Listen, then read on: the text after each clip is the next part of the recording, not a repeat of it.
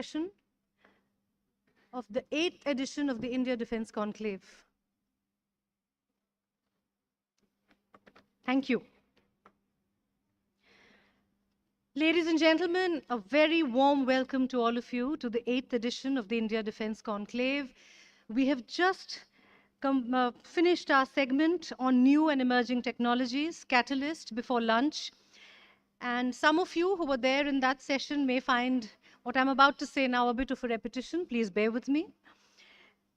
Many of you present here are aware that we launched Bharat Shakti in 2015, and we organized the first edition of the annual marquee event, which we called the Defense Attachés Conclave in August 2016.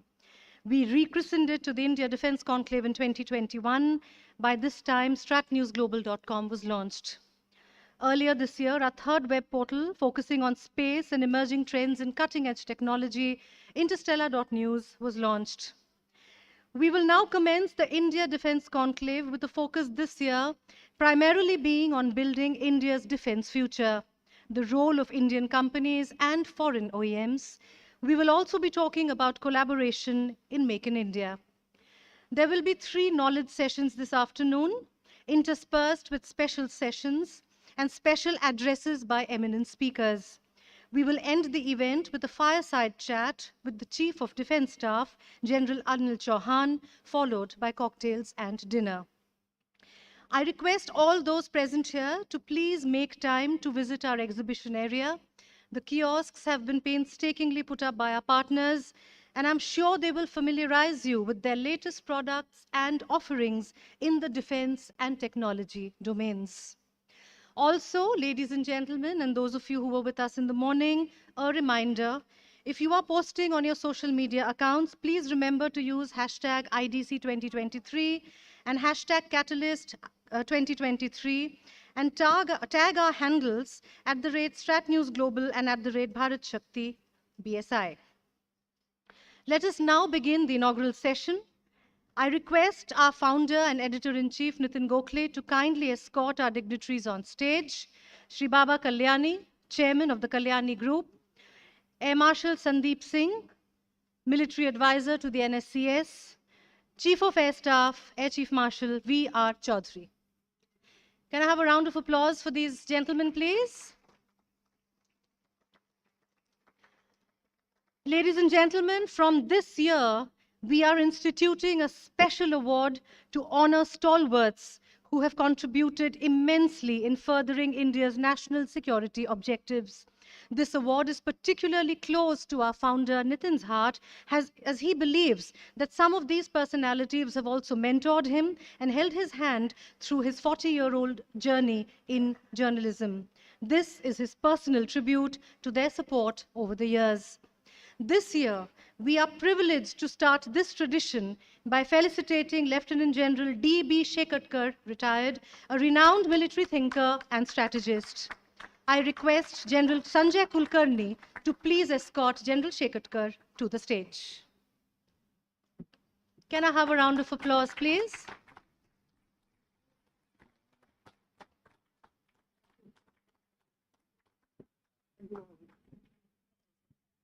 Let us now begin the inaugural session of the India Defence Conclave. I request Nitin Gokhale to welcome the gathering.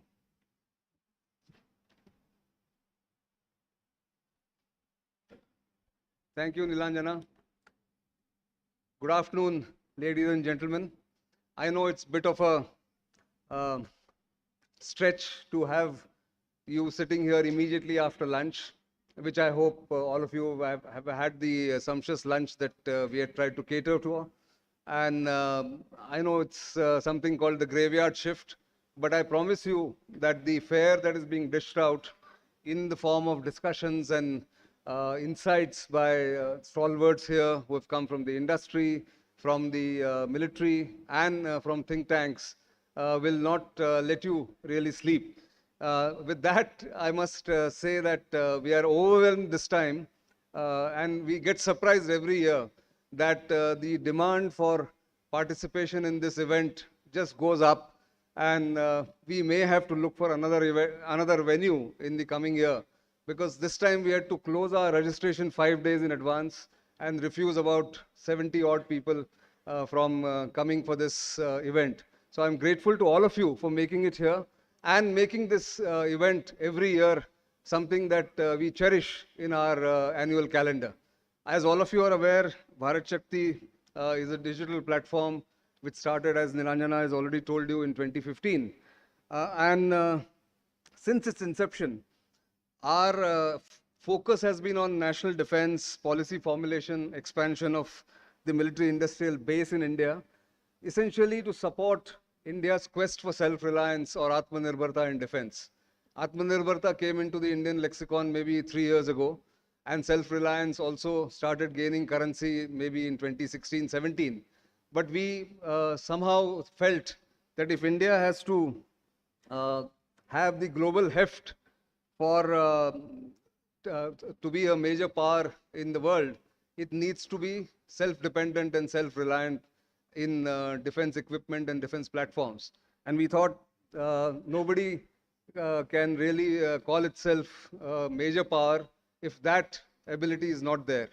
Thanks to a friend who suggested that there should be a platform to support Indian industry, even if it's a fledgling industry.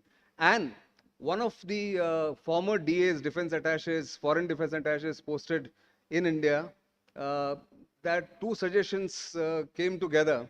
And we started off our journey in August 2016, as Nilanjana has pointed out. We recognize that the route to enhancing India's preeminence in the global community needs to be based, as I said, on self-reliance. We believe India must have the ability to largely develop, design, and produce its defense platforms, and not just in isolation, but in cooperation and collaboration with foreign entities or foreign original equipment manufacturers. Finally, let me say this, that we strongly feel that the Indian defense ecosystem must be based on a strong, competent, and adequately capitalized MSME sector. Our websites are therefore uniquely placed in their respective domains for presenting their achievements, be it in space, defense, or foreign policy, and requirements and challenges that all the OEMs, Indian defense industry, MSMEs, and anybody else who looks after the Indian defense sector faces. That's the collective effort that we believe in, and this entire gathering here is actually a reflection of that collective effort. I'm thankful very much to all the stalwarts here. Mr. Baba Kalyani has been a regular feature in our annual conclave. He's never refused my request to come for this function or even inaugurate this function. Air Chief Marshal V.R. Chaudhari has been an old friend. Plus, he's been here now, I think, for the third time, if I'm not mistaken, from 2021. 7 days after he took over, he was here at the conference in 2021. 2022, of course, he was here. And now, of course, this is 2023. That support, unstinting support from the military leadership, both senior and middle level, and think tanks, as well as companies, Indian companies, OEMs, MSMEs, has taken this event to its the current heights that we have managed to achieve. But it's not a single-handed or individual effort. It's my team. It's everybody in this hall who has managed to give us that boost and that confidence that we can pull this off. And as we always say, that the heart of the conference is the exhibition that is done by the companies who participate. So do find time to visit that exhibition. And with that, as Nilanjana has mentioned, I had thought of actually giving back to some of the stalwarts, their contribution to my growth, my journey in the last 40 years, who have helped me, who have held my hand all along, and honor them with just a small token of gratitude and love. And this year, therefore, we are starting with someone who I regard as my earliest gurus when I was in Assam, not in Delhi. And that's where we first met, but I'll discuss that a little later. Let's start off with the actual official inauguration of this inaugural function of this conference. I thank you very much, and I welcome you again for being here in such large numbers. We are always grateful for your support. Thank you very much, and please enjoy the discussions. Thank you.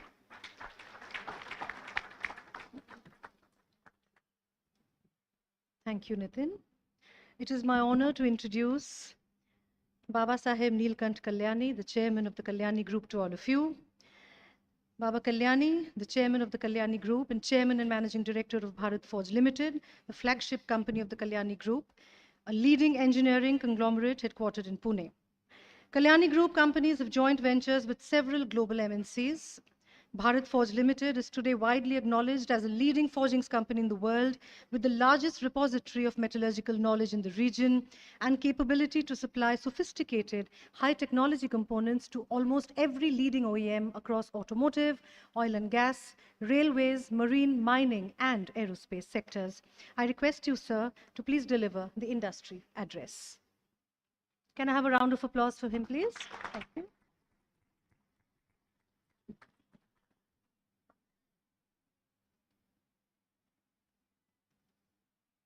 Thank you, Nilanjana, for that introduction. Ladies and gentlemen, honored guests at the podium, it's always been a pleasure to attend the annual mainstay event of Bharat Shakti, the India Defence Conclave in New Delhi. Nitin, over the years, you have consistently raised the bar, and I particularly take this opportunity to compliment you and your team at Bharat Shakti and Strategic News International for your stellar work in coverage and reportage of international affairs with great analysis and insight. I'm also told that the Catalyst 2023 event, which was held at the pre-lunch session earlier today, was a very unique, one-of-its-kind session with focused discussions on critical and emerging technologies. I fortunately had the opportunity to see it on YouTube on my way from the airport to here while I was just coming.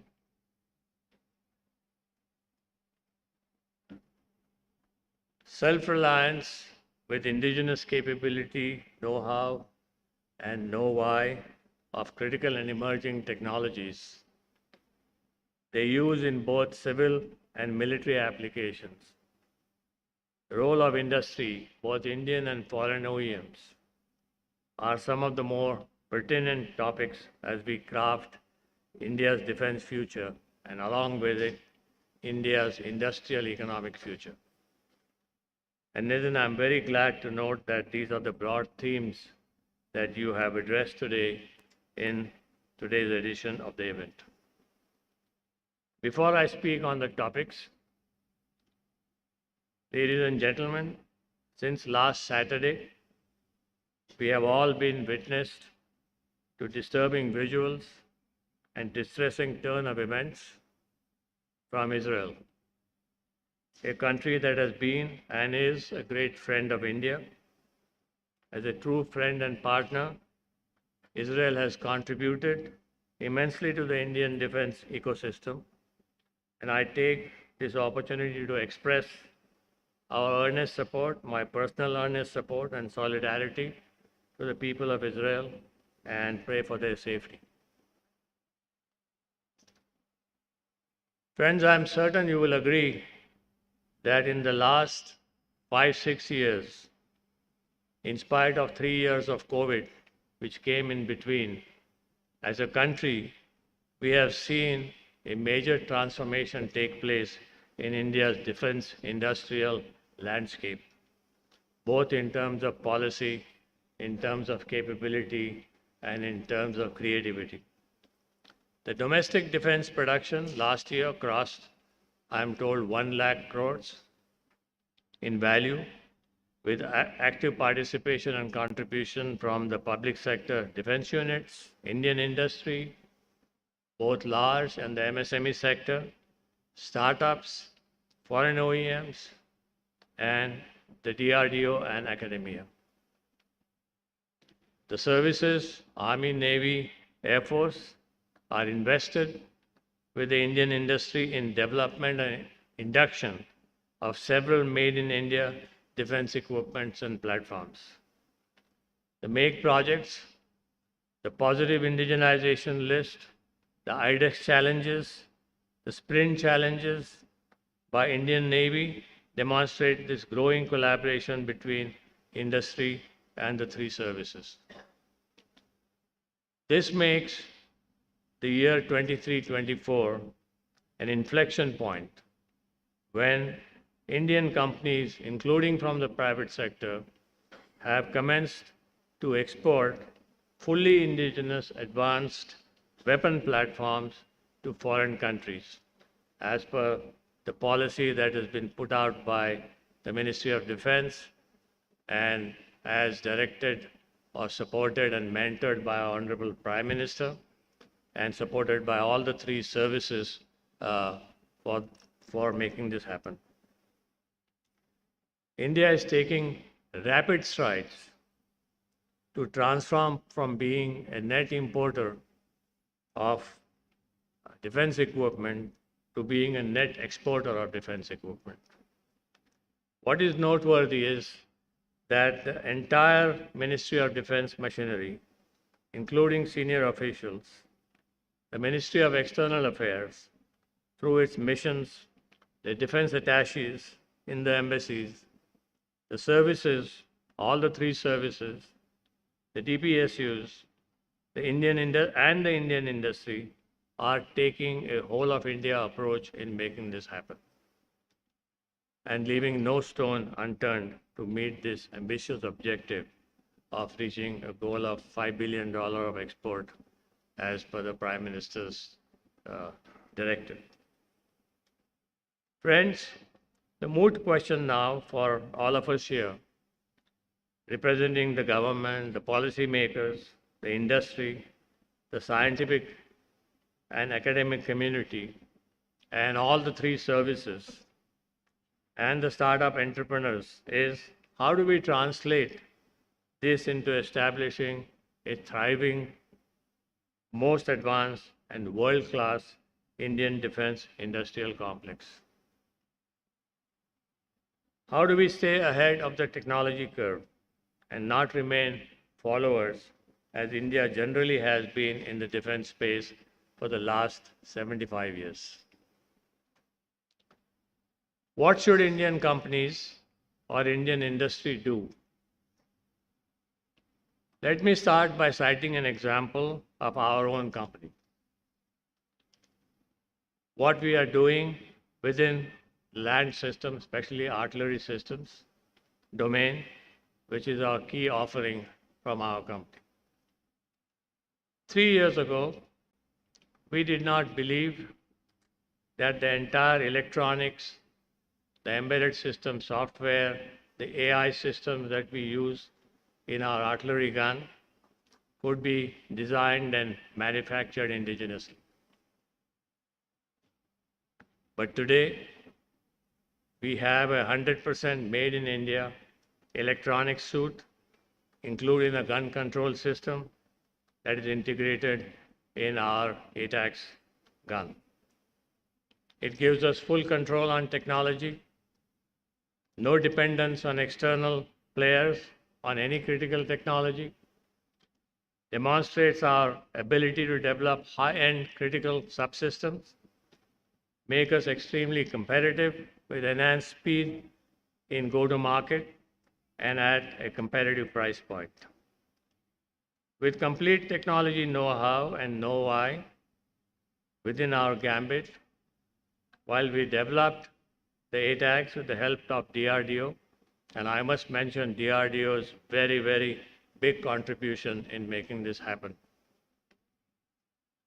Without the users asking us for other weapon platforms, we have now developed 8 more weapon platforms, out of which 2 additional platforms are being exported today. So we are exporting 3 land system platforms to countries in Europe. Thanks to the Indian MOD's push, we are now beginning to see heightened traction across countries for exports of these made in India products, and we hope that we will see a much larger level of export as we move towards, as a nation, to achieve the ambitious goal that has been set for us for our exports. And the Advanced Towed Artillery Gun System, while the Indian Army program is in advanced stage of procurement process. By the way, this is the first time an Indian company is exporting a platform before the Indian Army has bought it.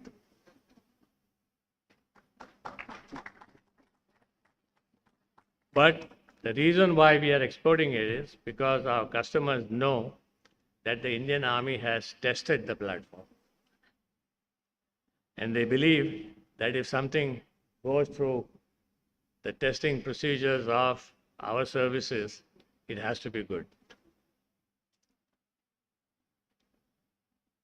Since we have developed this platform on our own, we are now looking at this land system platform fires a range of about 45 kilometers. Actually, we have done 47 kilometers. The trend that has now emerged, especially out of the learnings of the Ukraine-Russia conflict, and the previous Army Chief, General Naravne, mentioned about this in his paper that he had, which I saw just last week, which he had written,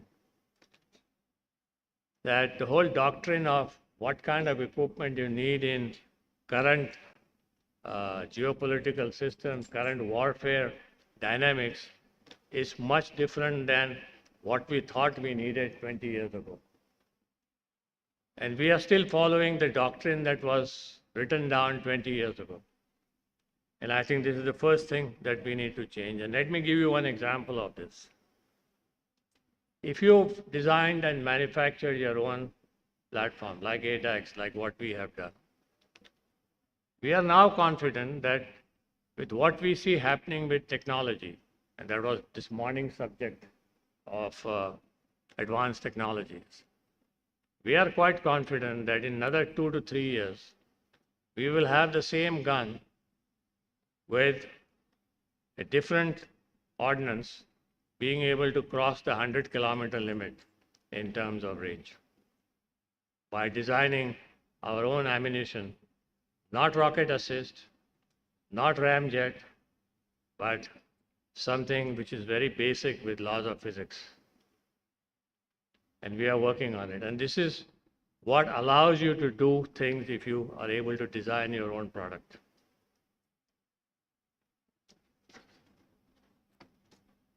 While we have developed artillery gun systems as an extension to the guns, we have now accelerated development programs to design and develop and manufacture multiple variants of precision guided munitions. I personally believe that it is critical to envision the future and use the applications, future use and applications by the users, and thus proactively invest in design and development of futuristic products and platforms. As Dr. Kamath mentioned this morning in his talk, the whole DRDO ecosystem has now been expanded to bring in industry and academia into that ecosystem, and that is extremely useful for industries like us who want to take multiple steps ahead in the game that they are in.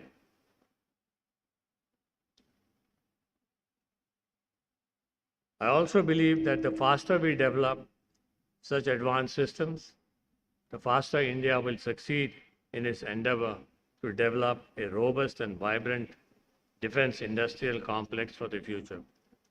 And if we have a strong defense industrial complex, like, I don't know, many of you must have read the book which I had mentioned many years ago, written by a professor, historian in the US as to how the United States developed its whole industrial complex using the base first, converting the civilian base for military hardware during World War II, and creating a tremendously large industrial manufacturing base. And I think in India, we need to do exactly the same thing. What should the users and policymakers do? This is a suggestion that I have.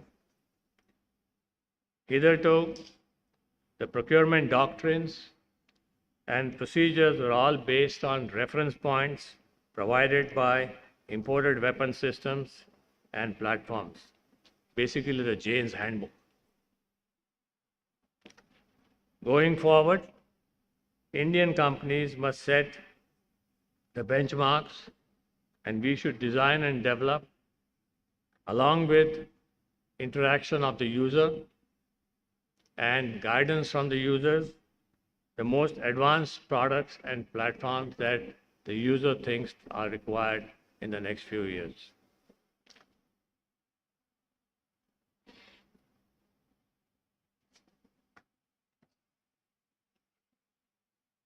When we look at the rapidly evolving dynamic geopolitical landscape, ladies and gentlemen, the ongoing crisis in Europe is demonstrating that an industrial era land-based combat is riding on the backbone of the next generation technologies. And the world is about to experience a massive techno-industrial military revolution. Some of the new technologies that are finding aggressive use are drone swarms, combat drone systems, autonomous systems, aerial and unmanned, underwater and surface, deployed for intelligence, surveillance, reconnaissance missions, precision ammunitions, use of data gathered from satellites, imagery and importance of artificial intelligence, AI, powered analytics, what the lady in the morning talked about, Liberty, was exactly this, and the next generation sensing and imaging and communication systems. We are also seeing European and US defense establishments now undertaking expedited research and development of next generation weapons, like electromagnetic railguns. Europe has just launched a very major program in this area. The US already has this technology, long endurance and precision strike drones, stealth aircrafts. As a country, with the help of our thriving deep technology startup ecosystem, India must not only participate but emerge as a beneficiary of this techno-industrial military revolution, creating a full suite of high technology products. As a country, India cannot afford to be followers. We should not only participate, but also position ourselves, at least in some areas, at the forefront of this revolution. Indian companies shall offer most advanced products using state-of-the-art technology, pioneering innovations with full ownership of intellectual property, and assume leadership role in several future domains. I would urge the representatives from our partner countries and the foreign OEMs here to join hands with Indian companies to co-develop and co-produce for the future. This is the only road to success in establishing a new era for Indian defense, an Atmanirbhar Bharat and a Shashakt Bharat. Jai Hind.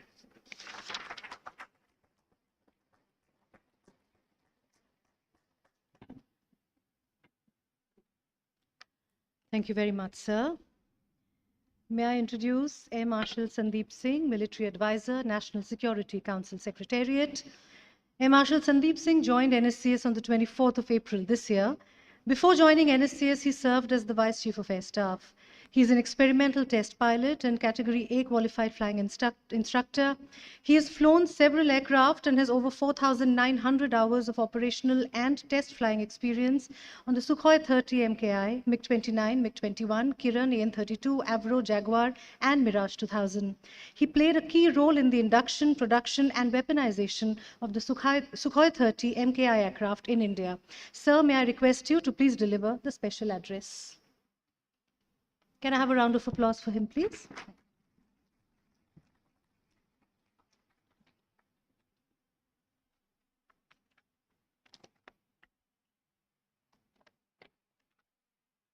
Good afternoon, ladies and gentlemen. It's great to be part of this widely awaited annual Defence Conclave organized by Bharat Shakti, as has been brought out earlier itself, that I must compliment the organizers for nurturing this event. I have seen it also nearly for all the years, actually, that how it has grown. I'm honored to be here with this esteemed panel and the distinguished audiences. Actually, Nitin had earlier asked me to talk about emerging and critical technologies as part of the Catalyst session, but as part of this inaugural sessions of the Defence Conclave, I think I'll talk about, from my position presently, certain national security perspectives briefly, but certainly with a flavor of technology. Okay. I certainly do not have to highlight the fact that the global security environment in the recent few years has become alarmingly volatile and complex.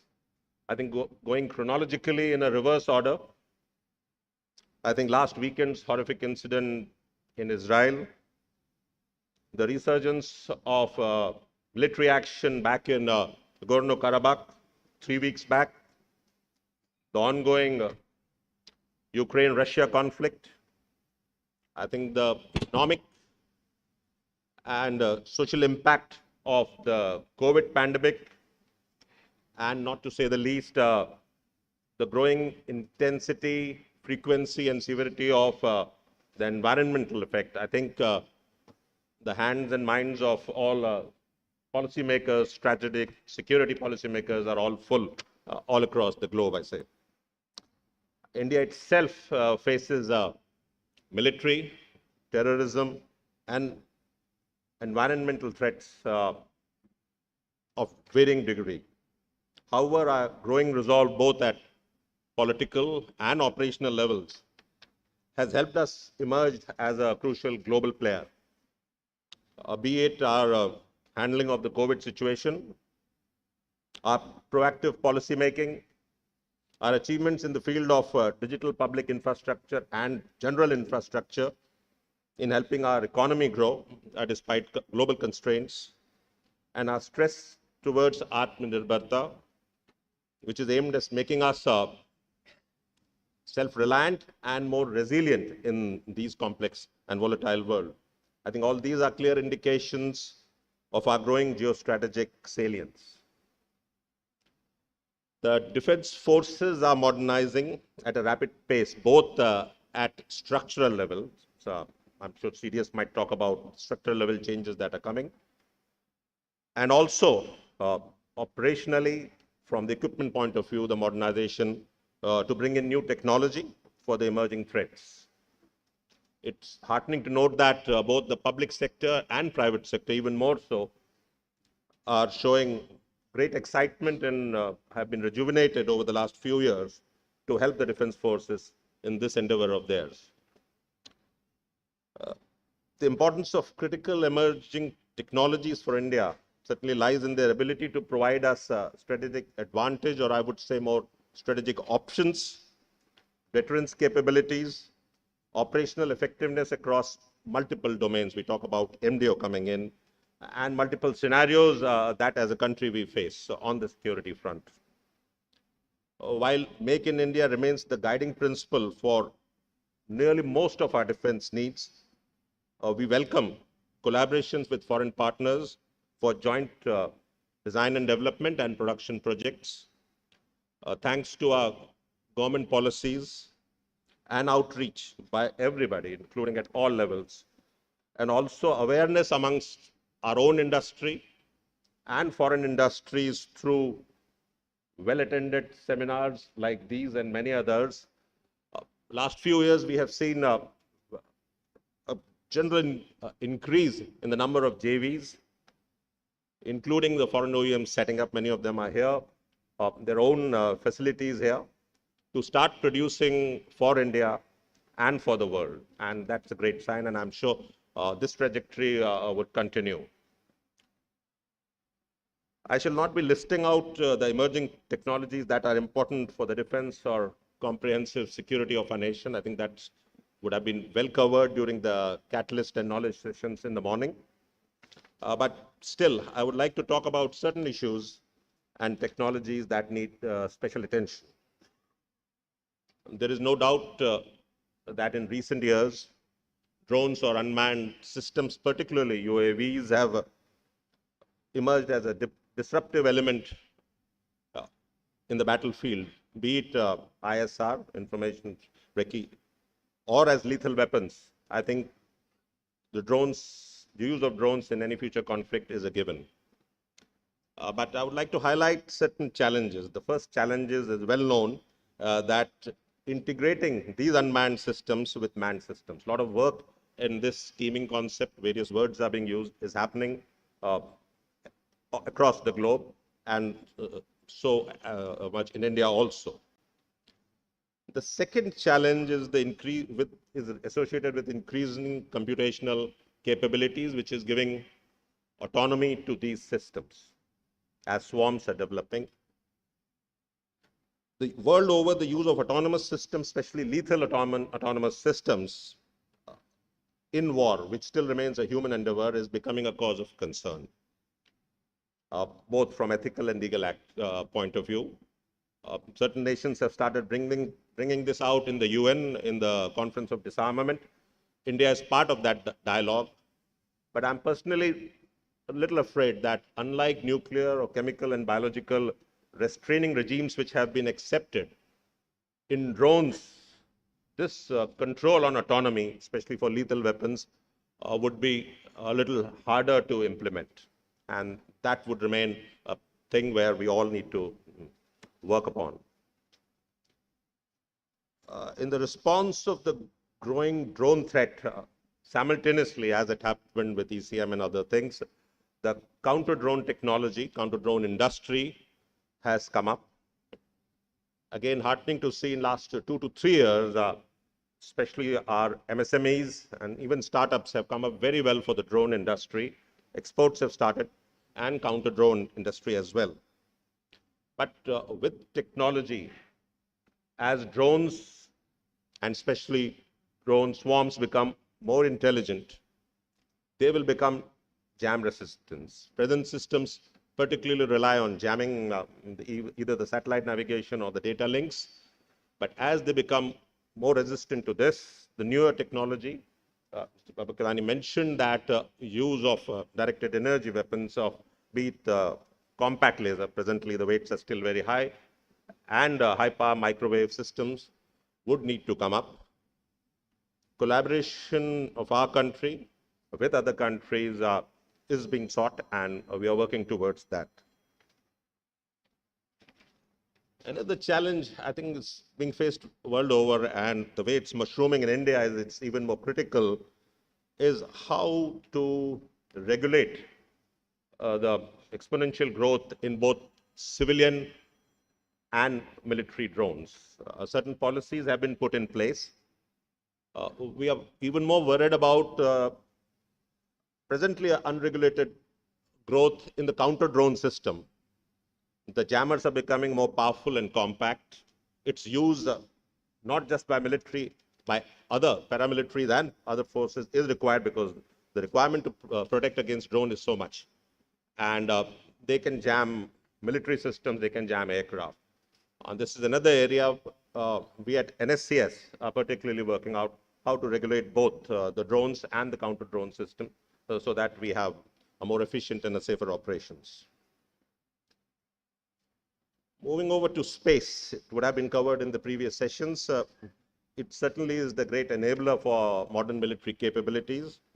However, actually such a growing dependence on space systems for communication, ISR, PNT services has also enhanced our vulnerabilities. So standby arrangements would need to be made. I think all the services are looking at it within the space segment and on the ground segment itself. That over-reliance on space, if it becomes, how do you get out of it? The adage is there of safety in numbers. I think globally, larger number of constellations with larger number of satellites are being put in place. So cooperation and sharing of space assets with friendly foreign countries, our country is already we have signed MOUs that we can share these assets. so that you have reduced your vulnerabilities for the space segment. I will talk about a little bit about immersive technologies. I think simulators in aviation have been there for a very long time and have already matured to a great extent. But simulators for land and maritime systems have started coming up. I see our own companies which are involved in this. They have done a great job and they have started exporting these systems. But modern immersive systems using VR, AR, or extended reality are coming in.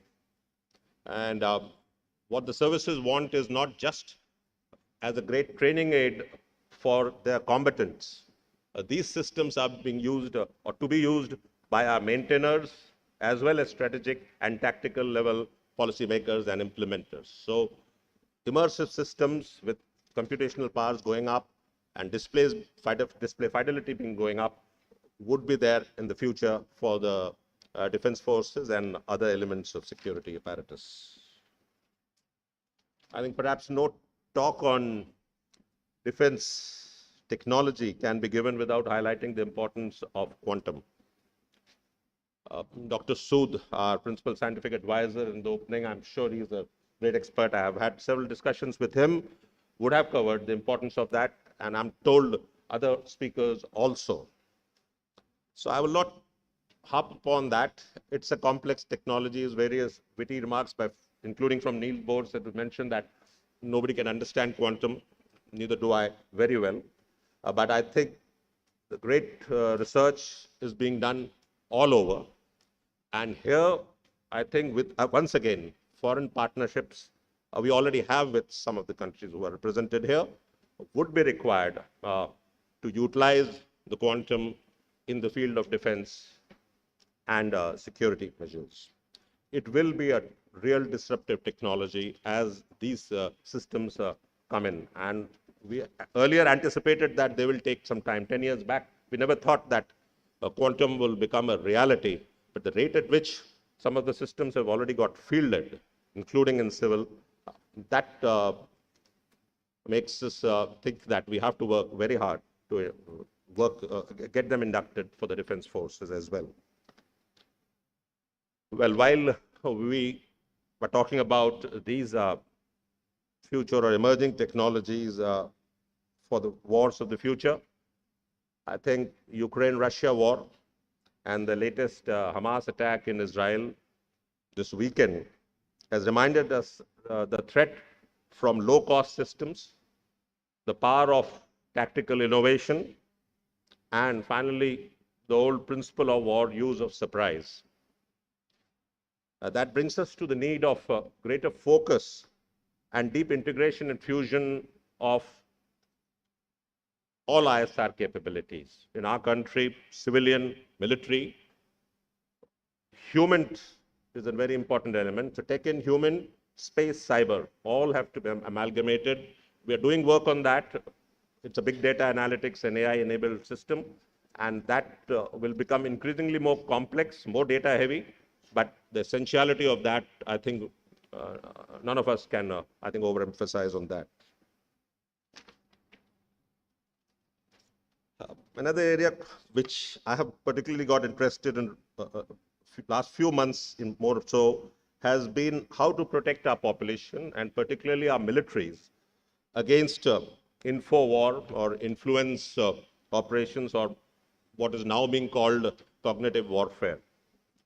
Our immediate adversaries have very well developed capabilities in that, and we need to protect against them by developing inbuilt resilience towards them. I do not know whether our National Cybersecurity Coordinator covered these elements, but protection against cognitive warfare is a field which I think all over we need to keep improving upon as the capabilities grow of the elements who would be inimical to us.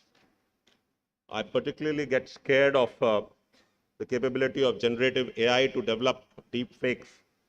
Real dangerous deep fakes are coming in, and it's very hard to protect ourselves against that. At the end, I would say that the national defense or national security is increasingly, it has been, but it is getting even more so as a whole of nation responsibility. While we have been talking about jointness, theaterization amongst the three defense forces, perhaps it's even more important to bring in this jointness amongst all stakeholders of national security, different ministries, including private sector. And that's the work we all should work to bring in a true jointness towards national security. I think there are representatives for several countries, as I see. I would like to say to them that timely solutions to future security challenges can best be found through collaborative approach amongst like-minded and friendly countries. To add to this cooperation and collaborative approach, I think our Prime Minister had given the vision during the recent G20 of Vasudev Kutumbakam, one earth, one family, one future. I may only add a safer future as we collaborate together. I once again congratulate Nitin, you and your team for organizing this, and the lessons which will be learned, which the takeaways from this, these discourses would help us certainly address our future challenges that much better, make our action plan that much more realistic. Thank you very much. Jai.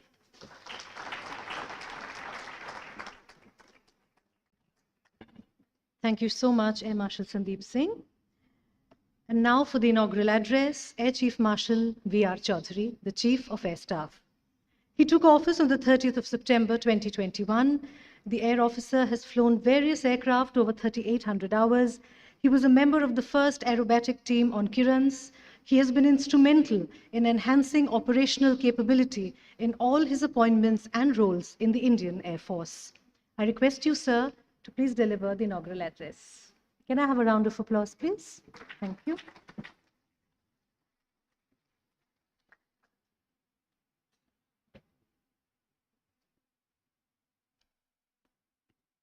Good afternoon, ladies and gentlemen.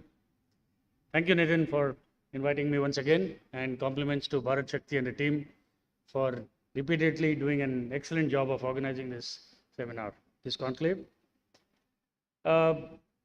Ladies and gentlemen, just 2 days ago, the Indian Air Force celebrated its 91st birthday.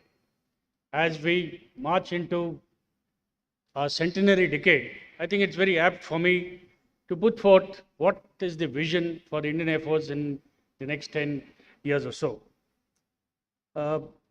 Very clearly, our new doctrine has articulated the vision of the Air Force to be an agile and adaptable Air Force that provides decisive aerospace power in furtherance of our national interests. Now, I'm taking recourse to using the PowerPoint because, like Nitin said, this is a graveyard shift. After lunch, I've been invited to speak. So I hope I can have your attention for a few minutes on this. The vision of the Air Force is hinged on 4 pillars. Firstly is capability development, technology assimilation, HR management and training, and of course, jointness and integration. For today, I shall focus on these first 2 pillars, that is capability development and technology assimilation, and what we see that how we should chart the way for ourselves in the next 1 decade or so.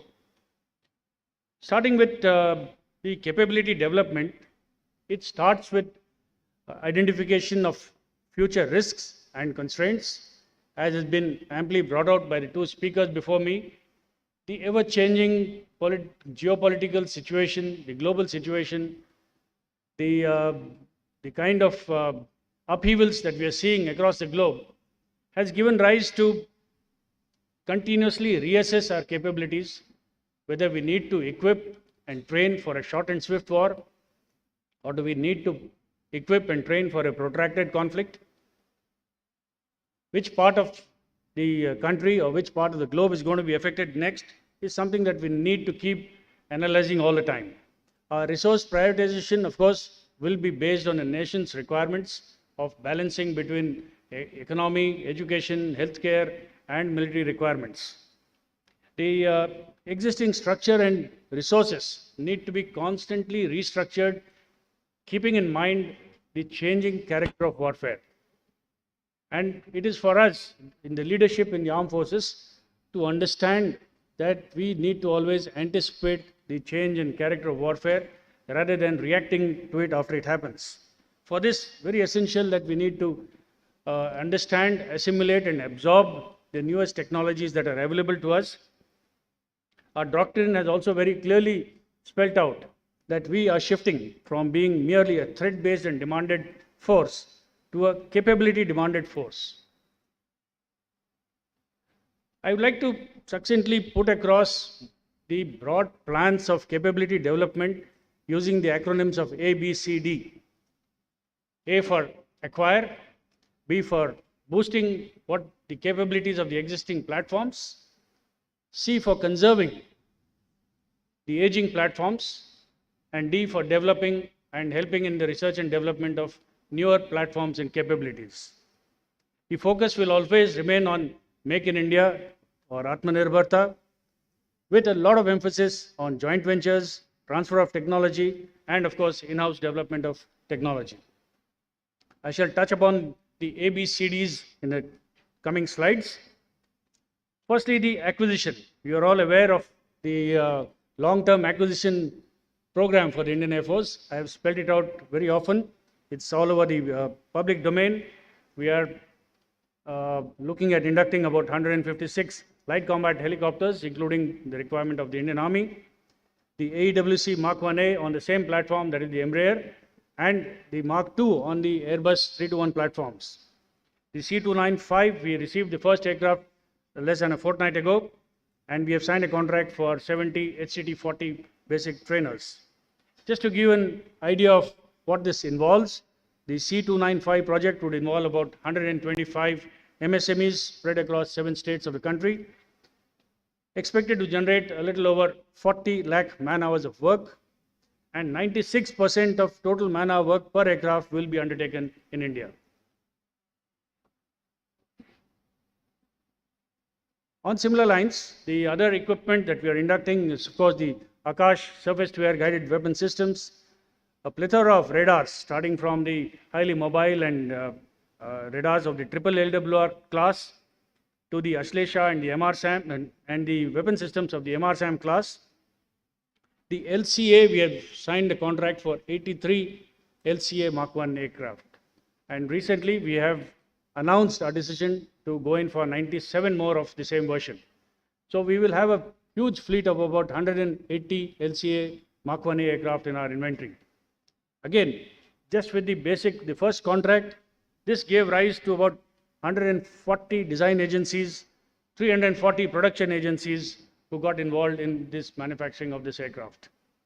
We have generated more than 5,000 jobs through this one contract, and you can well imagine with the forthcoming contract for 97 more aircraft, the number of agencies involved is only going to increase. When it comes to boosting our capability, we had realized the value of maintaining some old platforms by enhancing their capabilities in terms of their radar, EW systems, weapon systems, and so on. We had upgraded the Mirage 2000 fleet, the MiG-29 fleet. The major upgrade of the Sukhoi 30 fleet is on the anvil. We are moving a case for upgrading 84 Sukhoi 30 aircraft. Now, once again, for this, HAL will be the lead integrator. 51 systems on the aircraft will be upgraded. The distribution as shown, HAL will do about 30, DRDO will do 13, private vendors about 8 of them. 78% of indigenized work content. The workforce will be divided among all the divisions of HAL and about 5 to 6 labs of DRDO. A good example to follow, to emulate, would have been the MiG-29 upgrade, which was done by the 11 base repair depot of the Indian Air Force. We managed in this learning process to indigenize almost 90% of the spares required. The ARS, the automatic replenishment system, the spares that are required for continuous overhaul and servicing of aircraft, we have almost touching 100% indigenization in this fleet. Apart from the hardware, there are certain unseen factors that go on to make a very robust and important Air Force. Some of these probably are not very popular in the public domain. They're not known as to what kind of improvements we are doing. For example, we have just rolled out the Air Force Net 2.0. It's a completely new generation Air Force network based on software-defined radios. This will also support the 5G communication of the Air Force cellular network. We have ensured that all our data centers are hardened adequately. On the Air Force Net, we have now launched more than 80 applications, all of which were developed in-house. Today, we boast of being very almost paperless in our work content. We have more than 15,000 correspondence generated on a daily basis online and about 16 lakh plus digital files on the e-office. Now, we also hold one very unenviable record of operating some of the oldest platforms that any Air Force does. We are flying the Avro for more than 61 years now. The MiG-21s have finished 60 years of service. The Chetaks have finished 61, running the 62nd year of service. We have some other older aircraft like the Jaguars, the IL-76, the AN-32s, which are almost touching 40 years or more of service. In the ground equipment, we have some radars, weapon systems, once again, which are hitting half a century of service to the Indian Air Force. But we have to continue to maintain and conserve this equipment to fill in the numbers, to fill in the void till we get modern equipment. Just as an example, the OSA AK weapon system. When we realized that we have to keep the system going for another 10 years, then we went on wholeheartedly towards indigenizing the parts of this system. And so far, we've got about 180 lines indigenized, and more of them are in progress. When it comes to developing, the Indian Air Force has been an active partner with the Defense R&D labs, with HAL, and with the other academia and MSMEs to help develop the new technologies that will go into these acquisitions that are shown here, the I-2 Star, the AWC Mark II, the LCA Mark II, and the IMRH.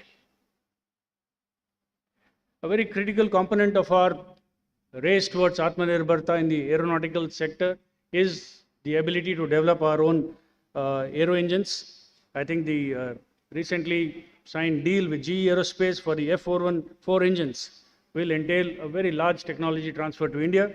It will not only enhance the capability of our LCA Mark II, but it will be a huge boost to the Indian aerospace industry.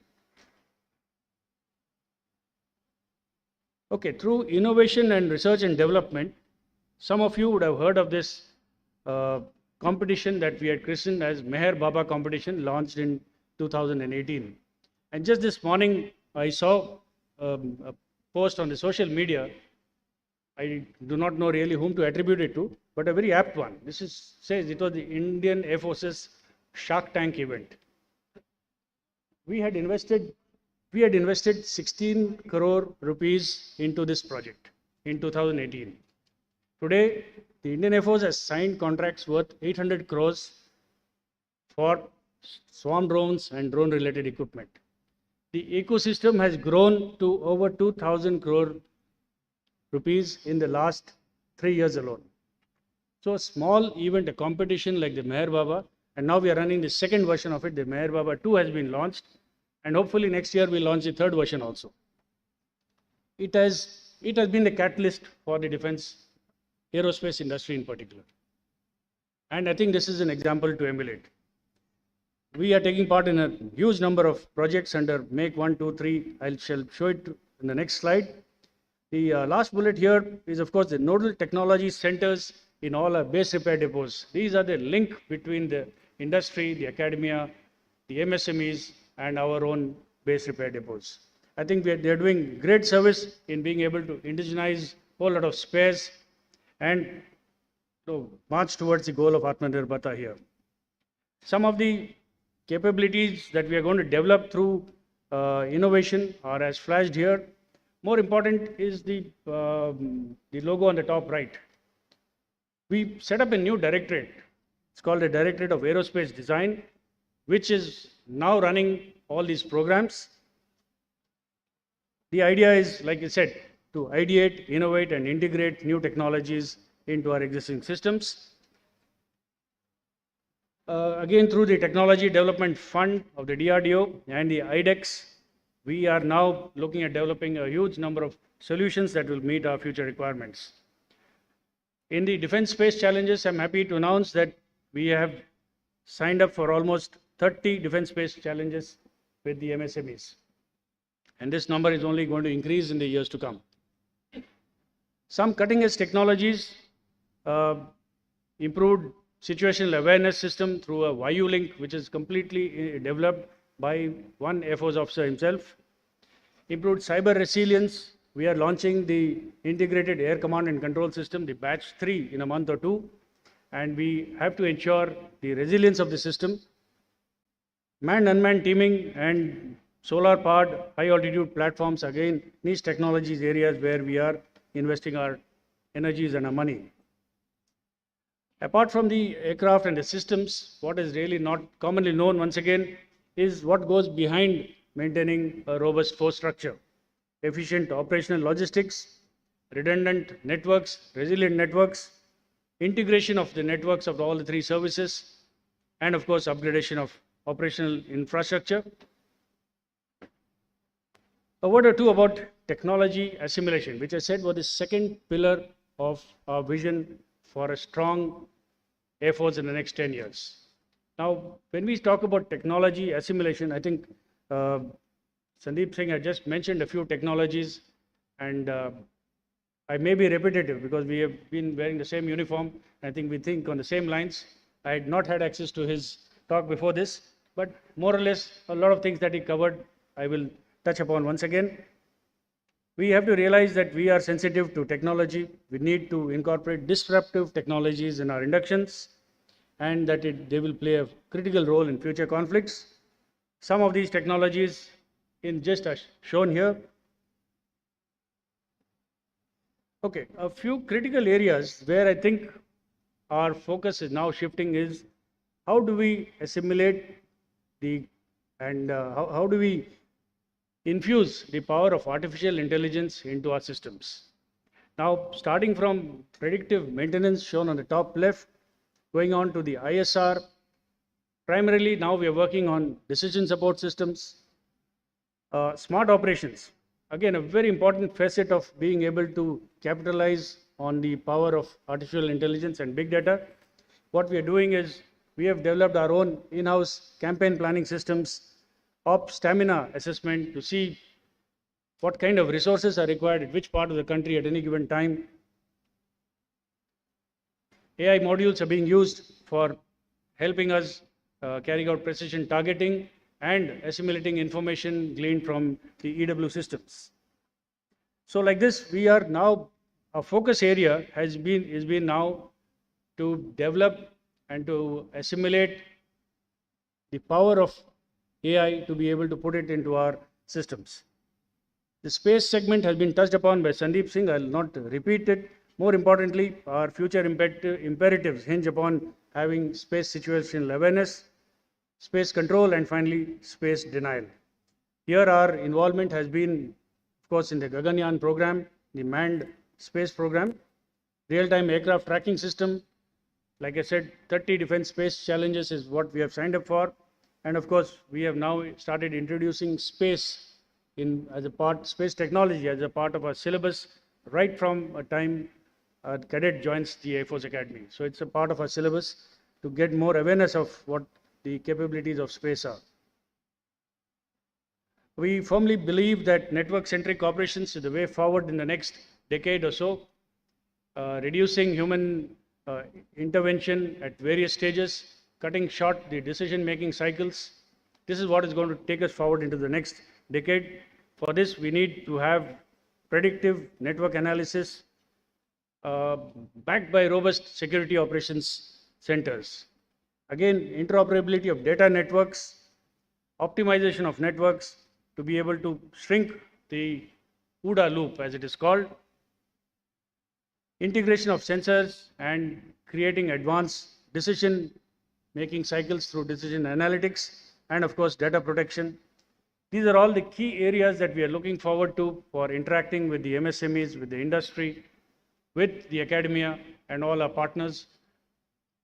Here, the next step is, of course, information warfare, again touched upon by Air Marshal Sandeep Singh, the ability to carry out strategic culture mapping, predictive decision making of strategic leadership of our adversaries.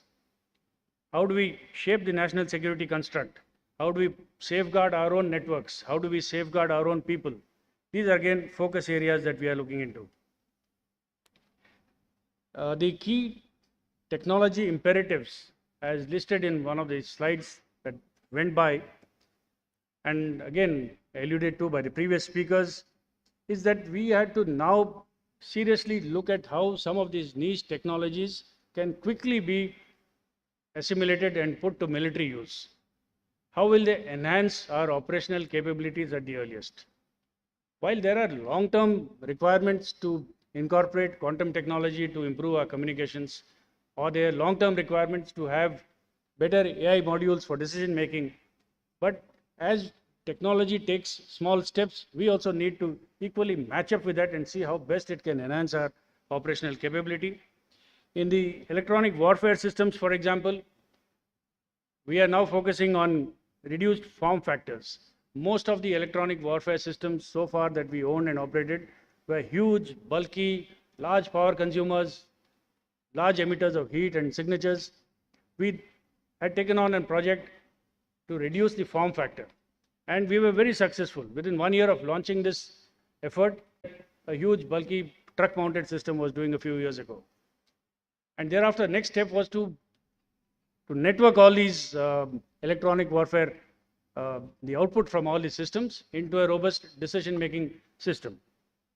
So our requirement now is to have more plug-and-play systems that can plug into our networks, that can enhance our operational capabilities in any way that it can. The last point, of course, is the understanding of the capabilities of AR and VR-based simulator training solutions. We have to disrupt our entire training pattern. Some of you would be aware of the HR imperatives that we are facing right now with the Agnipath scheme, where we have our airmen join us. They will remain with us for 4 years.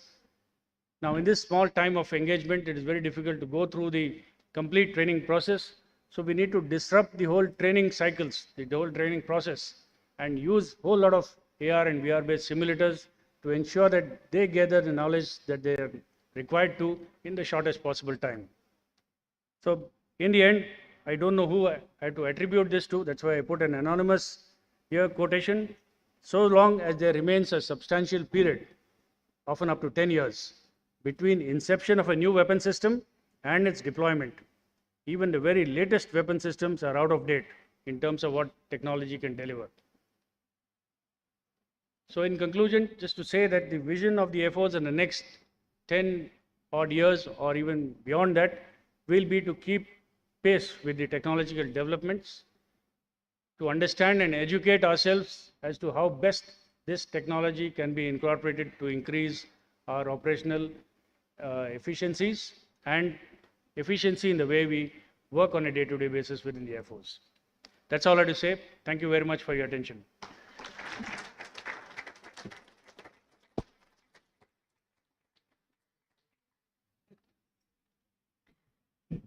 Thank you very much, sir, for highlighting the imperatives of the Indian Air Force in the near and foreseeable future. And now let us proceed with the award function, the felicitation of Lieutenant General D.B. Shekatkar, retired. And for the formalities, at first, at the beginning, I request Nitin Gokhale to please give us a small peek into his illustrious career.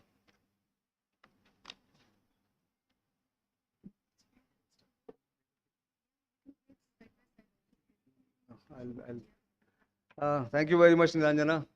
This is something that we have introduced this year. Just a brief kind of association that I must highlight with General Shekatkar. I first met him when I was in Assam exactly 25 years ago. He was a corps commander a lieutenant general leading the 4 corps guarding the China border. The entire China border of Arunachal Pradesh. Now it's been divided into 2 different corps. And I had just finished my first book on the insurgency in Assam vis-a-vis the tea industry. And he had just got posted. So he read my book somehow, someone presented my book to him. And then he gave me a cold call and said, I'm so-and-so. I've read your book and I would like to meet you. Now it was an overwhelming feeling for me because I was all of maybe 35 years old, first book, not very well known outside the Northeast. And here was a 3-star general himself calling and telling me, I want to meet you. So he did come down to Guwahati, where I was based. We met, and he just took me under his wings. In fact, if you look at the service that he has done all through his years, it's been from Kashmir to Northeast a number of times. He doesn't speak much about it, but he was taken prisoner by the Myanmarese army way back in the late 60s when he was chasing the Naga militants across the border from Nagaland into Myanmar. And but more than anything else, what struck me was that this man's helpful nature, the way he changed the relationship between the media and the army in Assam, which was at its lowest point when he took over as corps commander in 1998. And all that it did was to spend 2.5 hours with local language editors, Assamese editors in Assam, completely unstructured discussion with them. And they were eating out of his hand for the next 1.5 years when he was there. So what really stood out for me, and ever since then, he left Assam by end of 2000 rather. I went to Kargil in the meantime to report the war. I came back. He superannuated as commandant of the infantry school in Mao. But ever since then, he's only propelled me forward and every time encouraged me to take decisions which otherwise would have been difficult for me to take. He's been a great friend of the family. He's seen the children grow up, our children grow up from young kids to young men now. And he's really been a benefactor to me and to Bharat Shakti ever since we started this. He started a forum called Forum for Integrated National Security way back in 2004, immediately after his retirement. And that's where I met him. So only concluding remark, I would say what stood out for me was 3 qualities that he has and which he continues to inspire me, if not other people, is his humility, utter humility, despite being a great achiever. He's got 2 PhDs after retirement, by the way, which is a rare occurrence, and which normally people don't do. So humility, focused problem-solving approach, and firmness. Once he decided what he wanted to do, he would just carry it through. And I know from many of his juniors who went on to become 3-star officers and chiefs of the Indian Army, how in the difficult days of the Kashmir insurgency in the early 90s, he actually was a terror as well as a very popular general amongst the population because he had empathy for the population and firmness and complete terror for the terrorists who were operating at that point in time. A great mixture, great role model for people like me. And therefore, I thought I must honor him with a token of our appreciation and constitute this award called Bharat Shakti Eminent Persons Award 2023, which is the beginning of a series of awards we hope to give to many of my mentors and many of my benefactors in this long journey of 40 years in journalism. So there you are. That's General Shekhar for you. A round of applause for him. He is an inspiration. Yes. And before I ask General Shekhar to come and speak here, I want to ask another friend of mine, Lieutenant General Sanjay Kulkarni, another legend, a mountain man I call him, served all along in the mountains throughout his service, mostly in the mountains of Siachen and Arunachal Pradesh and Jammu and Kashmir and again Ladakh, to say a few words about General Shekhar. General Kulkarni, over to you.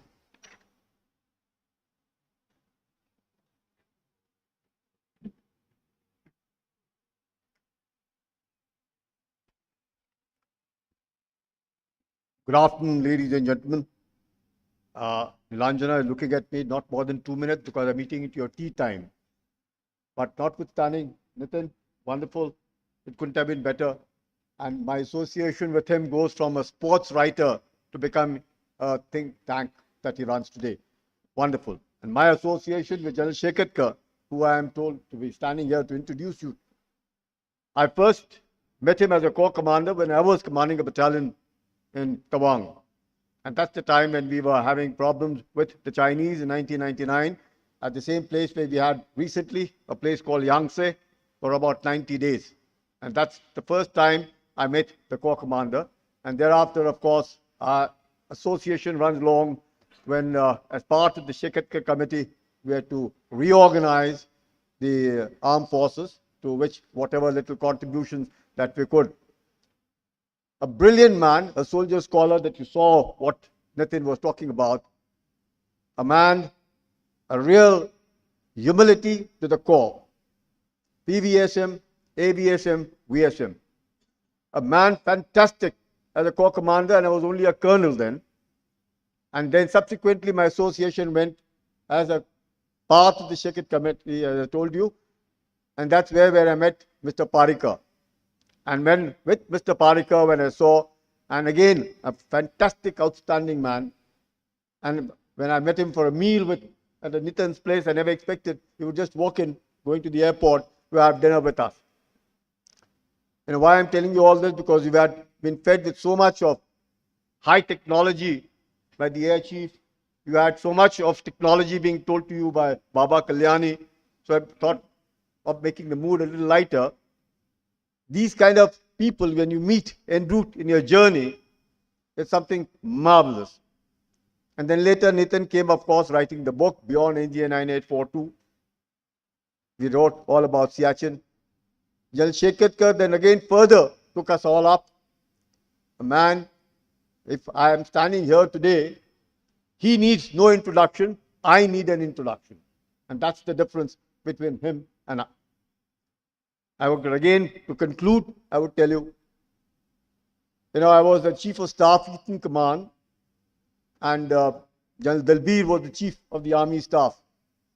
And I was told that I should be standing in a line to welcome then Raksha Mantri, Mr. Arun Jaitley. Now, Arun was a senior to me in college, and since he was senior, we knew each other well. But this aspect obviously hadn't been known to General Dalbir, who was the chief.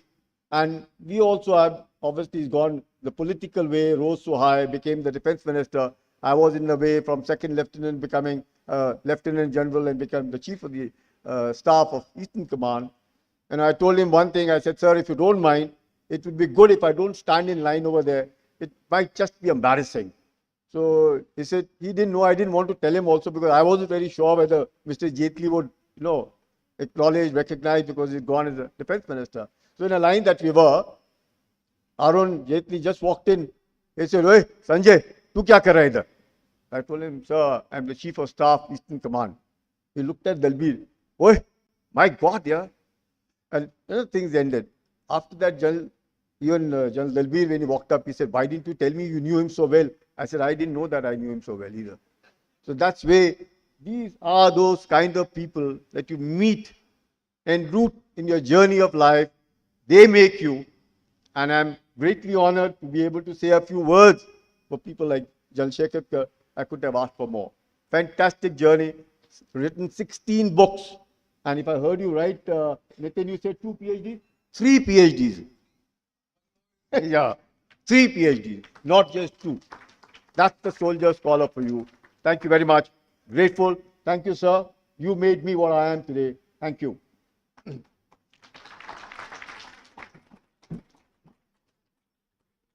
Thank you, General Kulkarni. And now to present the award, may I request all the dignitaries on stage to do the honors.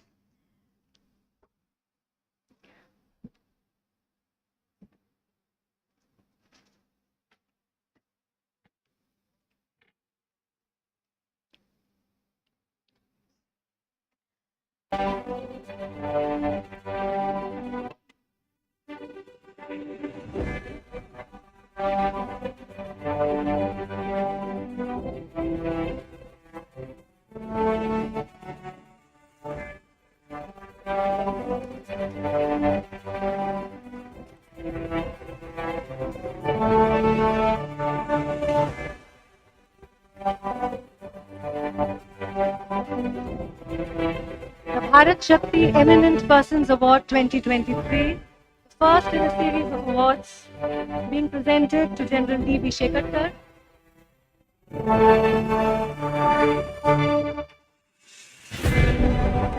The Chief of Air Staff.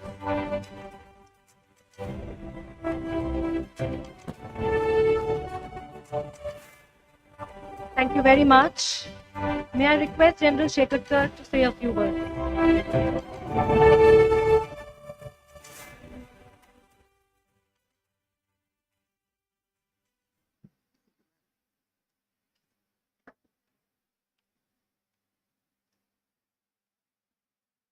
The galaxy on the dais, the legendary of our nation.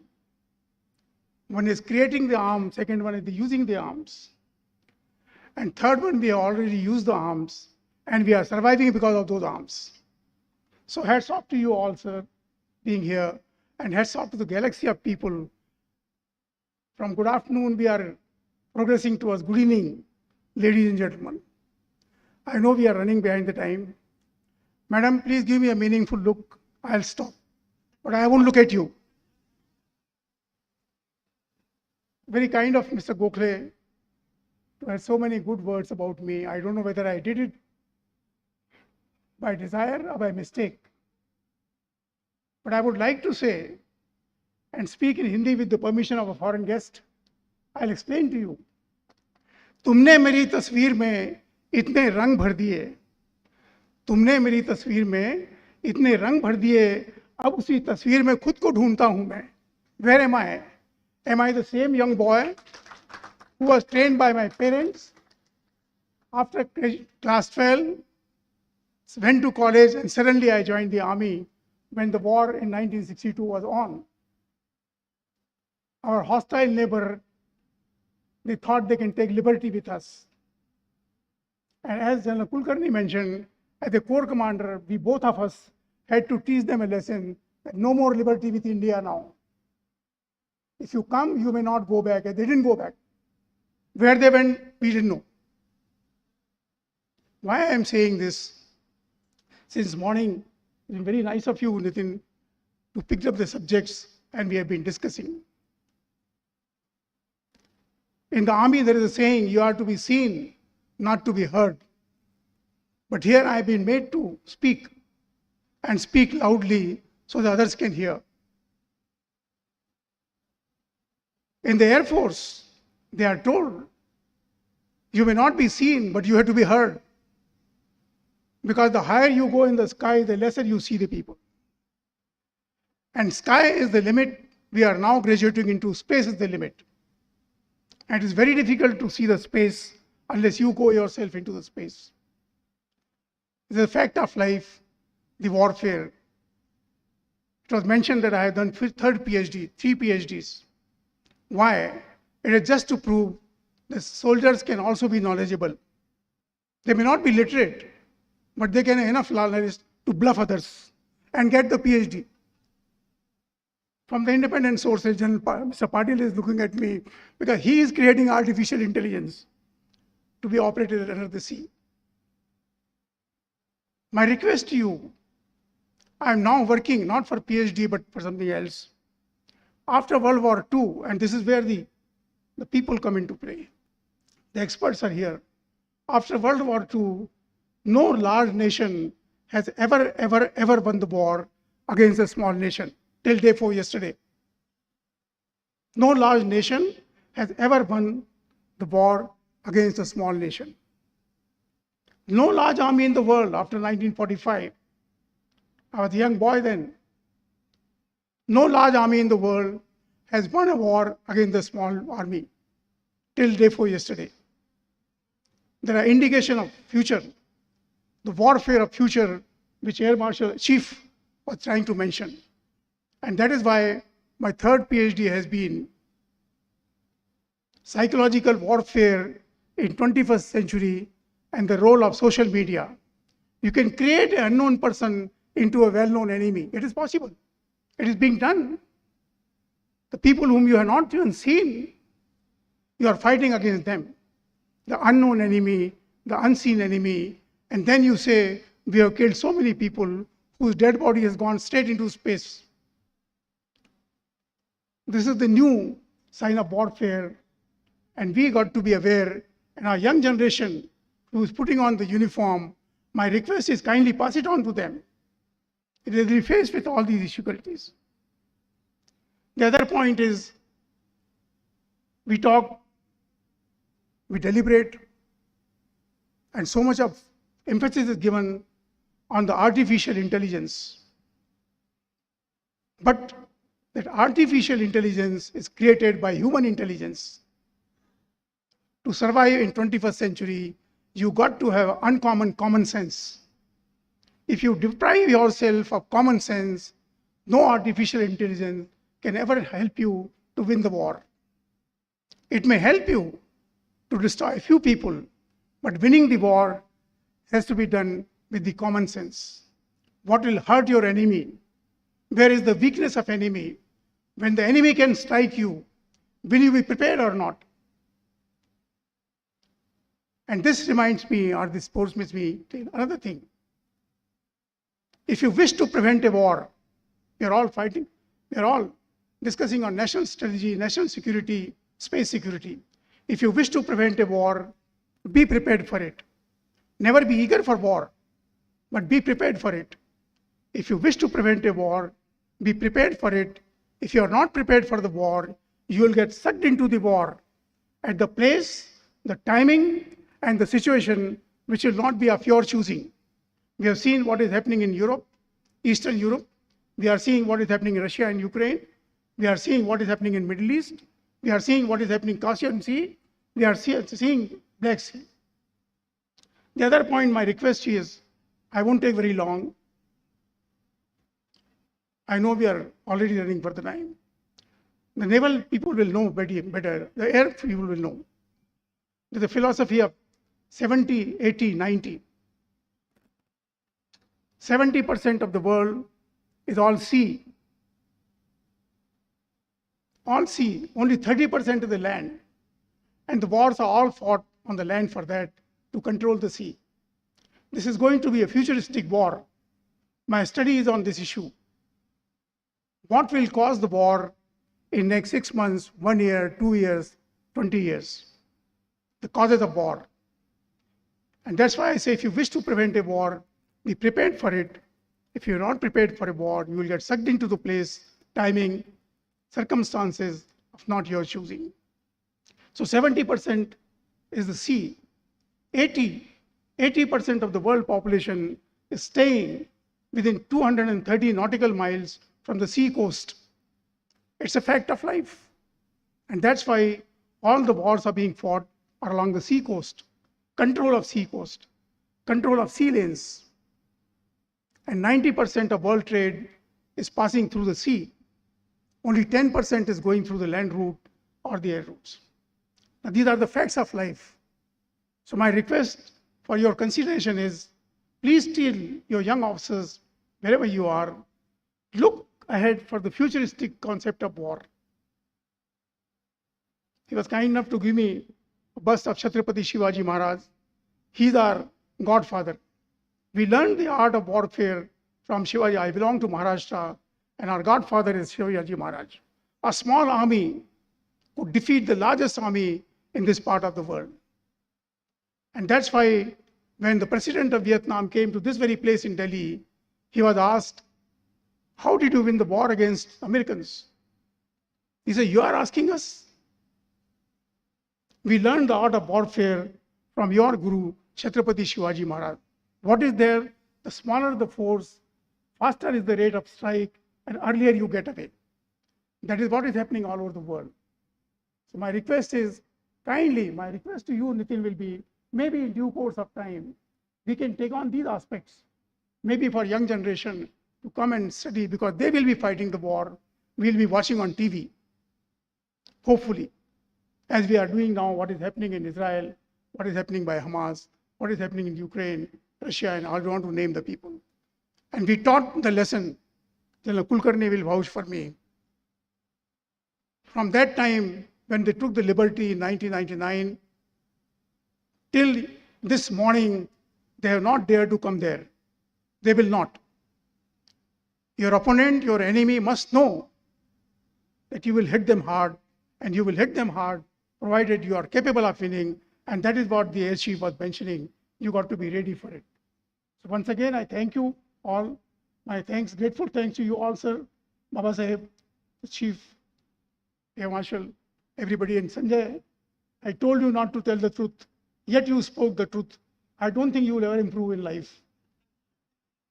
I'm grateful to you for giving this chance. God bless you all. All the best.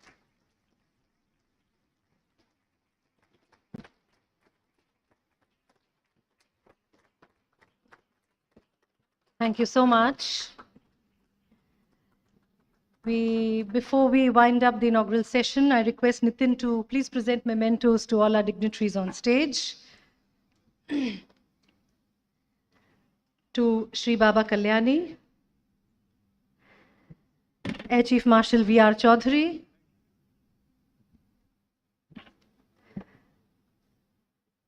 General Shekatkar,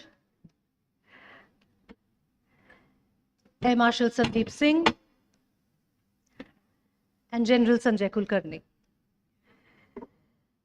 I would like to quickly propose a vote of thanks for the inaugural session of the India Defence Conclave, all our speakers on the stage whose names I just took, our esteemed guests, the foreign defence attaches, India's military officers, industry doyens, both from foreign as well as Indian defence companies, members from the MSME universe who form the backbone of the ecosystem, policymakers, thinkers, all those of you present in the audience, industry delegates, thank you for taking out the time to be here in such unprecedented numbers and supporting us. I'm sure we will have very meaningful sessions ahead. We will have lots to talk about. Right now, let's break for tea. Please, I request you to visit the kiosks. Our partners have put up kiosks very painstakingly. I request you to please visit the kiosks, know what they have to offer. Please, there's high tea, and after that, we will reconvene in exactly 20 minutes. Thank you very much.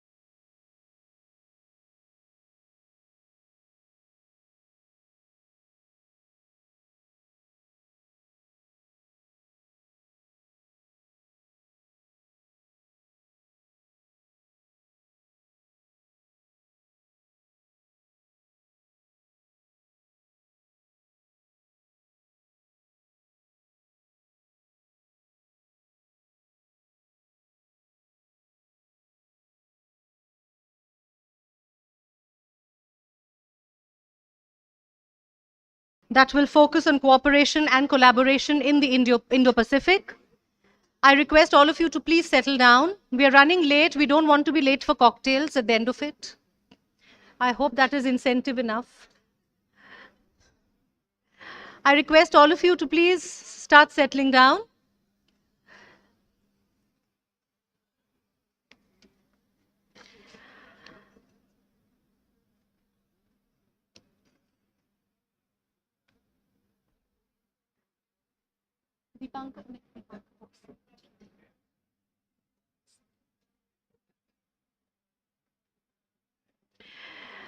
I welcome all of you back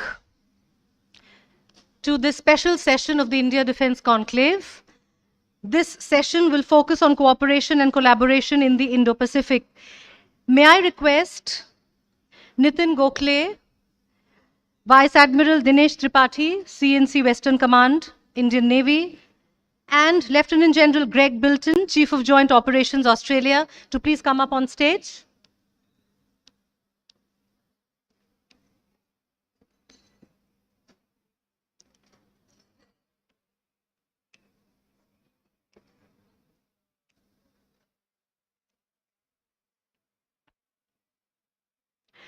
So let us start this session with a special video message from Gilberto Teodoro Jr., Secretary of National Defense, Philippines. But before that, let me quickly introduce him to all of you. Gilberto Teodoro is the Secretary of the Department of National Defense. He is the Principal Assistant and Advisor to the President on Defense Matters and exercises overall authority, direction and control over the DND offices and its bureaus. The Honorable Secretary has also pursued the strengthening of bilateral and multilateral security and defense cooperation with both regional and extra-regional states to further peace and combat non-traditional security threats. Furthermore, he actively pursued the integration of various international protocols on disaster risk management, assisted in capacity building of sectors, and coordination of response and rehabilitation efforts. He could not be here with us. We had invited him. He could not travel to Delhi, but he has sent us a special video message, and we're going to play that for you, after which we will have a panel discussion. I will introduce the two speakers to you, and we will have a panel discussion. May I request the video message of the Secretary of National Defense, Philippines, to be played? Ladies and gentlemen, namaste. Allow me to acknowledge and greet defense and military officials of India and other participants present in today's India Defence Conclave. I express my appreciation to Mr. Nitin A. Gokhale, founder and editor-in-chief of Bharat Shahti, for inviting me as the guest of honor at the inauguration session of this year's India Defence Conclave. The Philippines and India both play a vital role in promoting a rules-based international order, strengthening cooperation among like-minded countries, upholding existing international law, and securing a free, open, and inclusive Indo-Pacific region, where we respect international law, customary, and treaty-based, and secure for the whole world unhampered and unhindered passage, freedom of navigation, international overflights in what the world has long recognized as free and open international airspace.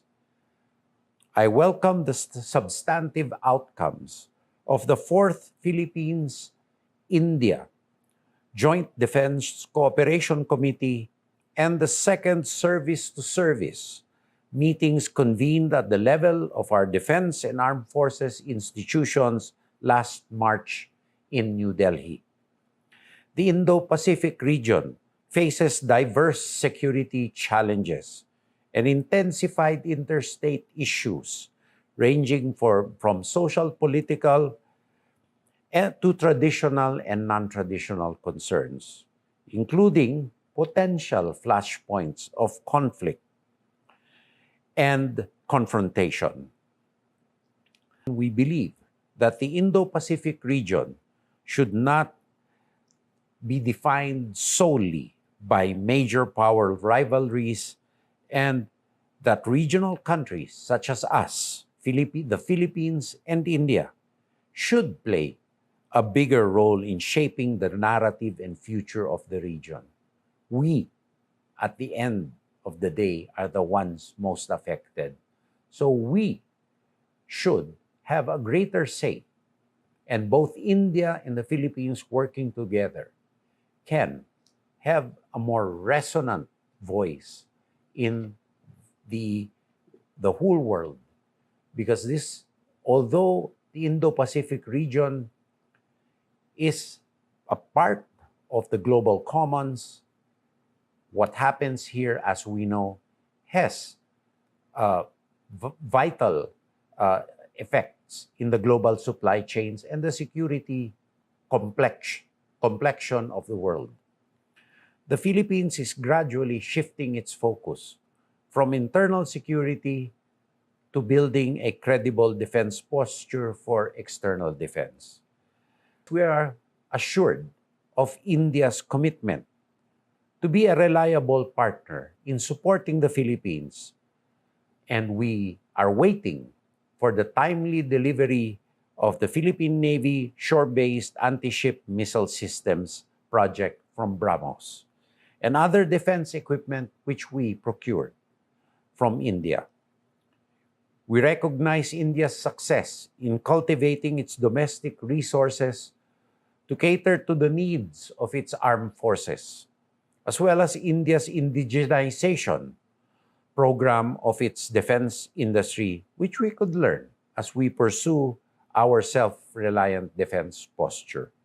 Our country's strategic locations offer a unique vantage point to safeguard vital sea lanes of communication and trade routes that are essential for the global economy, prosperity, and security. We recognize India's efforts to guarantee freedom of navigation, protect choke points, end conflicts amicably, and confront unconventional security concerns in the region. With the signing of the Philippines-India Agreement concerning defense cooperation in 2006, India remains our longest formal defense partner in South Asia. The department highly encourages further interaction among our military personnel through high-level exchange visits, information sharing, and education and training exchanges. In the coming years, we can explore other areas of mutual concern, such as disaster resilience and other non-traditional threats, which are also under my remit as Secretary of National Defense and Chairman of the National Disaster Risk Reduction and Management Council. We can also explore areas of mutual partnerships in technology transfer and developing information technology and other cyber capabilities and management and other cyber tools in the future. Amidst the current and emerging security challenges in the region, the volatility of the region and the world as a whole, it is our hope that our defense relations will strengthen in order to secure the stability of both our countries and the region because of our shared commitment to respect the rule of law in international affairs. Once again, thank you for the honor, and my apologies once again for not being able to join you personally, but I look forward to engaging with each and every one of you personally in the near future. Thank you and have a pleasant day to all of us. One of you personally in the near future. Thank you and have a pleasant. Ladies and gentlemen. Thank you. That was the Secretary of National Defense, Philippines, Gilberto Teodoro Jr. I would like to introduce our two panelists to you before handing over the session to our moderator, Nitin Gokhale. Vice Admiral Dinesh Tripathi, CNC Western Naval Command. Vice Admiral Tripathi assumed command of the Premier Western Naval Command on the 1st of March this year. His various command tenures provided him the opportunity to fulfill military, diplomatic, constabulary, and benign roles of the Indian Navy. These include Director of Naval Operations, during which he ensured that the Navy remained a combat-ready, cohesive, and credible force. From June 2021 to February 2023, the flag officer also served as Chief of Personnel, and in this appointment, he also played an instrumental role in the induction of women into the Indian Navy across all branches and cadres. Admiral Tripathi, thank you so much for agreeing to be a part of this panel. We are honored to have with us Lieutenant General Greg Bilton, Chief of Joint Operations, Australia. He is the Chief of Joint Operations at Headquarters Joint Operations Command, responsible for ADF operations and joint exercises, both domestically and internationally, as directed by the Chief of the Defence Force in order to achieve the government's strategic priorities. In carrying out this mission, Lieutenant General Bilton is responsible for the planning, control, and conduct of all Australia's military campaigns, operations, joint exercises, and other activities in order to meet Australia's national objectives. Can I have a round of applause, please, for the two panelists? Thank you very much, General Bilton. And now I hand over the session to Nitin Gokhale. Thank you, Nilanjana. I think we couldn't have had a better spread of speakers for this session, talking about Indo-Pacific, Indian Ocean. We started off with a country which is normally not in India's consciousness, except for the fact that in the past couple of years, after BrahMos missiles were sold to Philippines, suddenly people have woken up to what Philippines is and where Philippines is, what is its importance. So we were lucky to get the Philippines Secretary of National Defense speaking to us, even on video. But we are luckier to have Lieutenant General Greg Bilton all the way from Australia. Coincidence, he's here for this entire week and readily agreed to come and join us here and share some of his thoughts. So let me begin with you, General, and you're Chief of Joint Operations, which indicates that you interact and deal with all the three forces in Australia itself. But more than that, I want to widen the scope of the discussion and ask you that in the Indo-Pacific is now the theater which everybody is watching, where we are going, how the collaborations are happening. So what are your thoughts on collaboration and cooperation between different countries or major stakeholders in the Indo-Pacific itself?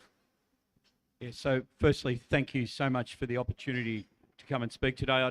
I'd like to just take the opportunity to acknowledge the award to Lieutenant General Katkar, yes. just to congratulate him and acknowledge his extraordinary career. And equally, thank you for being here. Look, from my perspective, the strategic circumstances in our region, in the Indo-Pacific, have absolutely forced Australia to focus more closely here. We did have quite significant interest in the Middle East and contributing to operations for about 20 years through Afghanistan and Iraq, and there's been an absolute pivot to this region, and it's principally Chinese militarization of the region. It's Chinese expansionism, not just inside the first island chain, but now deep into Southeast Asia and into the Indian Ocean, and equally into the Southwest Pacific. So we've been quite closely focused on that. We're interested in how that's developed. We're also, frankly, deeply interested in working with partners to uphold the rules-based order. And I guess from an Australian perspective, we can't deter major powers on our own, but we absolutely believe the formula is to have trusted, transparent relationships with partners and allies that enable us to push back on bad behaviours where they occur. And that's what really fundamentally drives our strategy. That's true, absolutely. Indo-Pacific, therefore, is the new focus, as I mentioned. Admiral Tripathi, you head the sword arm of the Indian Navy. You've been Director General Naval Operations, so you're aware. And recently, you did meet General Bilton in Australia when you went there. From your perspective, or from India's perspective, what is the focus, or what should be the focus for India and Indian Navy in particular on the Indo-Pacific? And I'll come to the Indian Navy, the Indian Ocean part of it a little later. But Indo-Pacific, when you look at it large perspective, what should it be? Thank you, Nitin. Can you hear me all? Okay, thank you. Thanks a lot, Nidun, first of all, for my maiden appearance in your show. It is like, all of you must have watched this famous comedy show, the Kapil Sharma show, and all the participants who are arriving there for the first time. I'm getting the same feeling, that you finally have arrived in your show. So thank you very much for inviting me. Thank you very much. I think this is a great platform. First of all, I must compliment you, where the users, the academia, the R&D people, the people who are making the arms and ammunition, including practitioners, strategists, and you get a good bouquet of personnel to come and participate, share their ideas for the larger good of everybody who is here. So congratulations to you. Thank you. I want to congratulate General Shekatkar. He is, of course, as you brought out everything and more. So congratulations to him. I want to take on, or rather take off from where General Shekatkar left, and he mentioned about this 70, 80, 90 rule. And because I am a naval officer, it is largely for the maritime domain. There are two more things in that. That is 66 and 99. And the 66 is that it says that the 66% of global wealth comes from or near the coastal areas. Absolutely. And 99% of internet or data traffic actually pass from the undersea cables, which pass through the oceans, crisscrossing everybody, including Indo-Pacific region. So having said that, Indo-Pacific is a huge area. Absolutely. And I want to just put some statistics to support my claim. It is home to 65% of world's population. Sure. It is also it almost contains 56 littoral states combined. If you add France and the British Indian Ocean territories, that makes 58 nations. And I'm talking of littoral nations, not the people who don't have the coastal areas. 6 continents, except one continent, which I'm talking about, which is not there. Both oceans combined covered 46% of Earth's surface area. 46% of Earth's surface area. And the Pacific Ocean itself is so huge that the whole land mass can actually fit into the Pacific Ocean. So that is the enormity of the area which we are talking about, Indo-Pacific. Indo-Pacific has got different connotations for different countries. We are very clear in India. Our Prime Minister has very clearly enunciated that for us it is from east coast of Africa to the west coast of continental US. In latter vein, it is from Kilimanjaro to California and everything in between. So that is the enormity of the Indo-Pacific region. What it means for the Indian Navy is that we in the Indian Navy are very clear that we have got the capability and we have got the intent to deploy our forces wherever our national maritime interests take us. And we have demonstrated this time and again, whether it was during COVID, whether it was during any human evacuations from war-torn areas, whether it is deploying our ships to South China Sea and beyond, and up to continental US. You would remember last year on the Independence Day, we had 7 ships in all the continents on 15th August. Absolutely, yeah. So we are very clear in the Indian Navy that Indo-Pacific region is of great importance for our trade, for the world's trade, for the global commons, and all the policy intent which has been enunciated by our leaders are support this, that just to quote Dr. Jaishankar, that we don't want to grow alone. We want to take everybody and all to grow. So the Navy actually goes or is driven by the policy directives given by the government, and we are ready and stood to. That's excellent roundup of what Indo-Pacific is. The statistics are staggering. And in that context, India and Australia, of late, for a decade or so, their bilateral defense cooperation has really gone several notches up. And as we can see, there are several aspects to it. Of course, Navy is the major part of it, but even the armies and the Air Force have also now jointly exercised in various settings. And what do you see, what do you foresee going forward, because you're Chief of Joint Operations, what do you foresee the next step for India-Australia bilateral defense relationship? Yeah, so firstly, what I'd say is that our interests intersect initially in the Indian Ocean, and many people today have already talked about sea lines of communication, strategic trade routes. The logic is obvious, but it's where in the first instance our interests meet. It's where we do naval and maritime air activity together. I would argue we're at a point of our relationship where we deconflict and make each other aware of the activities we're doing, but we're not yet at a point where we coordinate our activities in the Indian Ocean and in other parts of the Indo-Pacific. My view is that there's an opportunity to perhaps start to coordinate our activity, leverage off the resources of both our nations to be able to achieve better levels of situational awareness. One of the key factors that has helped us deliver and grow the relationship in the way we have is the sharing of intelligence and information. And since November last year, my headquarters has provided 31 dossiers of intelligence relating to activities in the Indian Ocean through our defence attaché into the Indian military system. That's okay. I'd like to get to a point though where I could provide it directly to a operational headquarters, from one operational headquarters to the other. So I guess what I'm offering here is an opportunity to operationalise our relationship. We technically deconflict and we make each other aware of what we're doing. There's an opportunity here to get to a more sophisticated level. I think the appetite's there as well. And it's really about sharing transparency and sharing information and situational awareness that builds trust. And we've been doing that for a while. In each of the domains we've exercised specifically to build tactical interoperability. What I would say is in the maritime domain, we're the most sophisticated.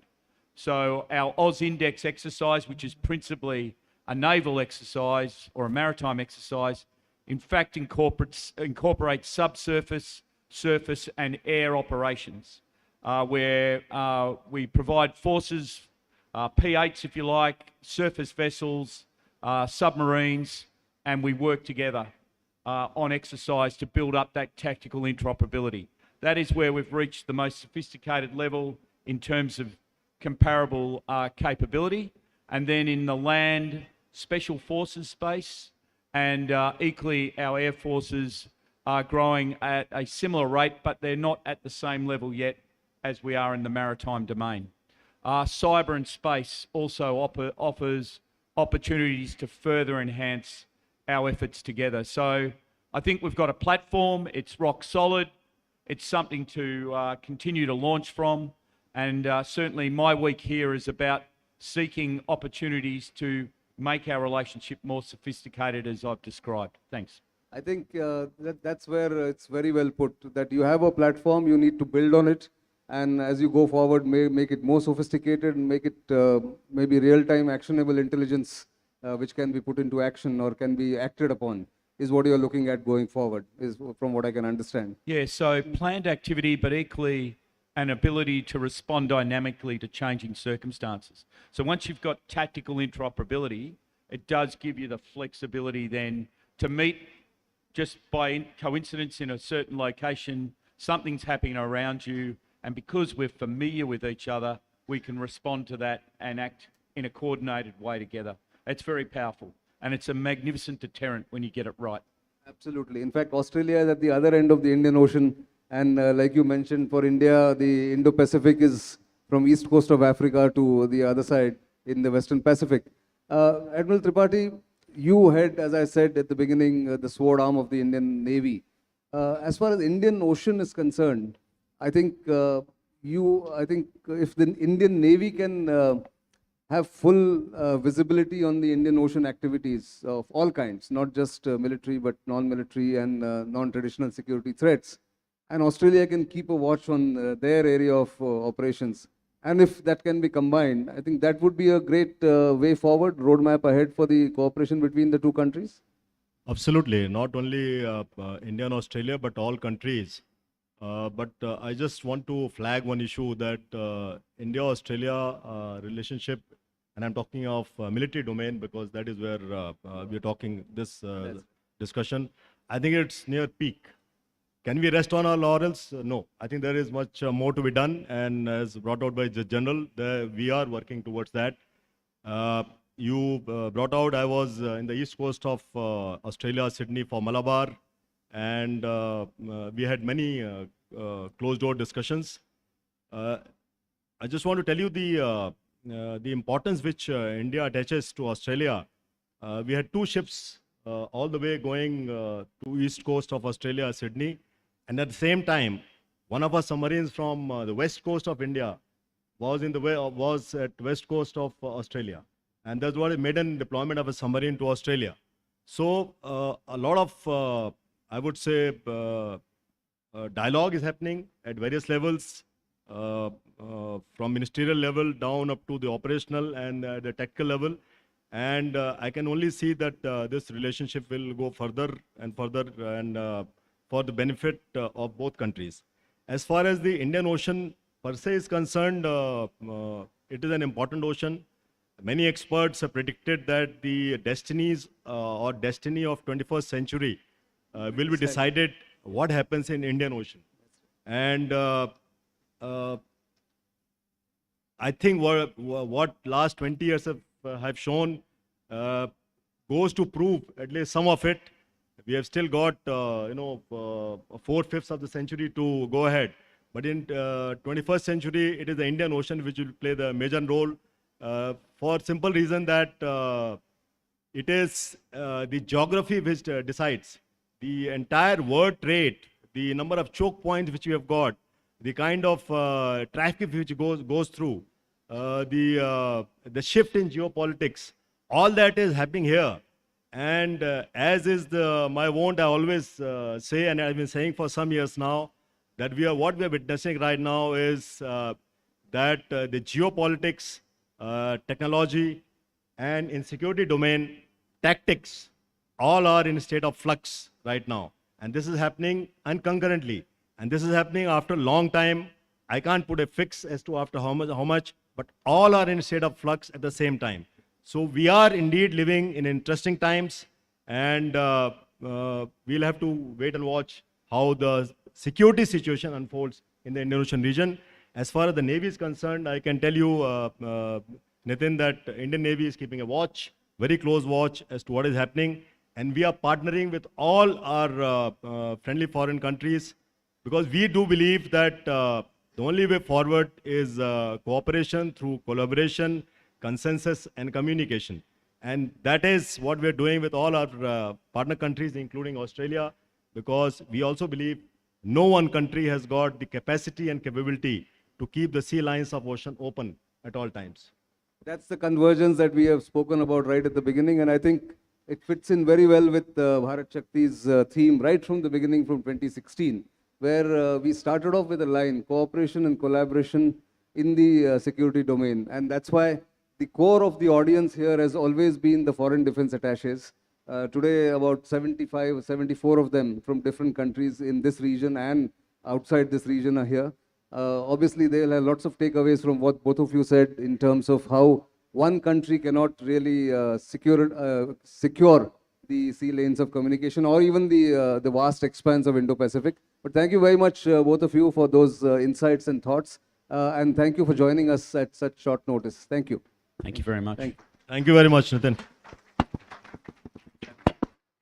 Thank you so much. Nitin, will you please present mementos to our panelists?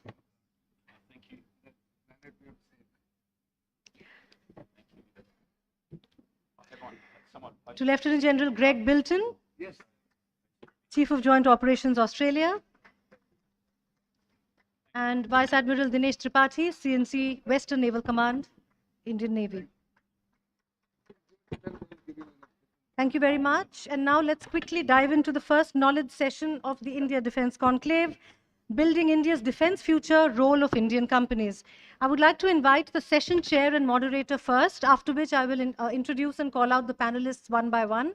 So we're going to have two back-to-back knowledge sessions before we head into another tea break. So the session chair and moderator of this session on building India's defense future, role of Indian companies, is Mr. Ashok Atluri, the CMD of Zen Technologies. Mr. Atluri co-founded Zen Technologies in 1993. Zen has been designing, developing, and manufacturing high-end training simulators for the past 2 decades. Almost 100% of the technology used in the land simulators has been developed in-house, and the company has applied for more than 55 patents to capture the IP generated. He's an active angel investor and has invested in about 10 companies till now. He firmly believes that we need much more than Make in India and advocates design, develop, and make in India. Can I have a round of applause for the moderator, please? Thank you, Mr. Atluri, for agreeing to chair and moderate the session. We were expecting the MD and CEO of BrahMos. Unfortunately, he had to be called away for a very urgent meeting and cannot make it. In his place, we have Commodore Sanjay Kumar Jha, retired, and it's my honor to introduce him to you all. Commodore Dr. Sanjay Kumar Jha was commissioned in the Indian Navy in 1985. He graduated as an engineer from the Naval Engineering College. He did his ME from IISc Bangalore in Electrical Communications Engineering. Thereafter, he did his MPhil and PhD from the Naval War College under the aegis of the Mumbai University. He took premature retirement from the Indian Navy in 2019. He has been working with BrahMos Aerospace as General Manager, Design. Thank you very much, Dr. Jha, for agreeing to be a part of this panel. Our next panelist is Mr. Nilesh Tungar, the President Defense of Bharat Forge Limited. Nilesh Tungar is a seasoned defense industry leader with over 23 years of experience. He is the President Defense at Kalyani Group, who oversees day-to-day operations of all defense subsidiaries of the Kalyani Group. He is the co-chair of the National Committee for Homeland Security, FICCI, senior member of CII and FICCI National Defense Committee. Nilesh ji, thank you very much for agreeing to be a part of this session. I next call upon Dr. Rahul Dikshit, Senior General Manager, Head of R&D, Solar Group. Dr. Dikshit is a BTech in Mechanical Engineering from IIT Kanpur. He holds a doctorate in Mechatronics from IIT Hyderabad. He's currently with the Economic Explosives Limited, subsidiary of Solar Industries, as Head R&D, responsible for in-house developments and technology absorption pertaining to missiles, rockets, guided bombs, and UAVs. Thank you very much, Dr. Dikshit, for agreeing to be a part of this panel. And then we have Dr. S.K. Sundararaman, the MD of Shiva Texian. Dr. Sundararaman K.S., well-known personality in the field of textiles in India, also the chairman of South India Mills Association. He is an MBBS by training and completed his MBA from Cambridge. He is Shiva Texian is a publicly listed multifaceted textile company which manufactures a range of high-tech textile products both for common use as well as for specialized industries like defense, healthcare, signage, etc. Can I have a round of applause for this panel, please? Dr. Ram, thank you very much for agreeing to be a part of the panel. I hand over the session to the chair. Can you hear me? Yeah. So, good evening, everybody. And so I have the privilege of getting, usually people, when they overrun their time, they get a notice that you're overrunning your time. In this case, before I started the session, Neelanjana sent a message. You have to keep the session brief, so I'll try to hurry up the messages. So, yeah. So, the agenda is to do, role of Indian companies in building a defense future. So, as a chair, I want to set the broad agenda for this. When we started, we used to talk about Make in India in India, and Make in India was mostly about manufacturing. Now the mood has shifted to something called Atmanirbharta, which is basically about designing and developing and keeping the IP within India by the Indian companies. And sometimes when we collaborate also, we should have the capability to absorb the technologies and try to evolve with the partner to the next level of the products to the next level.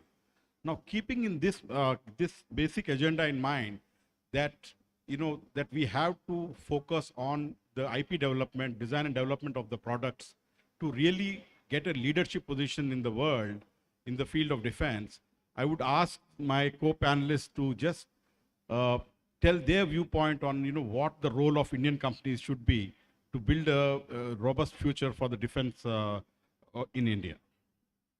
Nilesh, you can start. So firstly, compliments to Nitin and the entire Bharat Shakti team. I think the conclave is getting better every year in terms of the content, the engagement. And I think this is just one testament to what Nitin has been doing for so many years.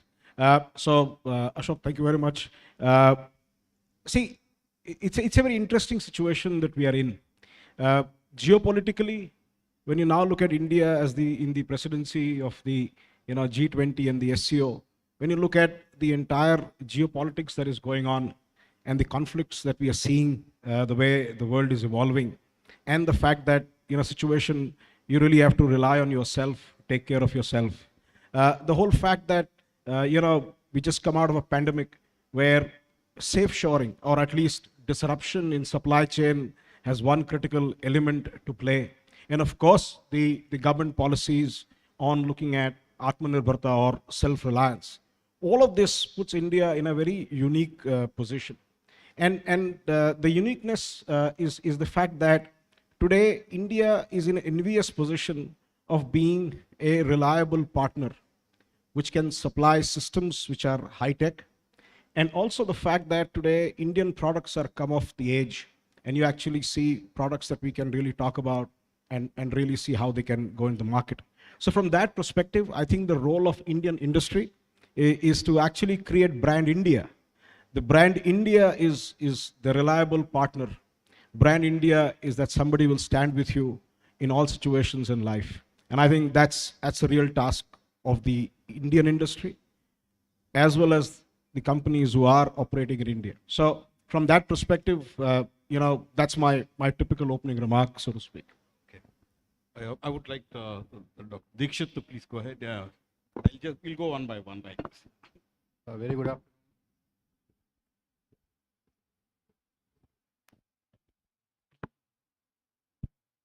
Very good afternoon to all of you. It was a pleasure to be here among all of you and sharing the views. As was being discussed since morning, as a policy initiatives, what the government has been doing is phenomenal in last couple of years. And we have seen a lot of encouragement to the private industries in the country to come forward, make their own products, do a design and development, which was not present earlier. Earlier we used to sort of go on a build to print basis purely on the mode of production. But now the scenario has totally changed and the industries are taking up build to specification as well as build to requirement. So that is a kind of change which we have seen in last couple of years. Now the private industries, I feel, are on the verge of having their own full-fledged R&D centers where a lot of research and development can happen to actually bring in a lot of innovation by combining the synergies from the startups, which are, again, thanks to IDEX kind of policies, which are coming up, and a lot of good innovative ideas which are coming in. So there can be a good synergy between the production capacity, which already existing industries have built in, and the innovation, which is now again coming up through various startups. That togetherness will take the whole thing to a next level. Secondly, those who are venturing into an R&D at their own cost. So if in case there is a mechanism to have an encouragement to the industries who are doing their own R&D, that will further enhance the wish to venture into the new design and developments. And instead of having a pure NCNC, because sometimes the pure NCNC model may not last long, especially for the industries who are not having a capital available with them. And therefore, if NCNC can be converted to some sort of a partial funding based on the capacity and capability assessment of the Indian industries, that will further give a boost to the Indian industries. That is what I feel should be the the mood henceforth, and further we'll discuss later. Thank you. I'll just pass the mic. Friends on the panel and delegates, pleasure being with you all. I'm the sort of odd man out here because I'm the non-engineering, non-tech person here. So we are primarily into specialty clothing, and there's a bit of technology that goes in there as well. I will just share some experiences to sort of go on the theme of what Atluri asked for. What's happening in R&D?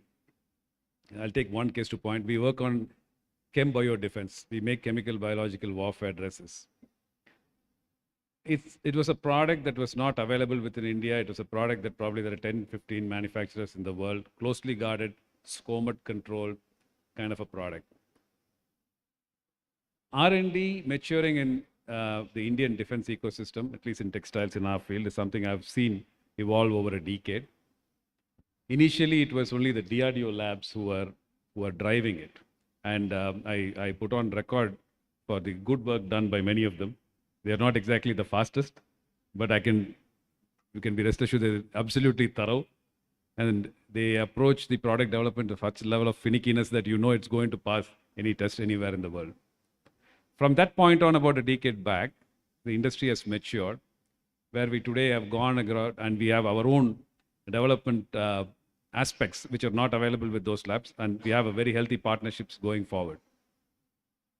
I recollect going to Germany about 10 years back to discuss this product with the then perceived to be leader in the world in that particular product range. And we spoke at length, and then I explained we're in textiles and you are into, and it's a very specialized product. They shared some data with us, and then I asked them, why did you take us seriously? We're a newcomer to this field. And he said, you're a newcomer to this field, but in 10 years' time, you'll probably beat us because you serve one of the largest populations in the armed forces in the world. You are the gateways to Southeast Asia. And in 10 years, I might not be here and you would be here. That is the story of the Indian defense industry I'm seeing evolving, and it's a story of evolution. We are at a certain pace today. 10 years from now, I'm sure we'll reach new heights. I think it's a good story going forward. I think R&D encouragement is being given at all fronts, and I think it's a great story being part of. Thank you. Thank you. Commander Jha. Good evening, everybody. I would talk from a little different perspective. Everybody is talking in terms of R&D effort. Often I quote from Newton, who once said that if I have been able to look any further, it's because I stand on the shoulder of two giants. BrahMos, that's the company I'm coming from. I always believe we can see any further. It's because we stand on the shoulders of two largest research and development organizations of the world, DRDO of India and NPM of Russia. So our design that came from these sources was a mature design, which then we put to production. And like any other major military product, it's not a monolith. BrahMos missile is not one company's product. We have about 200 to 250 Indian companies, mega major companies around the country who actually contribute, who make components, subcomponents, and we put the complete supply chain together, we integrate, and then we are able to give it to the armed forces.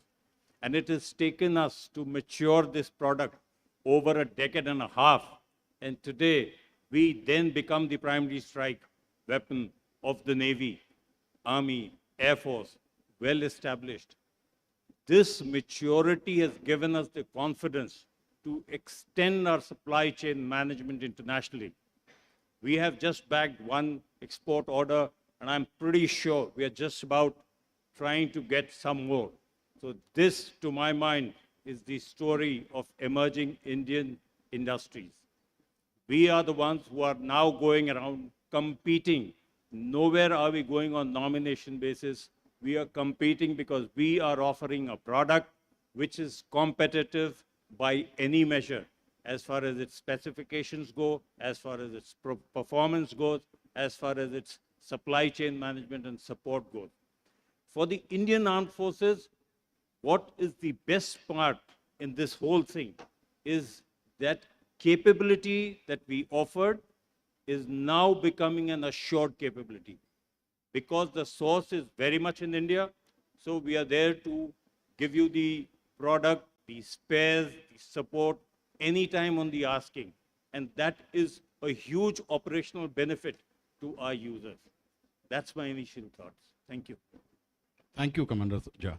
So, I think the things that have really changed the the field in favor of Indian companies, especially those that do R&D, have been two initiatives. One is the Buy Indian IDDM category, and the second is the Make 2, where the industry has to do 100% funding on a short order from the government. I think these two initiatives were actually, these two initiatives were being pushed by organizations which I was very close to for almost 10 years. It actually was Mr. Parikar who got it like this, and he introduced it. Otherwise, when we said IDDM, individually designed, developed, and manufactured, people would say, first learn how to walk before flying. Why do you talk about Indian when you can't even manufacture? But Mr. Parikar was, visionary enough to say, yeah, this is the way to go, and he introduced it. So now I just want to say, that this has given us the advantage in India, where, if you are an R&D company, the order will be placed on you, even if you're a single vendor. So that's a huge advantage. But I want to connect to what Nilesh has said. How can we make these companies a global champions in the sense of the brand India? How do we promote the brand India with this product? So, I will like you to start, and then, what others talk about. So, interestingly, 12 years back, and I'll give example of, Bharat Forge, because one, it's something that we can see today. 12 years back, when we went out and bought the first barrel manufacturing plant, people actually thought these guys have gone mad, because the fact is that you have no clue how to make an artillery gun. Today, we have, without an RFP or a requirement from a customer, we have 8 artillery platforms. And as our chairman spoke, we're developing some real cutting-edge story in terms of looking at where this whole thing goes. So the whole fact that you are a reliable partner comes from the fact that, one, it's cutting-edge technology. And two, the fact that you're going to be around to further take it into the next level. I'll give you a simple example. Today, in the conflicts that we see, ground assets suddenly are an important aspect to look at. From that perspective, armored vehicles, and even India has embarked on multiple programs to do that. The other big change that is happening is in the C4I SR domain, where there's a 5th C that has got added to that C4.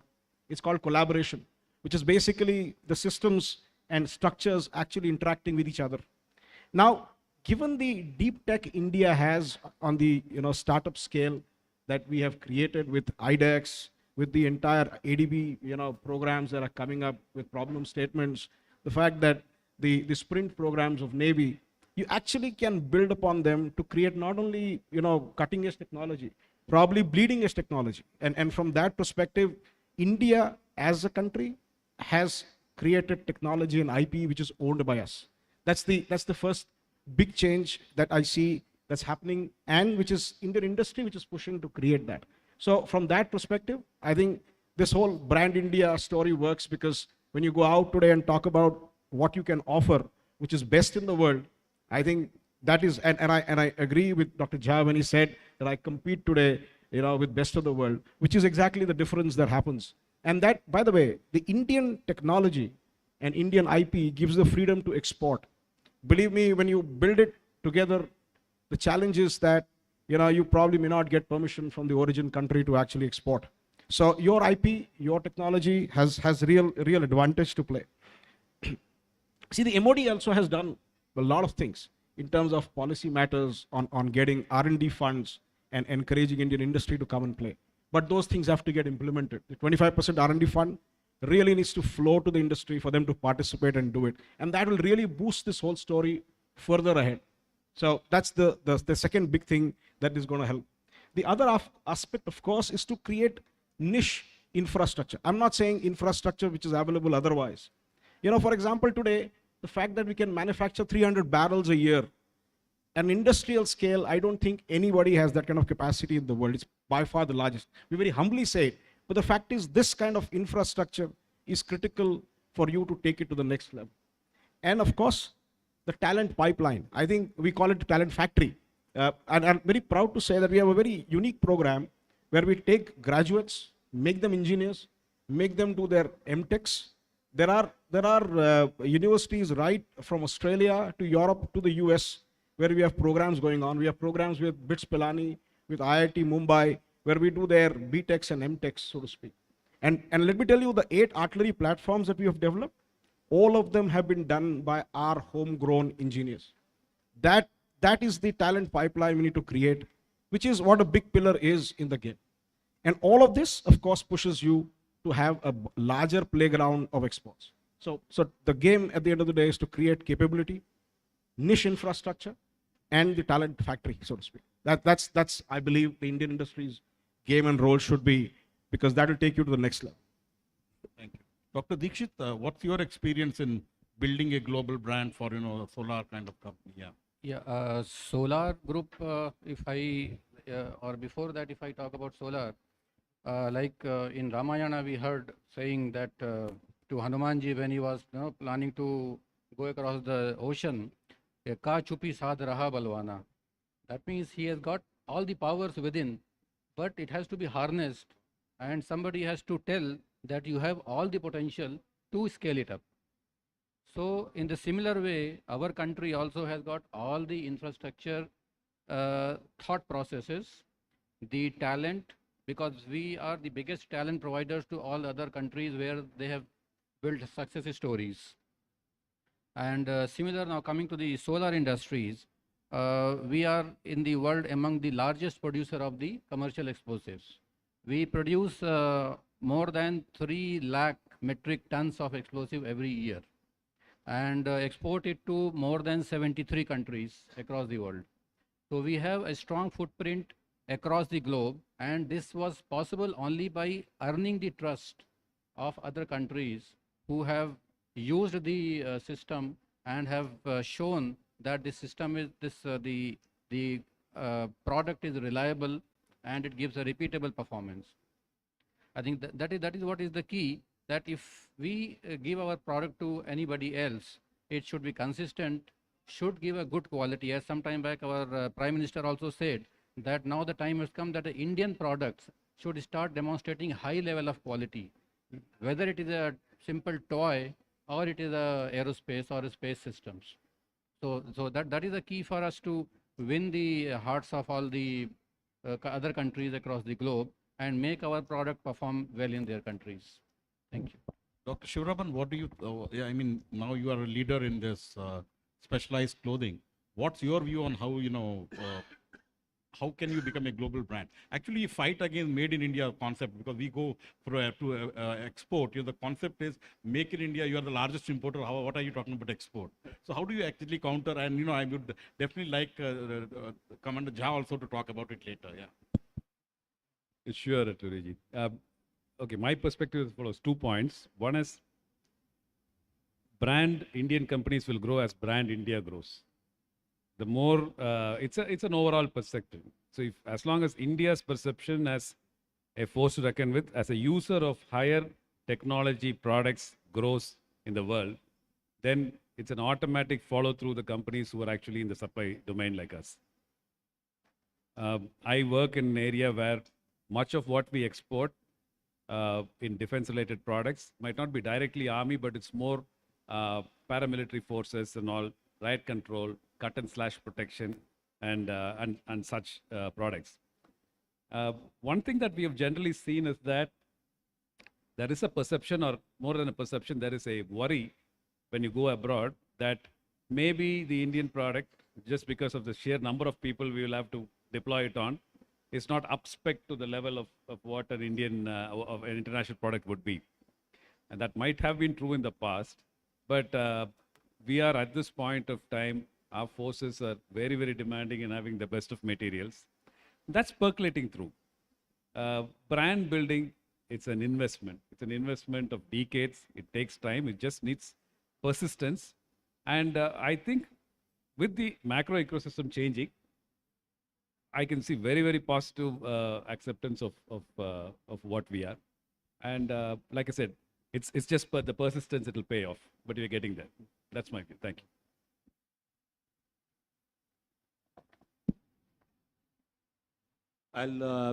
I'll just take off from what he talked about the Indian Armed Forces demanding highest quality.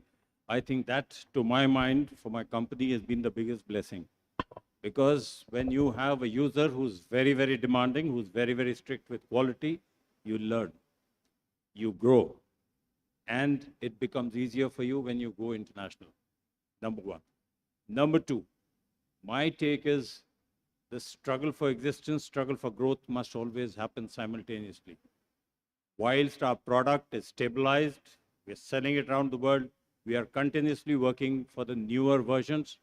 For that, we very closely study the trends of the warfare so that we know that in the cycle, our product, which would be there on the market in 4 to 5 years from now, will exactly be there what the armed forces would need it. Our armed forces, the international armed forces. So you have to always beat that curve so that you are in demand. It is especially more important today because in the day of fourth industrial revolution, fourth IR, today the technology half-lives in the quickest time ever in history. So before you become obsolete, the product must be on ground. You talked about this thing about import content and how can you be calling so-and-so indigenous. See, what happens is, what's primarily important is when you know a capability, it needs to reach your users. It must reach in quick time. Even if your indigenous content is not 100%, but you integrate it yourself, you productionize it here, you have the complete IPR, get the product on the ground. So that just as the users begin to use it, your indigenization content keeps increasing. And it touches 100% with time. So you never miss the curve, you are always in the market, and you are on right time to export. Export market is where the competition is. Export market is from where you're going to get additional revenues to grow. And as far as promoting brand India goes, once you are there in the export market, when you are talking about your product, specifically say in a product like mine, BrahMos, we do talk about selling ships from Indian shipyards with BrahMos fitted.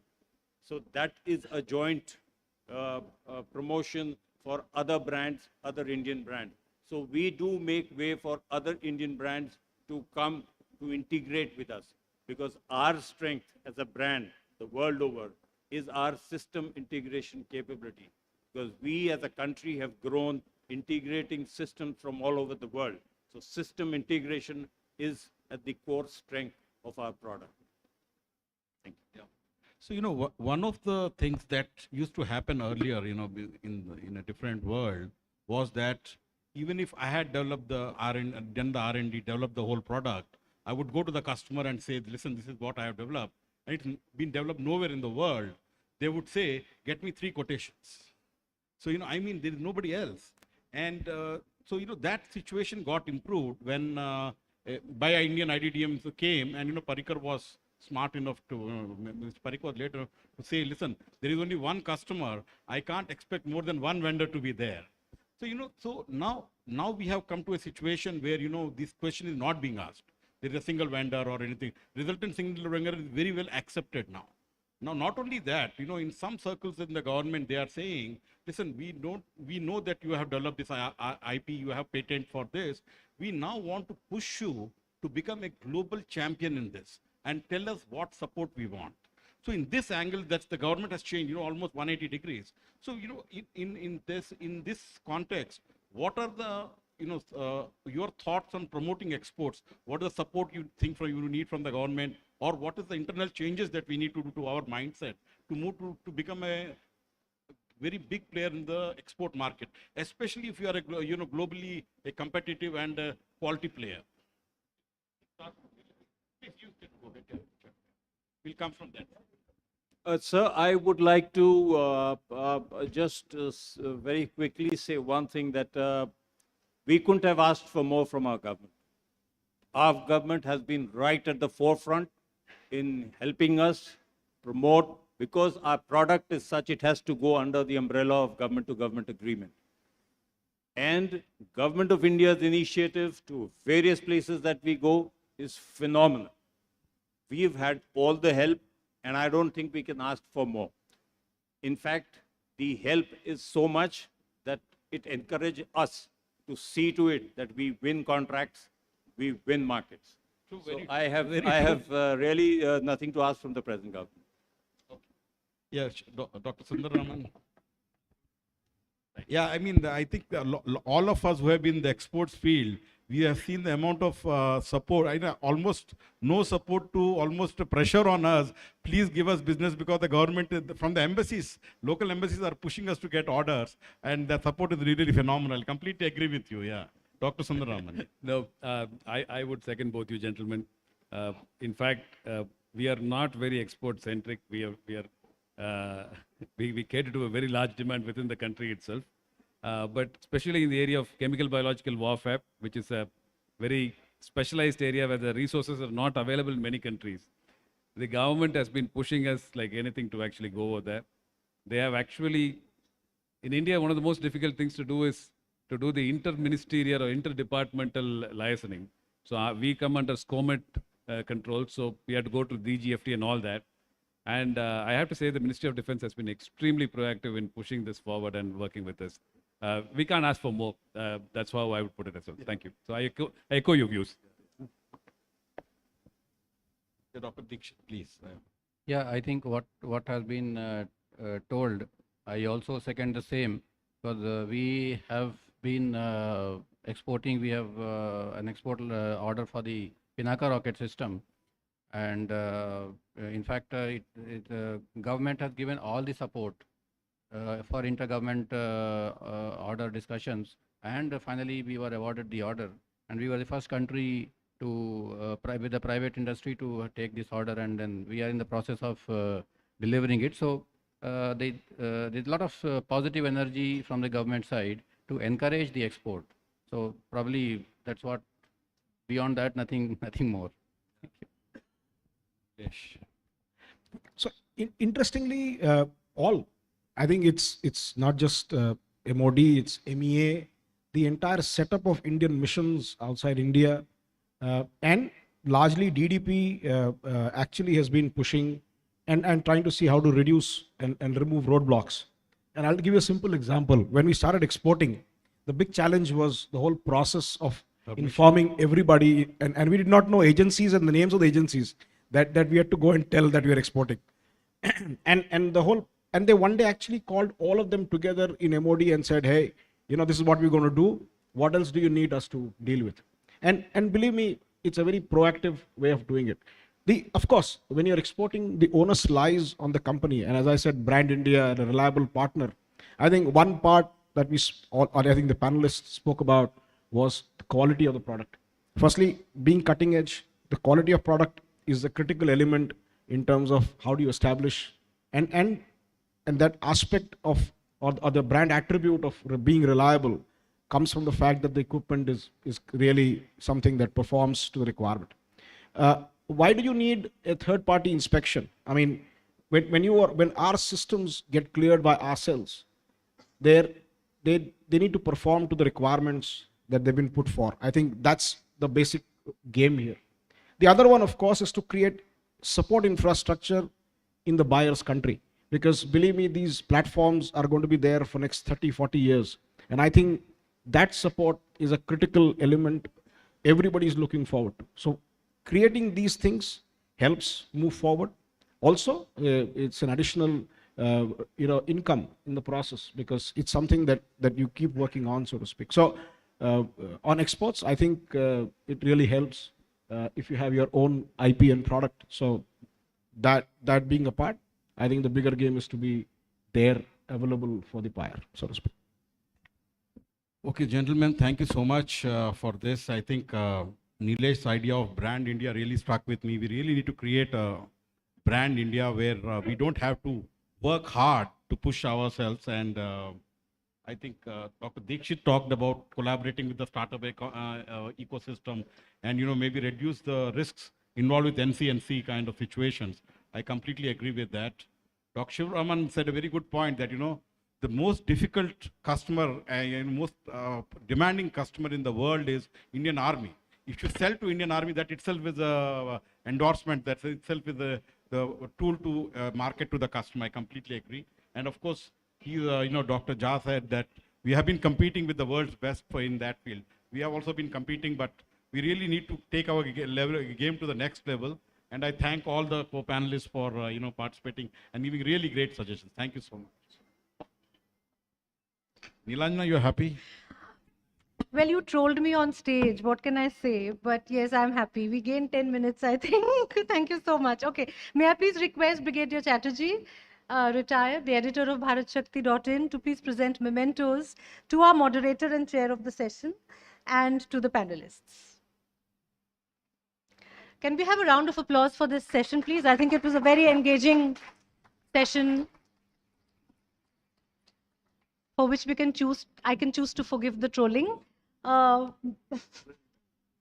memento to Nilesh Tungar of Bharat Forge, to Dr. Rahul Dikshit, Solar Group, Dr. S.K. Sundararaman, Shiva Texian, Commodore Sanjay Kumar Jha, BrahMos.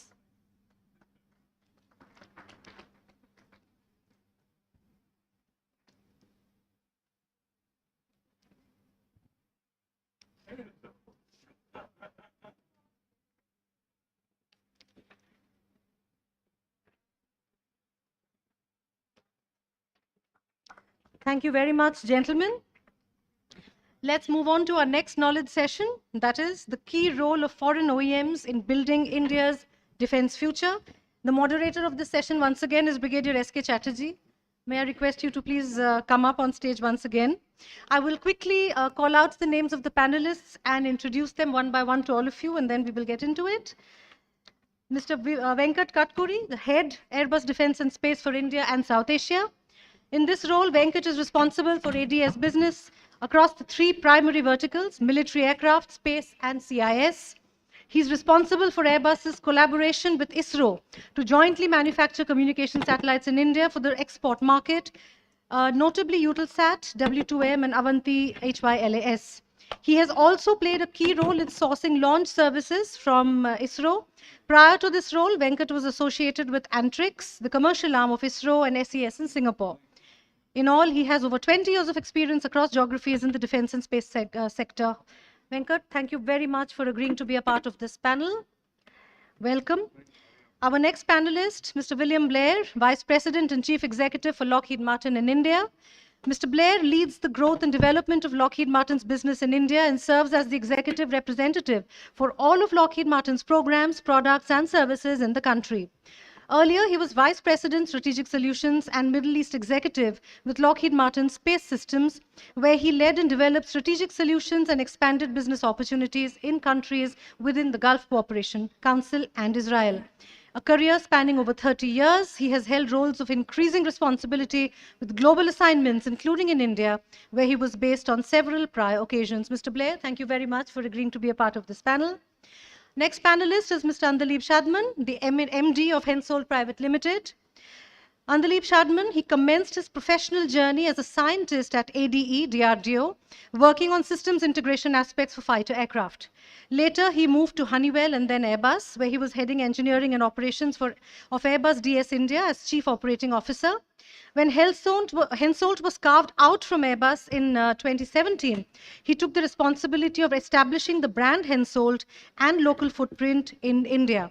Hensoldt is currently focusing on building industrial collaborations to offer indigenous products and solutions to Indian customers. Andalib Shadman, thank you very much for agreeing to be a part of this panel. And Mr. Laurent Jean, the COO and CTO, Naval Group India. Currently, Mr. Laurent Jean is a highly accomplished military engineer with an extensive career in defense and maritime industries. He currently holds key position as the Chief Operating Officer and Chief Technical Officer at Naval Group India. His impressive journey includes managing global submarine maintenance services, directing significant projects in India, and making significant contributions to various organizations. Mr. Jean, thank you very much for agreeing to be a part of this panel. Gentlemen, please take a seat. I would like to announce that the Chief Executive of General Atomics, Dr. Vivek Lal, was supposed to come and deliver the keynote address for this session, but unfortunately he has taken ill. He's unwell and he has to undergo a surgery. So he could not make it. However, he was gracious enough to send us a video message despite being unwell. So this morning we received a message from him which we would like to play for you before I hand over the session to the moderator. Can we have the message, please? Hello, friends. I was very much wanting to be with all of you at the India Defence Conclave, but unfortunately, health issues preventing me from traveling at this point to Delhi. It is, of course, my loss. I have been a regular at the previous editions of the Bharat Shakti event and know that Nitin manages to put together a great assembly of Indian defense sector under one roof. And from the program that I've seen this year, it's only gotten bigger and better. And so we at General Atomics are very proud to be associated with this India Defence Conclave event. And I'm sure that this will provide an exciting opportunity for defense majors across the world, as well as Indian defense companies, to interact and strengthen and modernize the armed forces in India. I wish that the conference is a resounding success, and I look forward to reading the takeaways that come from the proceedings of this important conference and the important speakers. I again want to thank Nitin and the Bharat Shakti team for this great conference. Can I have a round of applause for that, please? Thank you so much. I now hand over the session to the moderator. Thank you, Nilanjana. Good evening, ladies and gentlemen. First and foremost, let me welcome my panel. I think it's one of the heaviest panels that I have ever come across. The best of industries in the whole world, and all of the top men are over here with us. Welcome, gentlemen. We'll have a discussion, and I just want to read out what's the subject being told. Building India's defense future, role of OEMs. Now, 10 years back also, and I get this idea while we were going through the previous discussion that was over here. 10 years back, perhaps it would have just meant how much money can we spend and how much equipment from which country to buy, comparison between one country, another country, third country, and your purse, depth of your purse, and then you go in for the equipment. But today, when we go to buy, even if you're buying from abroad, we're looking at technology transfer, we're looking at so many other things, we're looking at co-production over here. So perhaps the kind of assistance that we are expecting from OEMs abroad in terms of the Indian industry's growth has gone up leaps and bounds. So I would suggest that we keep that in mind, and let's get across this discussion on that note. The first gentleman that I really want to go to is Venkat.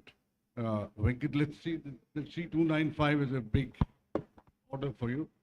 So you're the one most recently in the news, and so that's why I want to start with you. How will it go forward?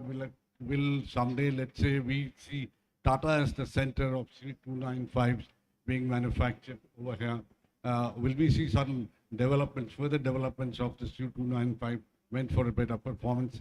How do you visualize it going on? A very good afternoon to esteemed representatives from the various nations. Good afternoon, Nitin and team. Congratulations on putting up this show. I think this is my second year I'm attending, and it's my pleasure and honor. The question, I think before I answer the question, Chatterjee ji, I would like to, for the benefit of audience, I would like to share about how unique this C295 program is for India.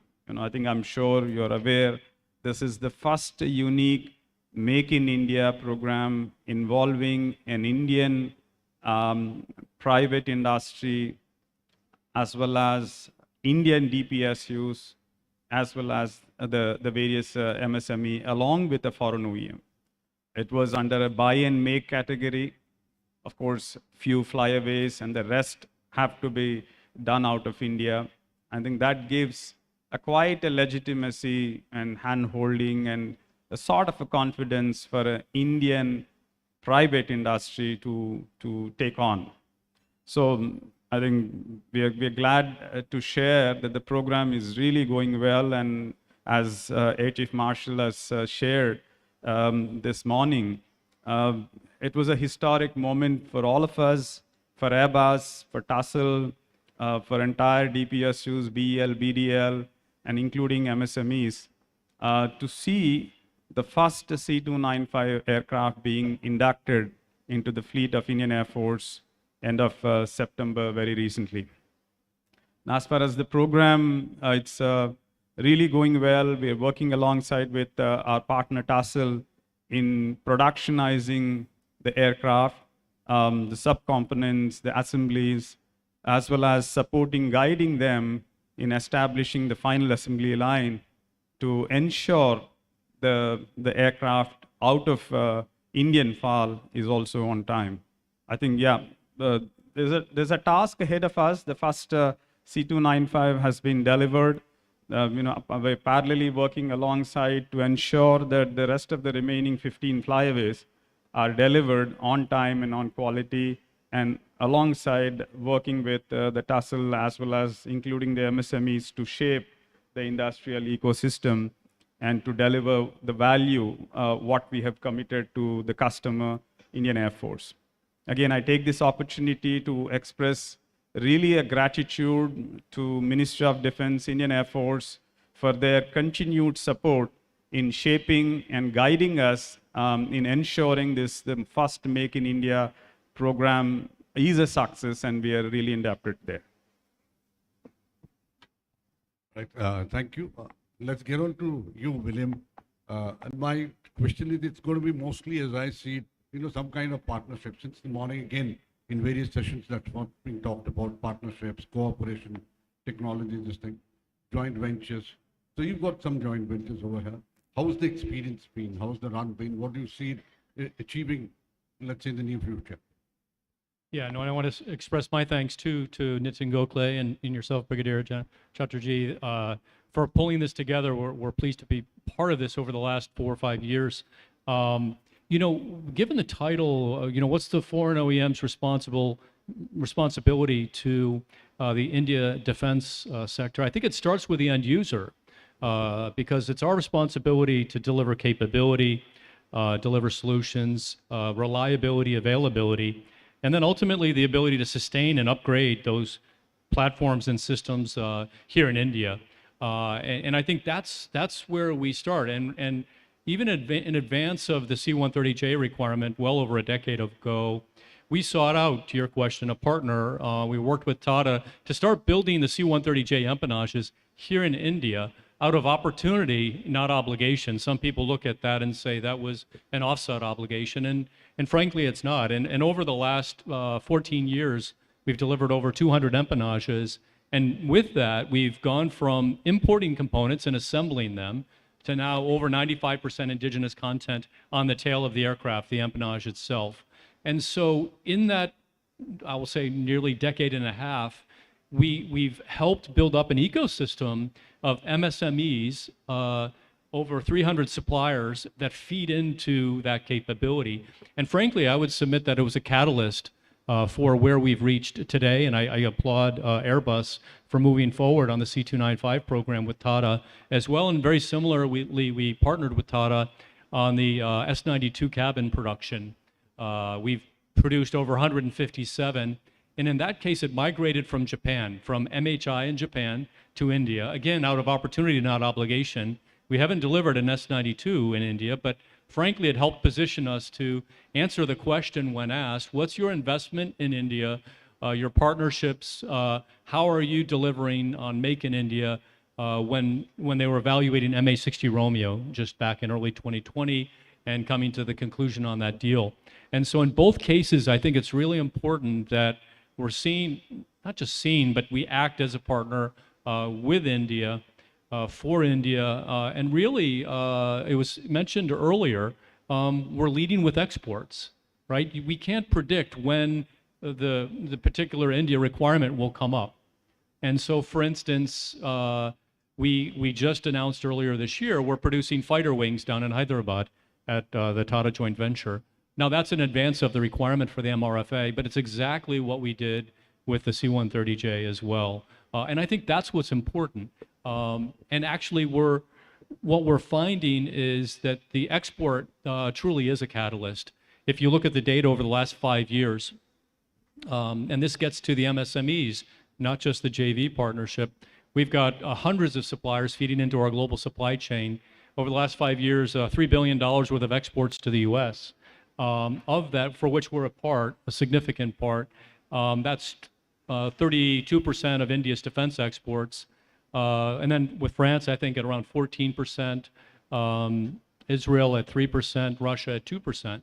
And so it's a way that we can show our commitment in local partnerships, just as Airbus is now getting to the level of building complete aircraft with the C295. I think that's where our responsibility as an OEM, but it doesn't end there. It's not just what's the indigenous content on the delivered product. It's about building up the maintenance, repair, and overhaul and the sustainment capability. That's the way we're able to get to the level of availability and reliability on the C-130Js. That's what we're moving towards on the MH-60 Romeos as they induct those helicopters. And I think, lastly, I'll say at a platform level, as Lockheed Martin, we deliver platforms. So we don't just deliver platforms, we deliver the systems and the capabilities that come with that with our suppliers, our partners. So whether it's GE engines or avionics, EW systems, we work with our partners on the platform to ensure that they've got a Make in India strategy, that they're part of the solution, both to make and maintain in India for the long term. Thank you, Willem. Next question to you, Laura.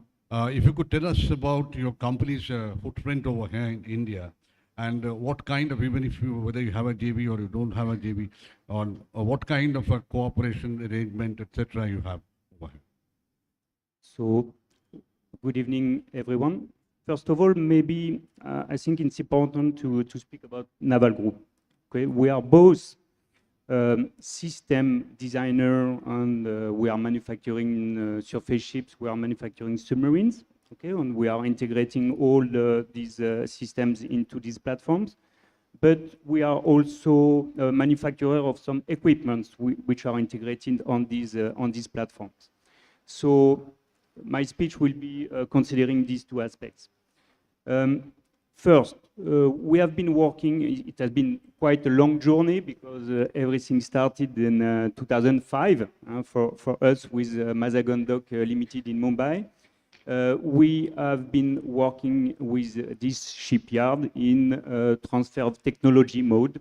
Okay, we have started from initial assessment on the industrial facilities. We have assessed also the man force, and we have identified improvement plan in order to ramp up this shipyard in order to build these Scorpion submarines. So we have been doing that on the submarine at the submarine level, and I must say that we are quite proud of what we did because we could successfully deliver the submarines to the Navy. And these submarines are not second-class submarines. They are fully matching with the contractual requirements. And as we discussed already a few minutes ago, everybody knows that the Indian Navy is a demanding customer.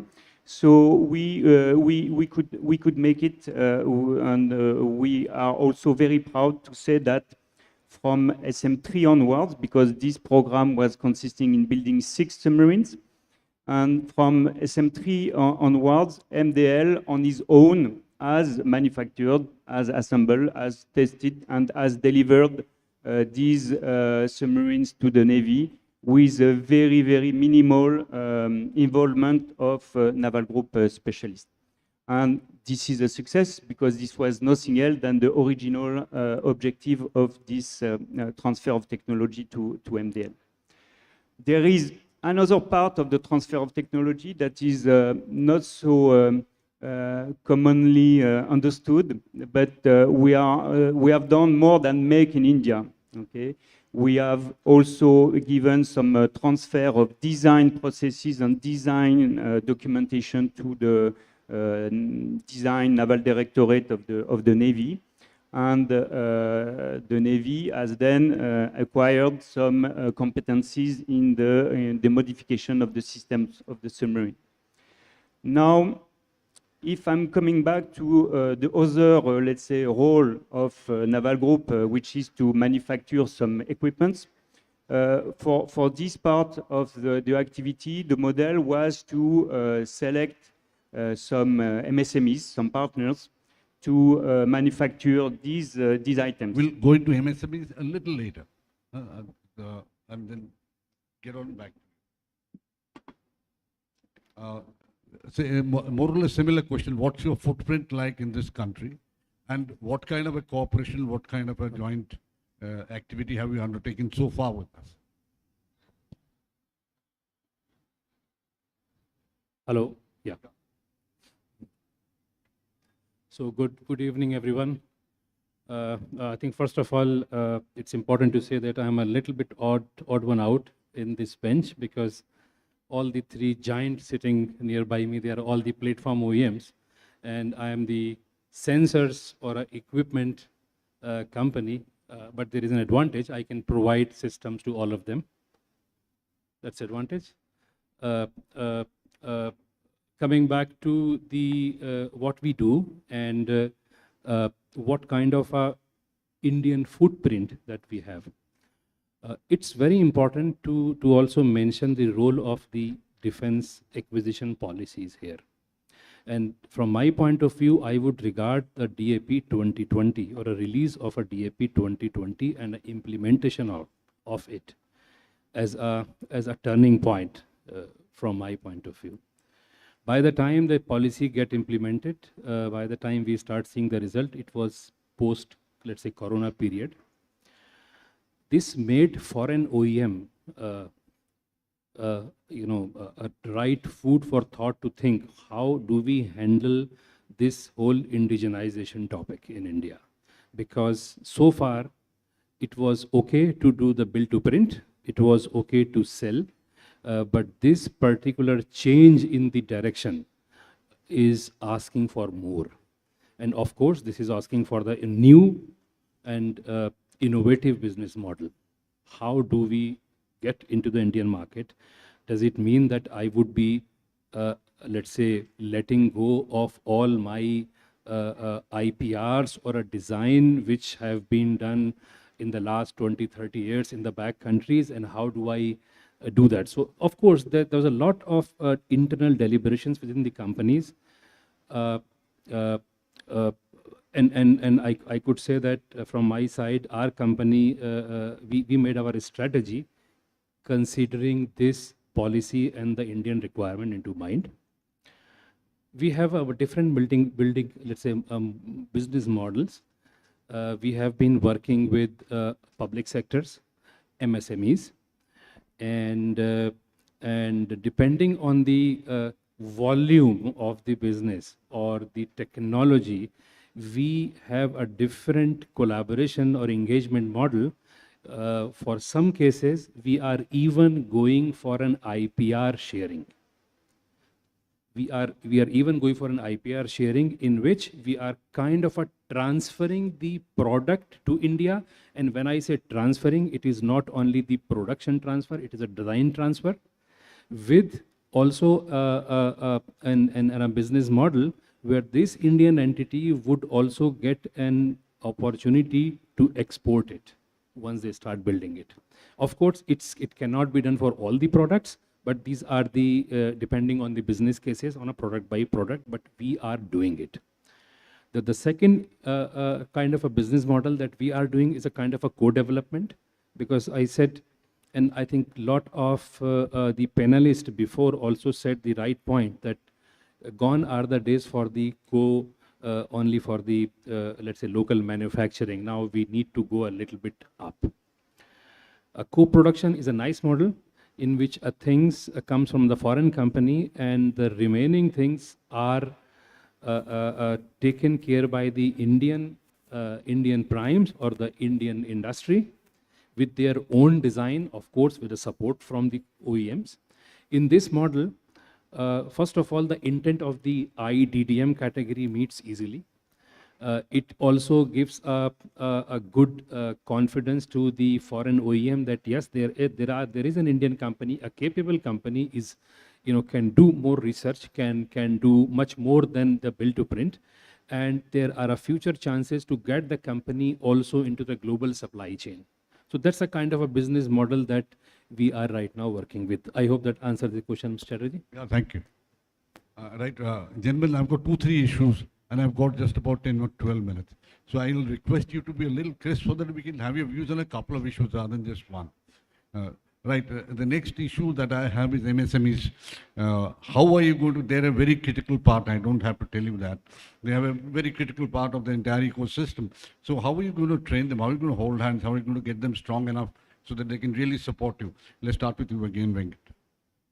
Yeah, as I've mentioned, we are working alongside with our Indian industrial partner. I think it's important once again to recollect the process in which the C295 program has been signed. It was a buy and make, and I truly believe from an OEM perspective and as an Indian personally, I think it gives the legitimacy for an Indian private industrial player to build the legacy, and together with TASL, I think they have the gestation period to evolve and learn, and then also not just themselves, but all to establish the entire ecosystem. And that's exactly where, together with TASL, we are working alongside to build the entire MSME, the value chain in the entire supply chain. So our objective as an OEM to work alongside with a partner to build an ecosystem, industrial ecosystem that matches and that can be absolutely accommodated with the global supply chain of Airbus. That's an objective. So it's not just purely MSME support for the India C295. Objective is to take this development or industrialization also possibly into the global supply chain of Airbus. That's an objective. Right.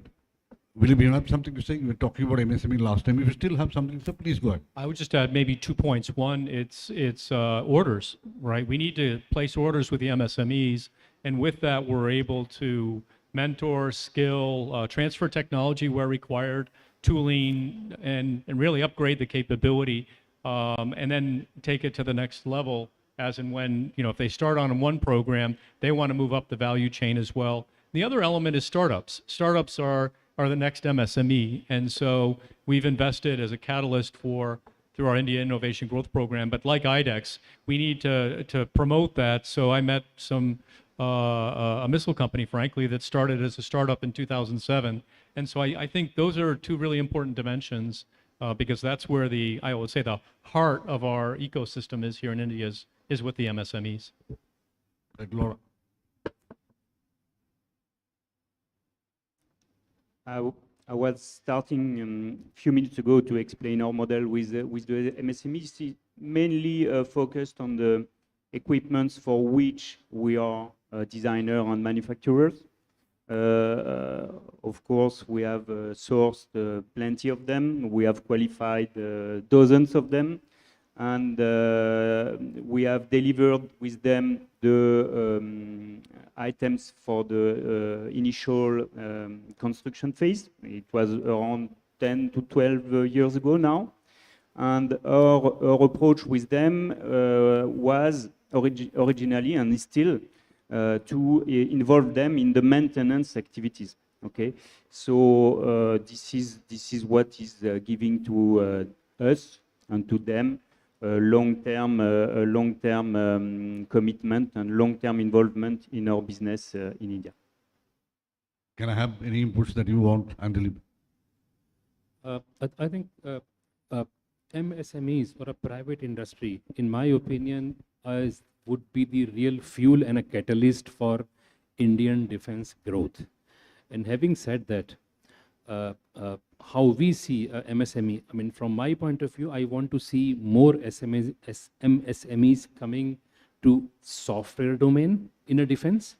I want more MSMEs to invest more into the R&D, research and development at the lower TRL level, because this is one area, in my opinion, which would definitely help in achieving the self-reliance together with a foreign OEM contribution in the long term. Right. My next question is a bit of a tussle that you're going to face. And the tussle is, with this Atmanirbharta, we're trying to manufacture more of our stuff ourselves.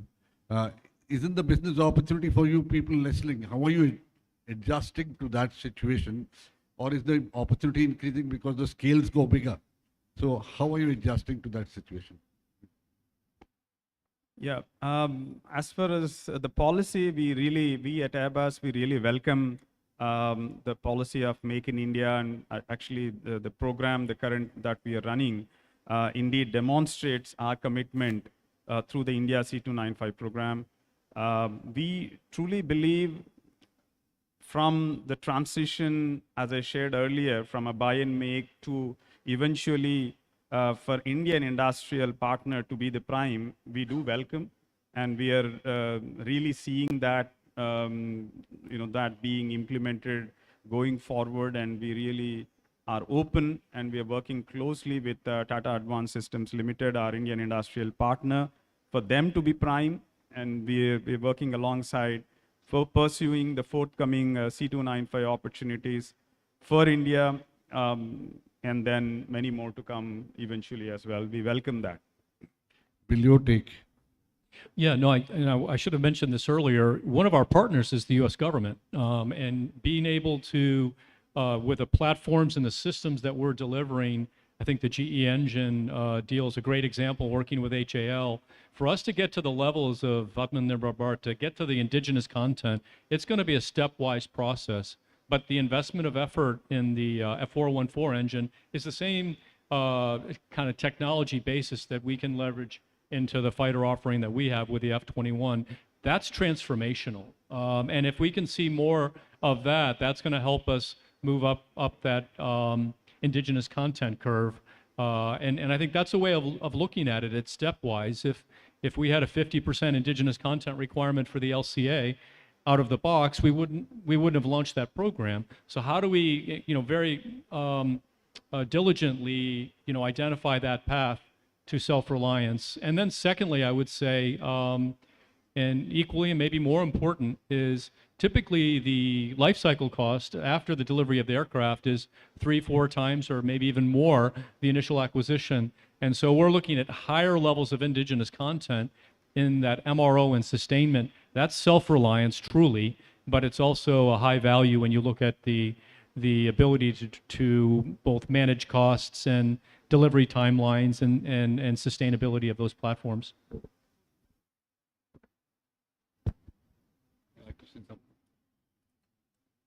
For sure, as I've tried to explain, we have been in the Make in India forever, okay?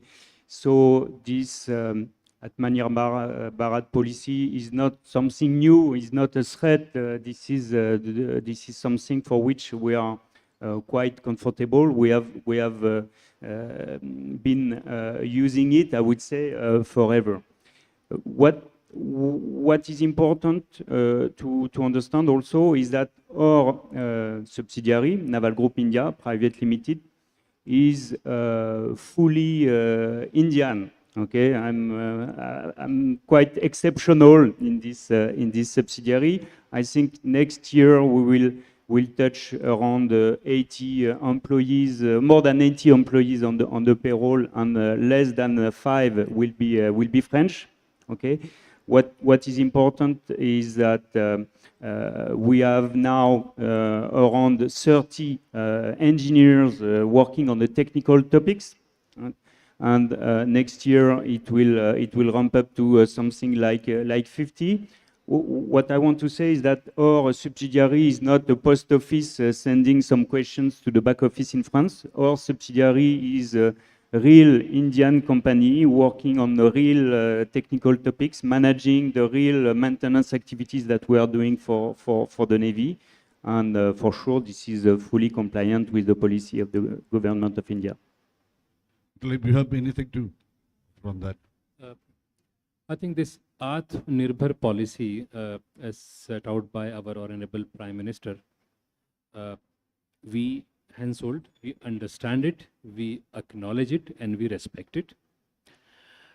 We are trying to evolve our business model around it so that we ensure that what we do in India is compliant to and also have a kind of a win-win solution for both of us, the buyers and the seller.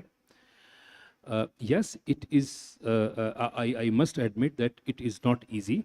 It has been challenging, but so far we have been pretty successful in this game, and we would definitely continue. There were initial fear that I think it's important to mention that, okay, fine, would we be relevant after 15 years? If we are doing the more transfer of technology, what will happen to us? What would happen to the foreign OEM? Would we be required to do business? Or so those kind of fears we need to encounter, and we need to address them with the right setup, with the right industrial partners. And the importance of identifying the right industrial partner whom you can trust, who is working with you like your very close, let's say, company. This is also very important in the whole game. Thank you. Last round of question. I'll have only the same question for you and William, both of you. And I'll give you a minute each to talk about anything that you feel like, the other two gentlemen. But please make it sharp, because I'll get fired. My job is on the line. Okay. My question to you is, you see exports from India as far as C-2995. Do you see that far? Yeah, that's quite a legitimate question, and that's a constructive problem to have, given the task, the humongous task that we have ahead to first deliver to the Indian Air Force out of India, from the Indian FAL. That's the first objective that we have. Having said, we see within India itself, for Indian Armed Forces, a potential of close to 100 C-295s more. So that's a constructive problem. If we can manage while balancing the internal stakeholder requirements, certainly a positive problem to have on the export side. Will be more than willing while balancing the internal customer requirements. William, your company has already been exporting. You've been sending the empennage out. Any increase, any other area that you have in mind? Well, we would love to get to the point where we can, build aircraft, helicopters, fighters, transport aircraft to meet the Indian requirements, and then ultimately meet the export requirements and opportunities that come with that. But I think the real nearest term opportunity is maintenance, repair, and overhaul as well. Sustaining the platforms that we're operating in country locally from a self-reliance perspective.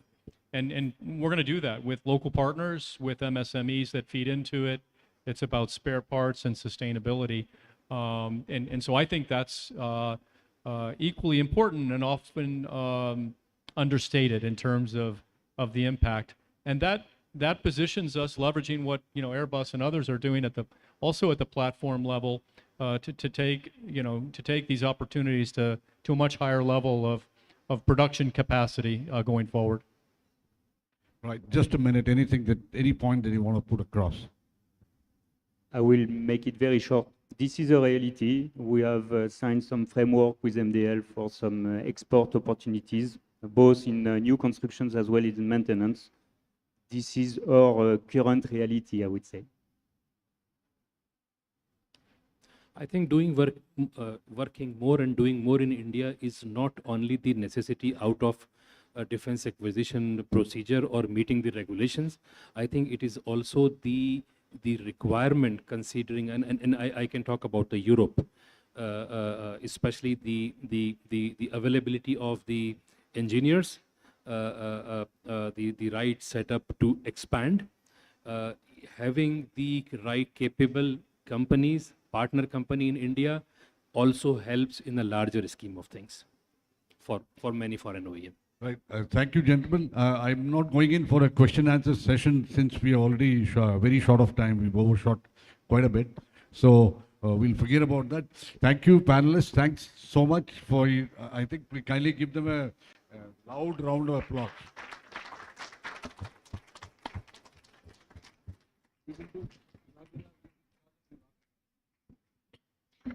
Thank you very much. May I request Mr. Sagar Mitkari, defense enthusiast and a long-time supporter of Bharat Shakti, to please present mementos to our moderator and the panelists.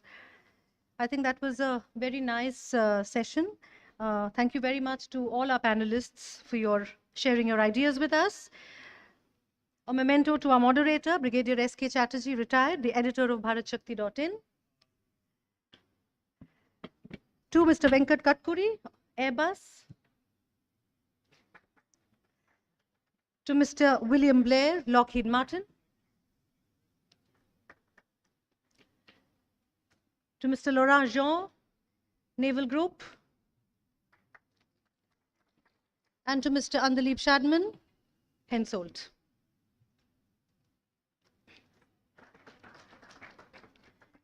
Thank you very much, gentlemen. Let's move into a very quick stretch the legs break. I won't call it a tea break really because I can't give you 20 minutes. 10 minutes is all I have. So I request all of you to, you can go, you can get a cup of tea and you can come back to your seat. I'll organize someone to take the cups from you after you're done. Just let's stretch our legs for 10 minutes and then we'll come back to hear the Chief of Army Staff speak and interact with our Founder-in-Chief. Thank you very much.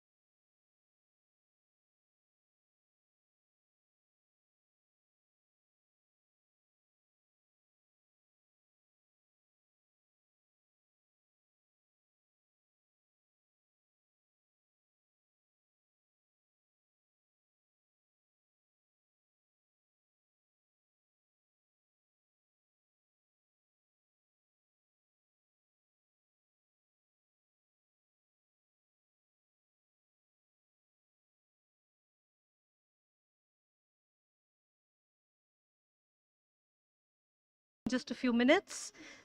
Once he visits the kiosk area, the exhibition area of the conclave, he will come up right on stage and we are going to have a special address by General Manoj Pandey. I request all of you to please start settling down.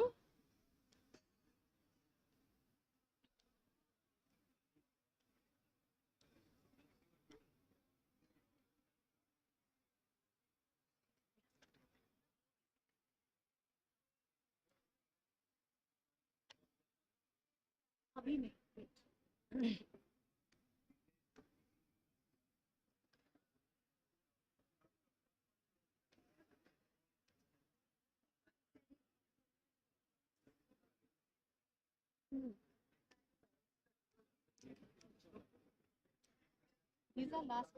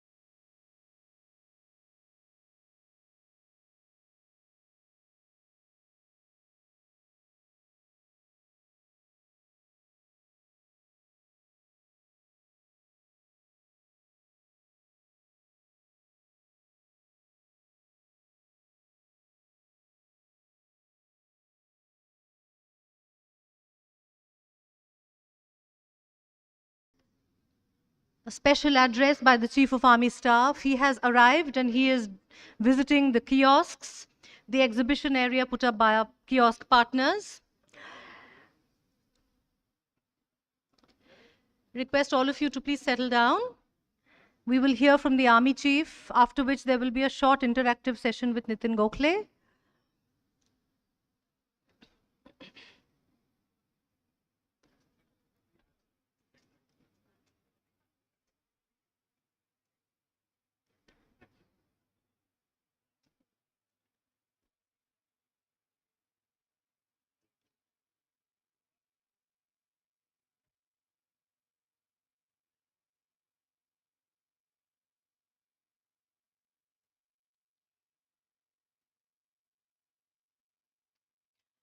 So after this session, we have another knowledge session, collaboration for Make in India, finding synergies between foreign OEMs and Indian companies, followed by an interaction with the Chief of Defence Staff, the showstopper of the evening, after which we shall all be heading into cocktails and dinner. So 3 very, very interesting sessions to go. I thank all of you for your patience. I thank all of you for making it here. Dr. Satish Reddy has also joined us. I invite you, sir, to be a part of the audience.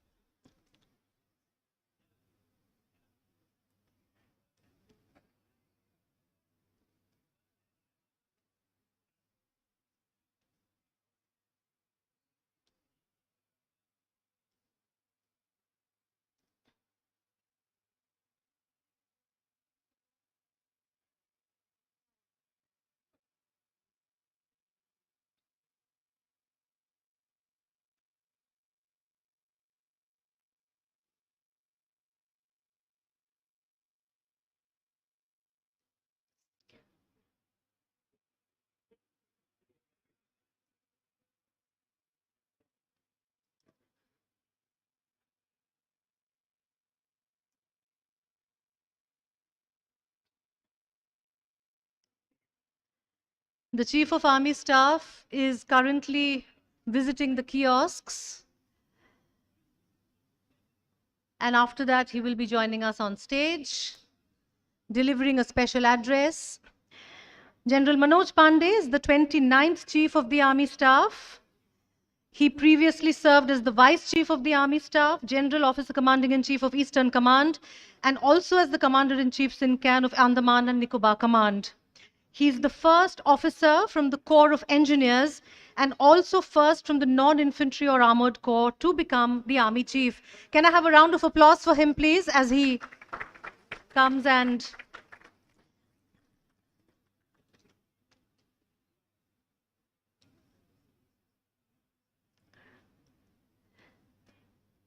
interacts with the audience. I request Nitin Gokhale to please escort the Chief of Army Staff to the stage.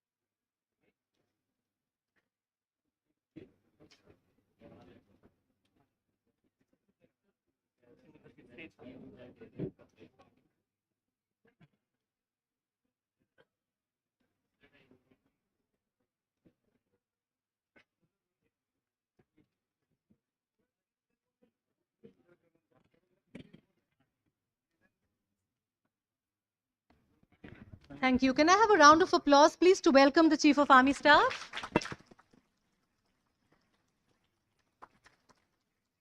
Sir, may I please request you to address the gathering?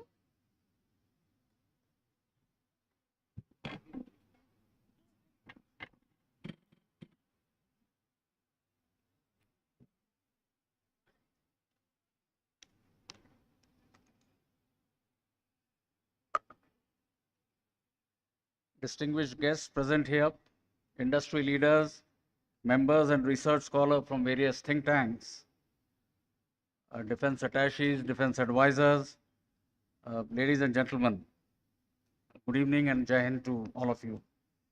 It's indeed a unique opportunity for me to be addressing the strategic planners, policymakers, industry providers, and the defense community here, all under one roof. What I intend doing in the next 15-20 minutes is to give you a brief insight into the Indian Army's transformation efforts that we put in motion about a year back.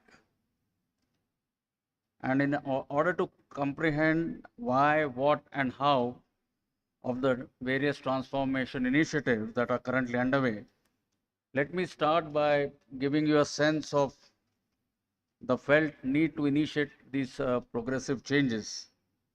And I would say the need essentially comes out of four key drivers. And the first one obviously is the unprecedented changes that are shaping the geostrategic landscape.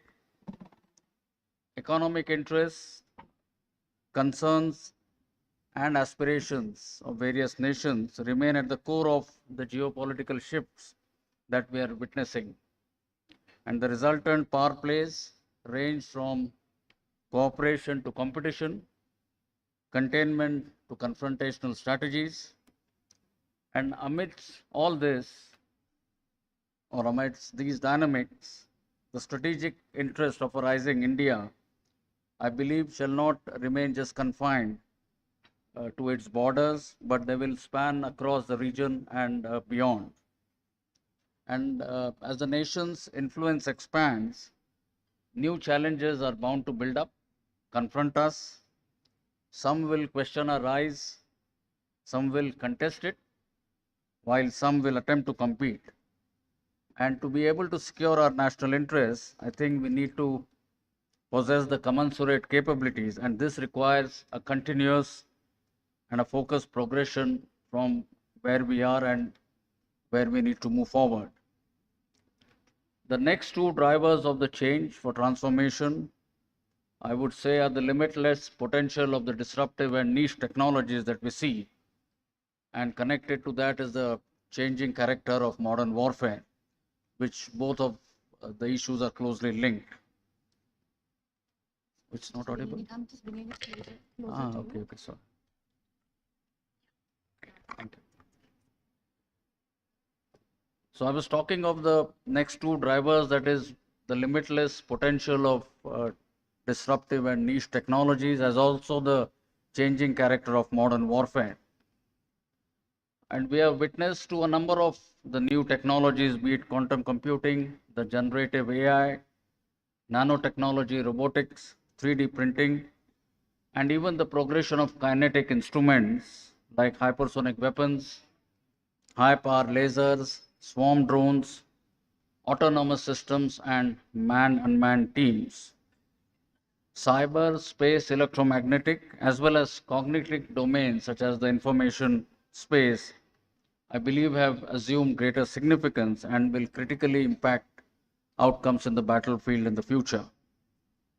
These developments have also blunted the conventional force ratio superiorities that we earlier used to count on, and also are making the battle space more complex, more contested, and lethal.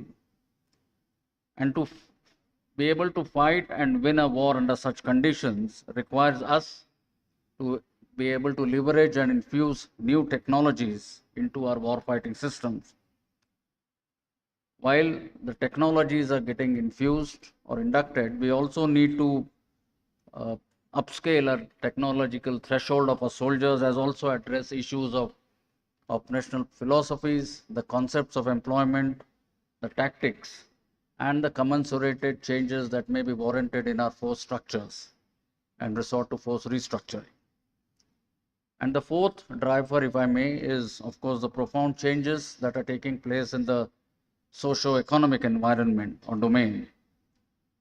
India's economic progress is on a firm footing, and improved consumer affluence, digital enablement, better standards of living, higher literacy quotient, and rising aspirations of our peoples all have concomitant implications on our human resource management. And it's specifically important for an organization such as ours. Now, these require human resource management policies and management strategies that are in tune with the times and in synergy with national policies and initiatives. So these were essentially the four key drivers that we identified, which or drivers for transformation. So let me move on now to the how and what of the transformation that we are looking at. I've been saying this, our transformation endeavor essentially stands on the edifice of 5 pillars. The first is the force restructuring and reorganization and optimization. Second is the modernization and infusion of niche technologies. Third is refining, improving our processes, systems, and functions. Fourth being the human resource management. And fifth, and as important as the rest, 4 is improving our jointness and integration with the sister services and other agencies. Now, time-bound outcomes under each of these 5 pillars we have identified with clear deliverables. We have laid down responsibility in different verticals as to what we intend achieving as we go forward in a focused manner. I'll take some time to spell out what we are doing or what we are looking at in each of these 5 verticals. Initially, as part of force restructuring and optimization, we have reviewed our organizational structures towards achieving better or improved combat efficiency and to achieve an optimal balance between the teeth and tail ratio. Reorganization is currently underway in a major manner to have combat entities which are more robust, agile, and tailor-made. And these includes, some of these are forming the integrated battle groups, restructuring our signal units, essentially looking at the communications and the electronic warfare units. And these, we are now restructuring them into more, shall I say, composite and a more homogeneous units to achieve better outcomes. In terms of cyberspace, recognizing the need for better cyber security, at our command headquarters levels, we now have raised our cyber operations and support units. These are already in place, and maybe within a year's time, they will be fully functional. Likewise, in the field of artillery, we are looking at a common caliber gun system. Some of our light regiments, the erstwhile light regiments which had mortars, heavy mortars, we are converting them into units which will have rockets and missiles. And certain legacy establishments in other spheres, be it supplies, be it ordnance, be it maintenance, we are looking at as to how some of them can be improved or based on a territorial army kind of a model, and including outsourcing of certain non-core activities. As far as modernization and technology infusion goes, like I mentioned earlier, the attempt is to infuse niche technologies into our warfighting systems. And what has been the lessons from the ongoing Russia-Ukraine conflict? And an important lesson is that the security of our nation, we cannot remain dependent, reliant on outside assistance, if you like. And certainly it cannot depend on the largesse of others. And therefore, our capability development requirements, we need to completely wean away from ex-import dependence. And hence, this aspect of Armed at Bartha, to which as an organization, as an army, we are fully committed to. Now, focus areas of modernization and infusion of technology essentially deal with mobility and protection solutions in terms of better mobility, better protection to our soldiers who operate along the northern borders, better night enablement in terms of our ability to fight in the dark, enhancing effectiveness of our communication equipment, moving towards the software-defined radios, where we have made good progress, and deployment of certain terrain-specific electronic warfare units, increasing lethality of firepower, procuring new generation munition, including loiter munitions and the likes, drones and anti-drone systems, especially in the domain of drones and unarmed aerial vehicles. We are looking for right from a micro or a nano drone to a drone which has a range of something, let's say 100 kilometers plus. And likewise in the field of engineering and earth moving plant, again, we are looking at systems which are more efficient with better capacities and capabilities. In terms of logistics, logistic drones is another area which we are currently focusing on. And again, we found some good answers and good solutions in this direction. Now, in all this, I must say upfront that the Indian defense industry has stepped up to the challenge and has invested significantly into research processes and modern production techniques.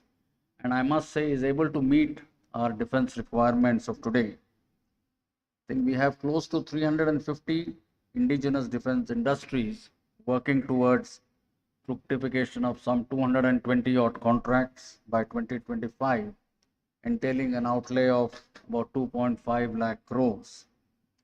The emergency procurement provision, as some of you would know, which were given to the services to address immediate operational requirements on our northern borders, has actually greatly facilitated in our capability development initiatives.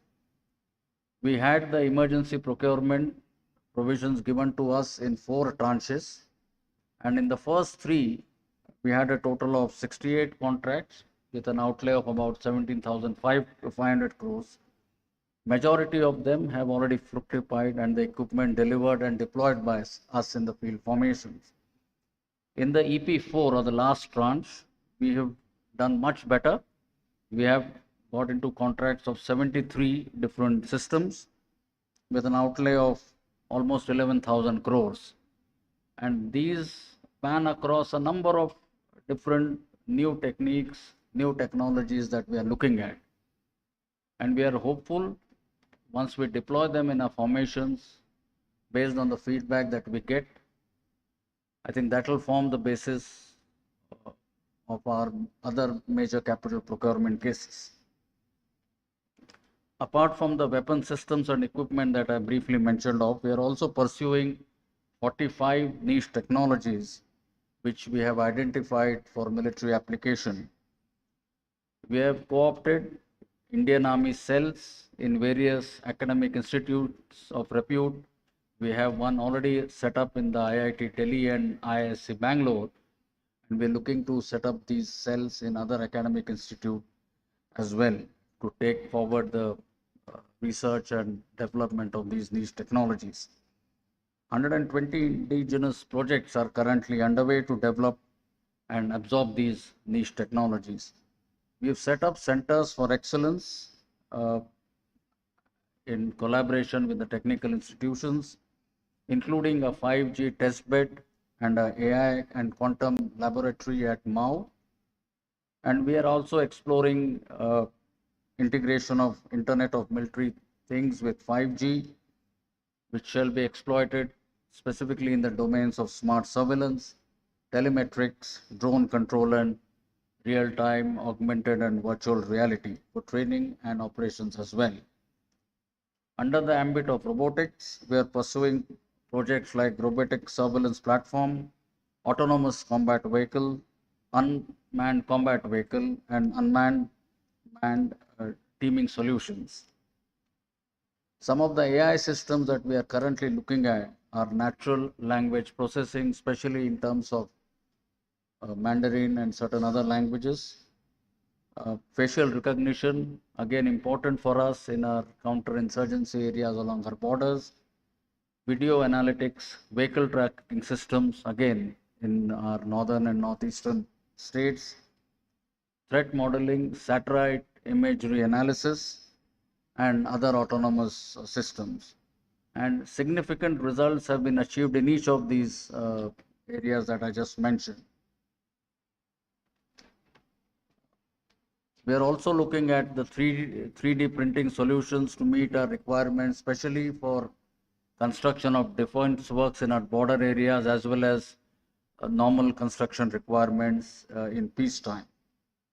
In the domain of space, we are again exploiting our indigenous space assets, and Indian Army, you would know, is currently one of the largest users of satellite communication based networks, and the project for Indian Army's own satellite, GSAT-7B, is currently on course. And here I would like to mention and convey to the foreign defense advisors, defense attaches who are present here, that, and I can say it with conviction, that the Indian defense industry today is producing cutting edge military hardware with modern technologies. And I think their achievements have opened up new vistas for defense exports. And in this context, our friendly countries and partners can avail this opportunity for the capability building development of their own defense forces from our successful progression towards producing world-class made in India defense hardware. The next area that we're looking at in terms of transformation is our systems, processes, and functions. And this is where we are focusing on improving or adopting best practices so as to increase efficiency in the operational, logistics, functional, as well as administrative domains. And this is where automation, digitization, networking pursuits is what we are looking at, both to improve operational situational awareness, decision support systems, management information systems, as well as systems looking at human resource management. We are also working closely with other ministries and departments of the government to harness the government's Digital India initiative. And to give you an example, we are collaborating closely with the MITI and to encompass and adopt some of the best practices of hardware and data security, assistance during procurement for identifying embedded malware in the systems, capability building in cyber forensics areas, undertaking audit of our data centers, and standardization of testing and quality certification. And last, in the domain of human resource management, I must mention of the Agnipath scheme, which came about last year, sometime this time. And this, I believe, is a extremely progressive and a transformative change that we have adopted. And I need not recount the benefits because I think it is known to the audience here. But what I wish to bring about is whatever training and initial enrollment, recruitment that we have undertaken, the new set of Agniveers have joined the combat units, and the feedback is extremely positive. And we are confident that whatever objectives, aims that we had set about for ourselves as deliverables, outcomes out of this, we will be able to truly achieve this. And in this context, as far as the defense industry is concerned, I think at the end of 4 years, when you have some of them who will perhaps have to move out of the system, I think they are a good resource available with the required, I would say, skill sets, the required values, the required benefits that they would have accrued having served with the military. So here I think there is good potential for them, or they would have an important, I would say, opportunity role in the outside industry as well. And my last foundation pillar for transformation is, of course, jointness and integration, wherein we are better able to synergize and optimize the potential for each of the three services. And we are not only looking at the three services, but looking at a better outreach, better engagement with other government departments so that our overall outcomes are better managed. In this context, some of the examples that I can give is the PM Gati Shakti initiative and the National Logistics Policy. So we have identified areas to match our requirements as to how we can ride on these portals and how we can achieve better solutions, better answers. Likewise, we are also reaching out to academic centers of excellence like IITs, the Rashtriya Raksha University, to be able to better foster innovations, undertake customized training and accreditation, as well as helping us in terms of acquisition of patents for our defense research project. Not to be left behind in all this is the cognitive impact of the various transformation initiatives, fully recognizing that the change management is extremely critical. So we have enunciated for ourselves a change management philosophy applicable right at the senior leadership positions up to the junior leaders level. And this has been well absorbed, well accepted, and I'm glad to say that ownership of this entire transformation process has been taken by commanders at all levels. So my concluding thoughts would be to say that the Indian Army remains fully aligned and integrated with the national vision and objectives. If as a nation, or if we have envisioned and resolved to emerge as a developed country in the near future, as we approach the centenary milestone, and as far as we are concerned, the mandate for us is the fact or to ensure that the nation's security is not impacted in any way, so that the nation's progress continues unabated. And towards that, I am confident that the Indian Army, as an adaptive and a responsive force, will pursue the various transformation initiatives with resolve to be future ready, to be able to meet our future and contemporary security challenges in an effective manner, and contribute meaningfully to the nation's aspirations, goals, and objectives of a rising India. Thank you, and Jai Hind, ladies and gentlemen.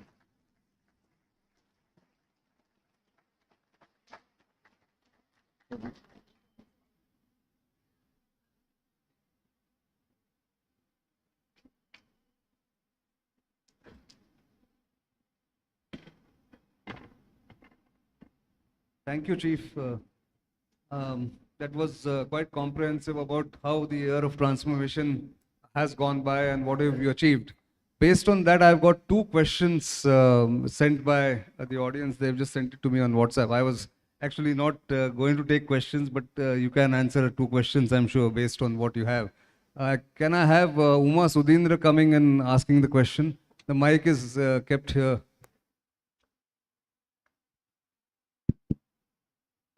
Good evening, everyone. Thank you so much, sir, for that elaborate, talk that you gave us in terms of what has happened in the Indian Army in the year of transformation. My question is, what after this? You've highlighted some of the achievements that have happened. Some of the achievements are ongoing. Would just like to know from you, what do you visualize in the next year, year and a half to 2 years, as far as the Indian Army is concerned? Well, just two aspects of this. We do recognize that transformation is not sort of limited to 1 year or something that we can achieve within a year or 2 years. It's a work in progress. But what I feel is important is that in this entire process, to remain focused, to identify the achievables, lay down clear responsibilities, so that at each stage, we are able to also assess as to where we stand in terms of what we decided to achieve. So your question as to what next, what after a year, year and a half, we are very clear as to what we want to do or wish to do for the next 5 years. And based on the factors that I just enunciated, we will continue to revisit and look at new issues that come up, especially in the security and defense domain that is happening around us. And so the broad framework, we are very clear in our mind. If there are any mid-course corrections required, if there are any new issues to be addressed, we will continue to look at these issues as well. So that is in a brief, in a very brief, what I see as to how this entire process is moving forward. Thank you. There is Sagar Mitkari who wanted to ask the question. He had come up to me. Sagar, over to you. Good evening and Jai Hind, sir. My question is in respect of training, especially in the context of what we are seeing in Russia, Ukraine, and especially what is happening in Israel. So our training is in the context of simulator-based training and live wire training. So how far we are balancing these two training, and to what an extent we need to change our course of action, if at all there is any. Thank you.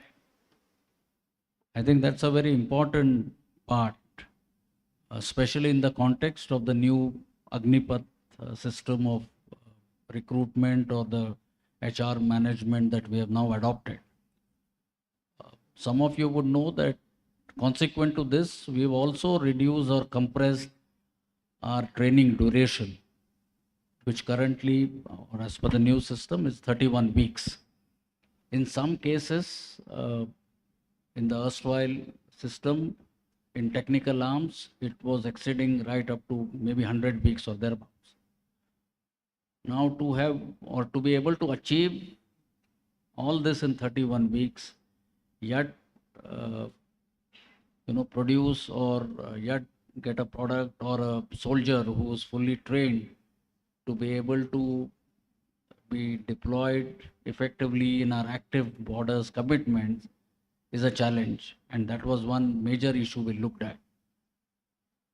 So one of the areas was as to how to make the entire training regime more effective, and that is why I think you rightly pointed out, we are looking at, or we have already introduced, adopted simulators, not as if it wasn't there earlier, but in a major way. Simulators in different spheres, be it small arms firing, be it for driving, be it for number of other things. So just to give you an example, earlier, if you were to go to a firing range, you would have, let's say, a platoon of 20-25 boys would go there, spend the whole day, you would get to fire only maybe 20-25 rounds. But now here you have, while some are firing, doing the actual firing, alongside you have the others who are training on the simulators. So that is, it was happening earlier, but I think this is now we are, and in all domains, so simulators is one area we are majorly focusing on, and this has already started. It is happening in majority of our regimental centers. So how you bring in more technology, how do you make efficient use of the limited time that you have, how do you cut down on certain flab or certain other things. So largely means better or more efficient use of the limited training period you have. Well, thank you very much. No, Dinakar, no questions from the media here. We are the media house, so we have the right to a question. No other questions from here. So thank you very much, Chief, for your time. And I know you have another appointment to go to. So this time I'm not going to detain you unlike last year. But we hope to see you again next year, and we'll have this thing. Please, a round of applause to the Army Chief. He has to leave right now. So. Can I please request Nitin to present a memento to the Army Chief?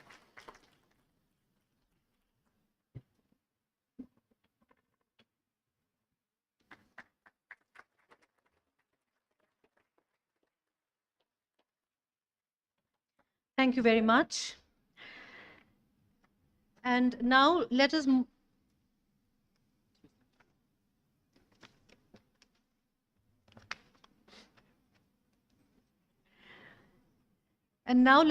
on to the final knowledge session before the showstopper session, which is the interaction with the Chief of Defence Staff.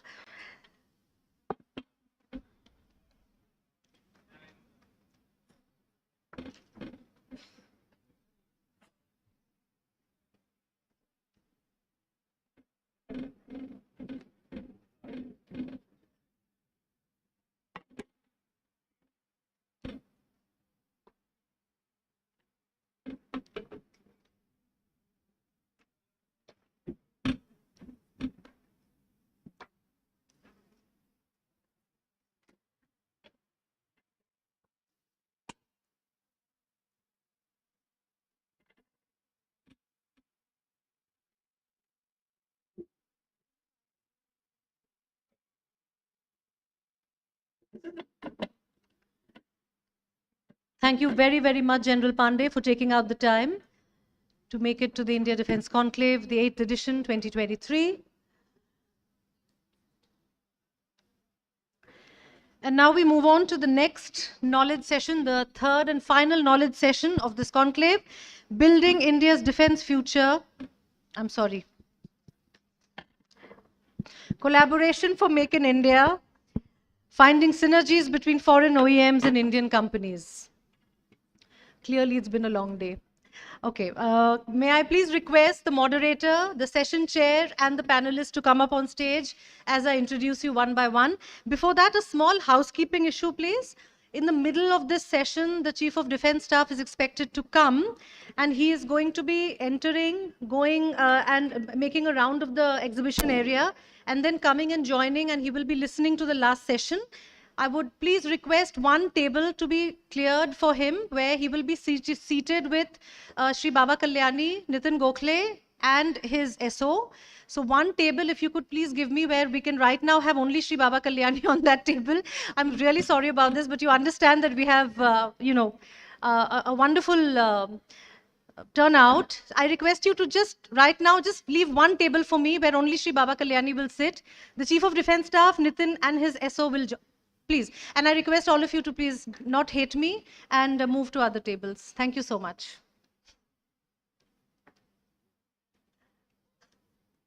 All right.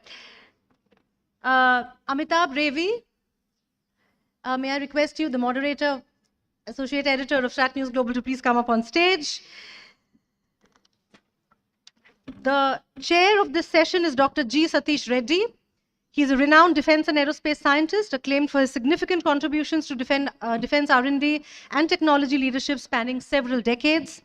During his illustrious career, he held prestigious appointments: Secretary, Department of Defense R&D, Chairman, DRDO, Director General, ADA, and Scientific Advisor to the Raksha Mantri. He is presently the President of the Aeronautical Society of India, and this is a leading professional body in the field of aeronautics, aviation, and aerospace. Can I have a round of applause for the session chair, please? I would like to call our panelists. Okay, they're already up here. I would like to introduce them to you very quickly. I know we're short on time. Two lines, please.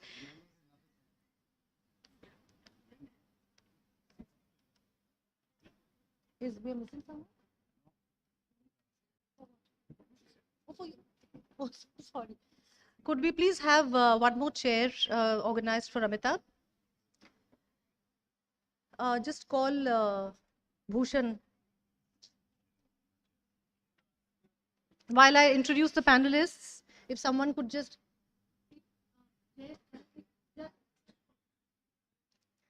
Take my phone call, know the password. Okay, panelist, Mr. Jean-Michel Misserian, SVP, Strategy and Business Development, Safran. Mr. Misserian joined SEGEM, which is now Safran Electronics and Defense, in 1984 as a design engineer specialized in automation and signal processing for military products. Since June 2022, he is SVP Strategy and Business Development for India and is preparing for future Rafale sales campaigns in India, as well as the motorization of Indian platforms. Mr. Misserian, thank you very much for being a part of this panel. Mr. Frank Crisafulli, Director of International Strategy, Lockheed Martin. Mr. Crisafulli, a former US Marine, currently serves as the Director of International Strategy and Business Development for Sikorsky Heavy Lift Helicopters. Prior to his current role, he served as the Campaign Director for the US Army's Future Long-Range Assault Rifle. He also served as the International Business Development Lead for Unmanned Aviation Systems, where he represented the entire Lockheed Martin RMS SUAS portfolio. Mr. Crisafulli, thank you very much for being a part of this panel. Mr. Ashish Rajvanshi, CEO, Adani Defense and Aerospace. Mr. Rajvanshi is a passionate visionary who seeks to establish a thriving ecosystem of indigenous capabilities in defense and aerospace within India. With a focus on inclusive growth, Adani Defense has provided a platform to MSMEs and startups, creating a vibrant skill base that will help India become self-reliant in its defense and security requirements.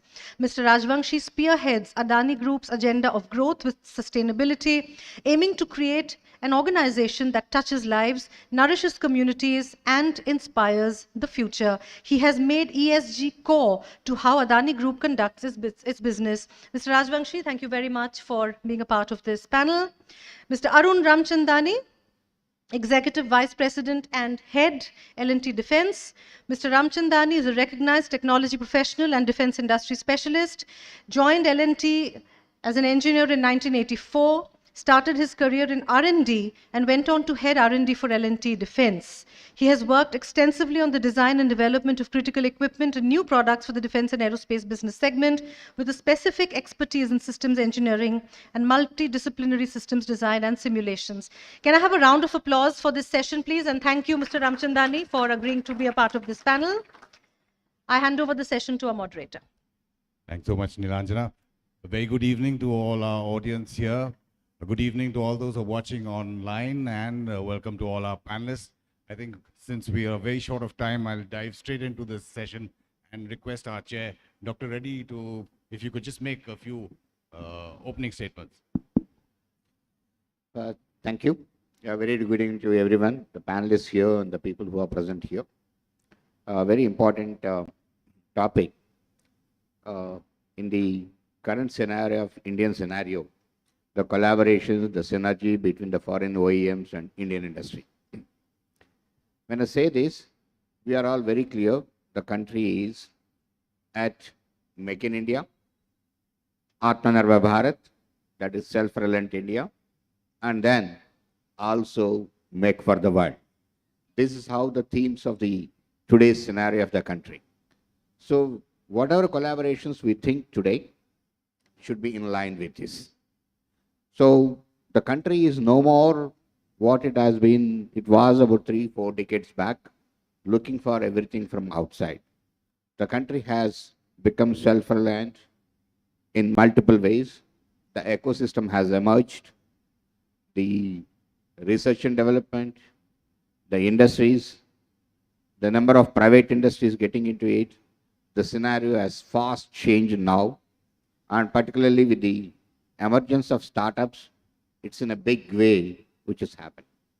So I say here, when we say that collaborations and synergy with the industries abroad, or the organizations abroad and the organizations in the country, firstly, that can be in multiple levels of synergy, what should happen. One is, look at the systems, bigger systems, or the platforms, or weapon systems, which are unique, which world has not seen. The collaborations can come out of such systems which world looks at. For example, the collaboration what has happened between India and Russia, the BrahMos supersonic cruise missile, which world has not seen such a missile. The collaborations happened, developed here in the country, and the entire world can look for such a system. Such type of technologies or systems, what we build here, the entire world looks at as a unique system, and from this country, the collaborations and synergy between the two organizations, two industries can make it for the entire world. This is one thing. Second thing is, talking about new technologies, new systems, new weapon systems, which this country has not got, which India doesn't have, wherein the two countries in a collaborative mode can make such systems here, supply to this country, and also supply to the entire world, is another mode of thing. Thirdly, there are many technologies and systems which actually have to evolve, which we are looking for collaborations.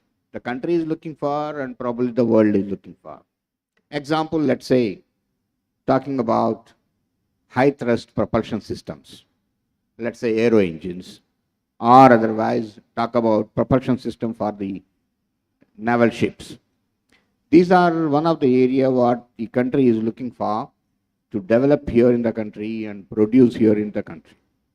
Otherwise, talk about technologies which are core technologies, Like today, we talk about focal plane arrays, bolometers, sensors, detectors, devices, and multiple things around that which actually the country is looking for, where the industries can collaborate and produce here it in the soil and try to incorporate it in the systems which are coming here and also try to make it for the world.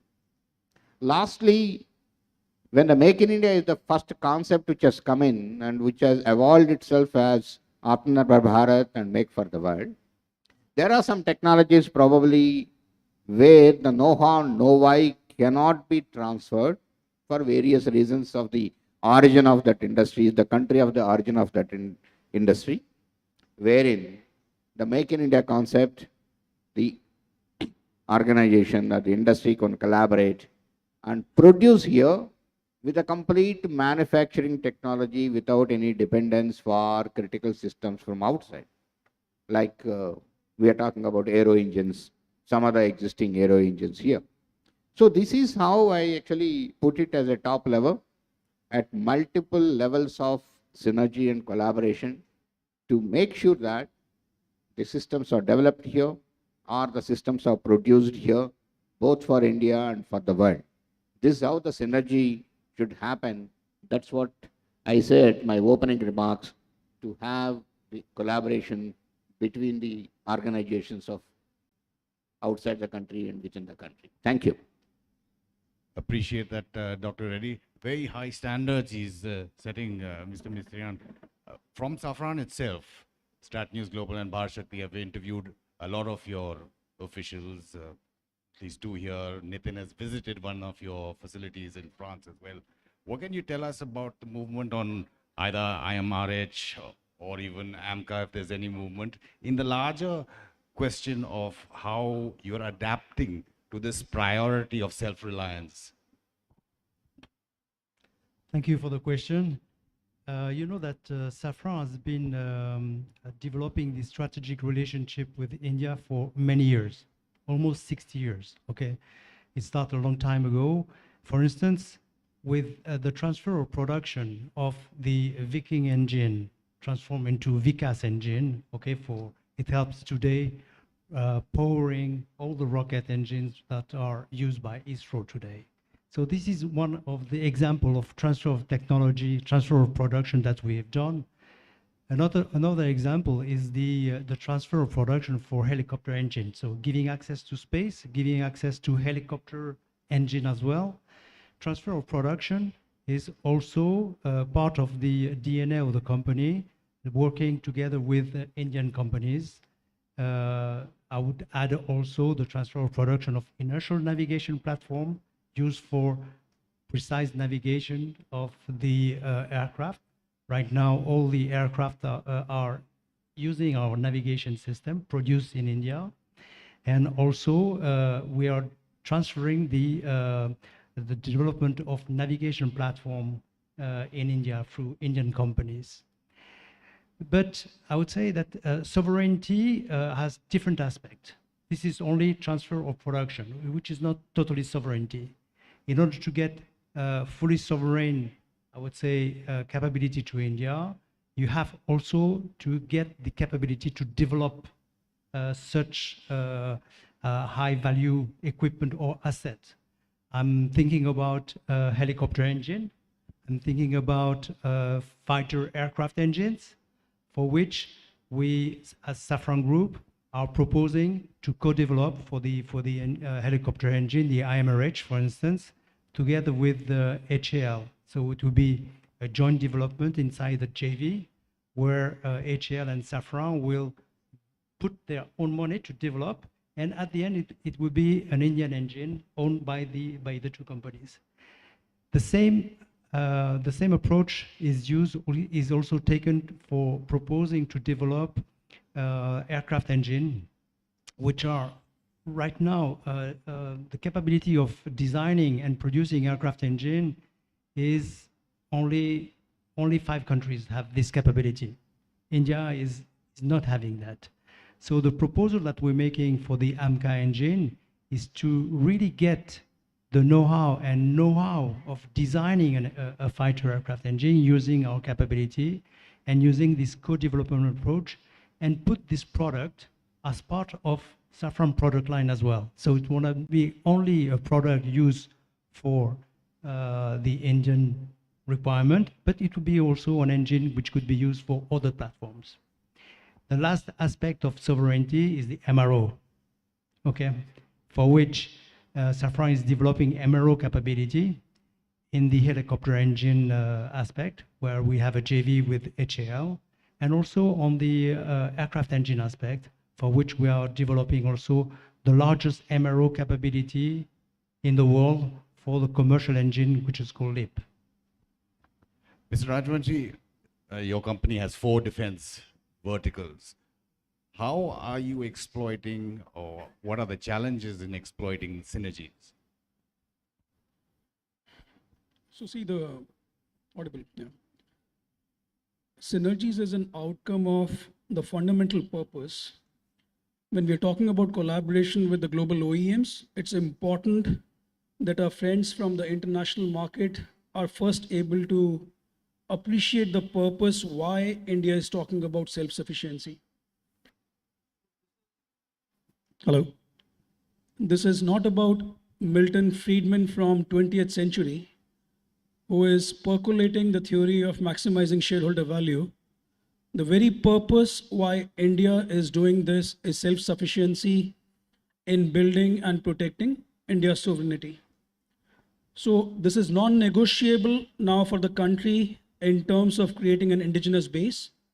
It is non-negotiable for the country to ensure that the critical technologies are established within India. It is non-negotiable for the country to ensure we are able to provide sustainable long-term opportunities to our youth and create jobs within India. For the international partners, it's important that they're taking a long-term view on India. And the volatility in policies and everything is short-term. But just to give an example, today, $3.7 trillion economy is spending $75 billion, roughly 2%. By 2030, India will be $10 trillion, will be spending $200 billion on defense. By 2050, will be 30 trillion and spending $600 billion on defense. And this is the foundation which we have to build in India from a long-term perspective. And hence, the long-term collaboration with the global partners who are taking a 20-30 years view on India becomes very important. This is not about selling a project tomorrow and walking away. This is about creating strong capabilities. This is appreciating. It is about acknowledging that the journey which India has embarked upon of indigenization will not be reversed now. It is important that the global partners are able to appreciate that the ecosystem which is developing is deep. And just to give an example of what's happening in the last couple of years, Sukriti, can we have the slide?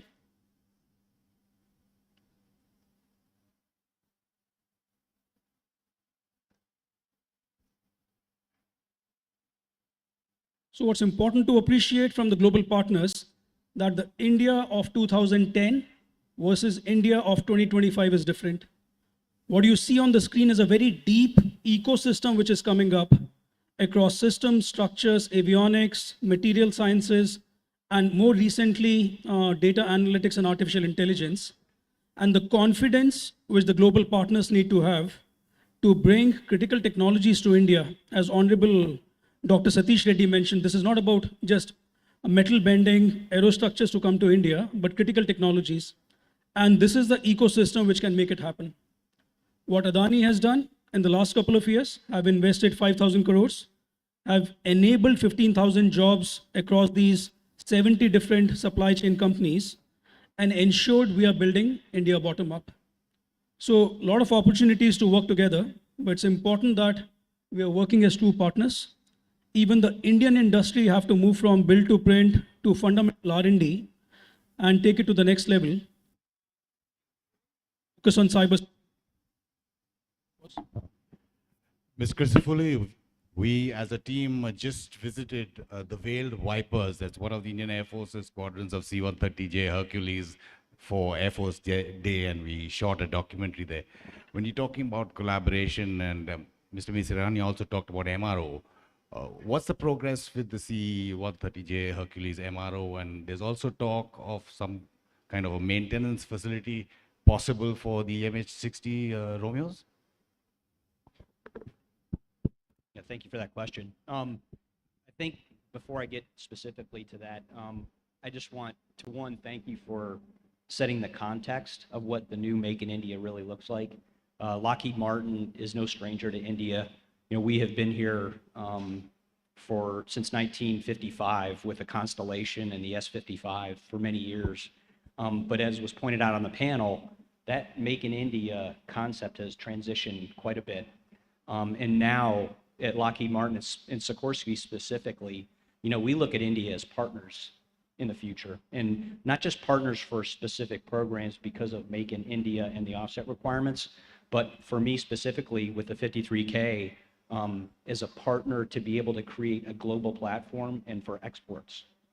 So that's really the idea that we have at Lockheed Martin and Sikorsky. So we are looking beyond just the offset and just the Make in India.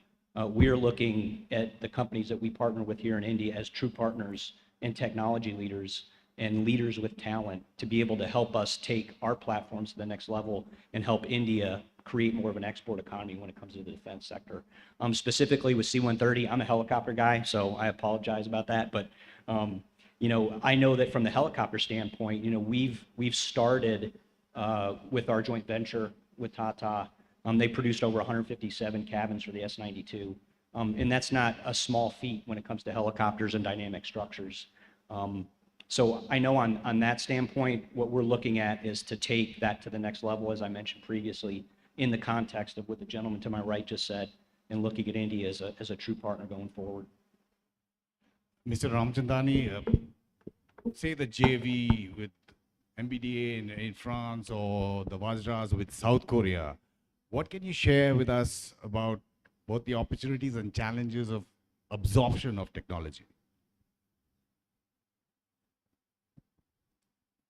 So, you know, all of these things predate the 2020 DAP and the newer definition of Make in India in terms of, you know, today there are 500 products on the so-called positive list, which really means that there are 500 systems, equipment, and platforms which have to be designed and developed in India. So that's a spectrum where new partnerships have to be redefined.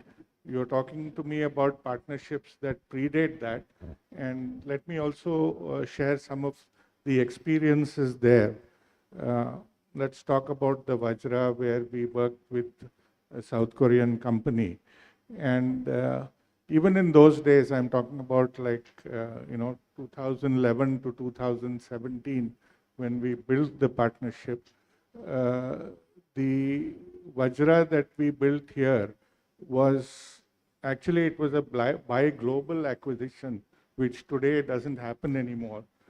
But we bid as an Indian prime because the gun system was not suitable for the Indian ammunition and the Indian requirements. So it had to be redesigned. And the Korean side thought it a risk to participate in the program directly. So they chose us as a partner to adapt the system for the Indian requirements.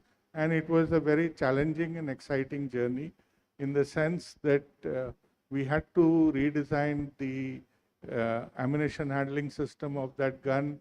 We had to redesign the ballistics of that gun and then bring it to market in a very short time. A lot of these subsystems that formed part of the entire Vajra were kind of built to specification, because normally system OEMs don't build the subsystems. They have their own ecosystem of partners who build their subsystems. And obviously the TOT did not include transfer of your ecosystems technology. So that had to be developed here while competing in a global program. So it was an exciting journey. I think the Korean side also, they thought it was too much of a challenge, too much of a risk, but they came to appreciate the benefits of this kind of a partnership. So that's one. On the MBDA front, we are really, the mindsets have changed, and MBDA realizes that if we want to make missiles here, we have to go past, my friend sitting on my left, and he is not going to allow us to bring any foreign missiles into the country. And which really means we have to co-develop and build newer generation missiles, and MBDA realizes that. Now there are challenges, a lot of these missile technologies are controlled by foreign governments, and those really put constraints on working on technologies together here. And if there could be ways and means by which the government kind of facilitates that co-working on technologies and the company appreciates that what are the requirements, but there are challenges of working on sensitive technologies together here. But I think the message is clear that if a foreign company looks at India as a market, they have to be willing to co-develop technologies here or co-produce. If India becomes part of their global supply chain, that's a viable business model for both sides. So I think today there is a need for innovation in the business models of how to create synergies. Finally, it has to be win-win. I'm afraid today a lot of our friends abroad see this as a kind of threat, like, are you guys saying that you want all the technology to come here and put us out of business? So, we have to really look at this, that how are we going to present a win-win kind of solution? There is this whole drive about Make in India, which is very strong, but we also have to look at how we are going to leapfrog the technology curve. And, it's okay to develop everything from scratch, but it's probably not pragmatic to do that. So, how to create win-win situations, how to pragmatically leapfrog the technology curve, I think these are challenges that we have to think about with our foreign friends and see what synergies can work. A perfect point, Mr. Misra, to bring you in when he's talking about, you mentioned sovereignty, real sovereignty, which is developing here. It's understandable when a manufacturer or developer does not want to part with their original and core IPs. So how are you going past that to a win-win solution in terms of developing a new IP with the Indian side? Yeah, I think the solution is really to develop a new IP with the partner. So we need to select the right partner, having some ground capability, okay, in order to bring something to the, I would say, the common product that will be developed. A partnership based on the best athlete type of partnership. So it's not giving all the background information. So the partner has to come also with some kind of capability in order to be able to build together common IP and foreground IP that it can be used directly by India. And I would say also that the fact that integrating the Indian companies inside the global supply chain of the foreign OEM is also a good way to build an ecosystem which is not existing. Okay, and so right now we have seen that there are companies that are capable, and we in Safran integrating more and more Indian companies inside the supply chain of big engines, commercial engines like the LEAP engine. This is exactly what we're doing. No, I thought Dr. Reddy had something to say because he was holding the mic. No, I didn't want to make anything, but I wanted to tell my friend, on one hand, I'm happy that you are producing the inertial navigation systems here, supplying to the aircrafts and ships and all those things. At the same time, I would be happy if the current technology systems are produced here, not the ones which have been made about 15, 20 years back, and then produced here in the country in the collaboration with the DRDO or the industry. So I expect you to make systems here which are HRG based, hemispherical resonant gyro based systems and things like that. And similarly for the engine, whatever the technologies which are required, the high-end parts and hot-end parts, high-end pressures, compressors and things like that. Also, if consider it, that is what India is evolving today, and work on those, the current state of art and advanced technologies, and use this soil to produce it for the world. Actually, I slightly differ with Mr. Ramchandran when he said that the foreign companies are saying, if you want technologies, we are out of the business. No, you are not out of the business. You do the business from this soil. You produce here, use the Indian talent, use the systems to develop here, produce here the state-of-the-art systems, and then do it. That's what is the suggestion what I have. Yeah, this is exactly what we're doing together for the co-development of the IMRH engine and also for the AMCA engine. It's really state-of-the-art technology that we're bringing for the AMCA engine. It's not the technology from the past. Mr. Rajavanshi, Bharat Shakti, but recently Adani Defense Platforms also took part in Bharat Drone Shakti. If you want to just elaborate on how you're coping with emerging technologies and changing warfare. See, the doctrine of warfare in the last couple of decades has seen a significant transformation.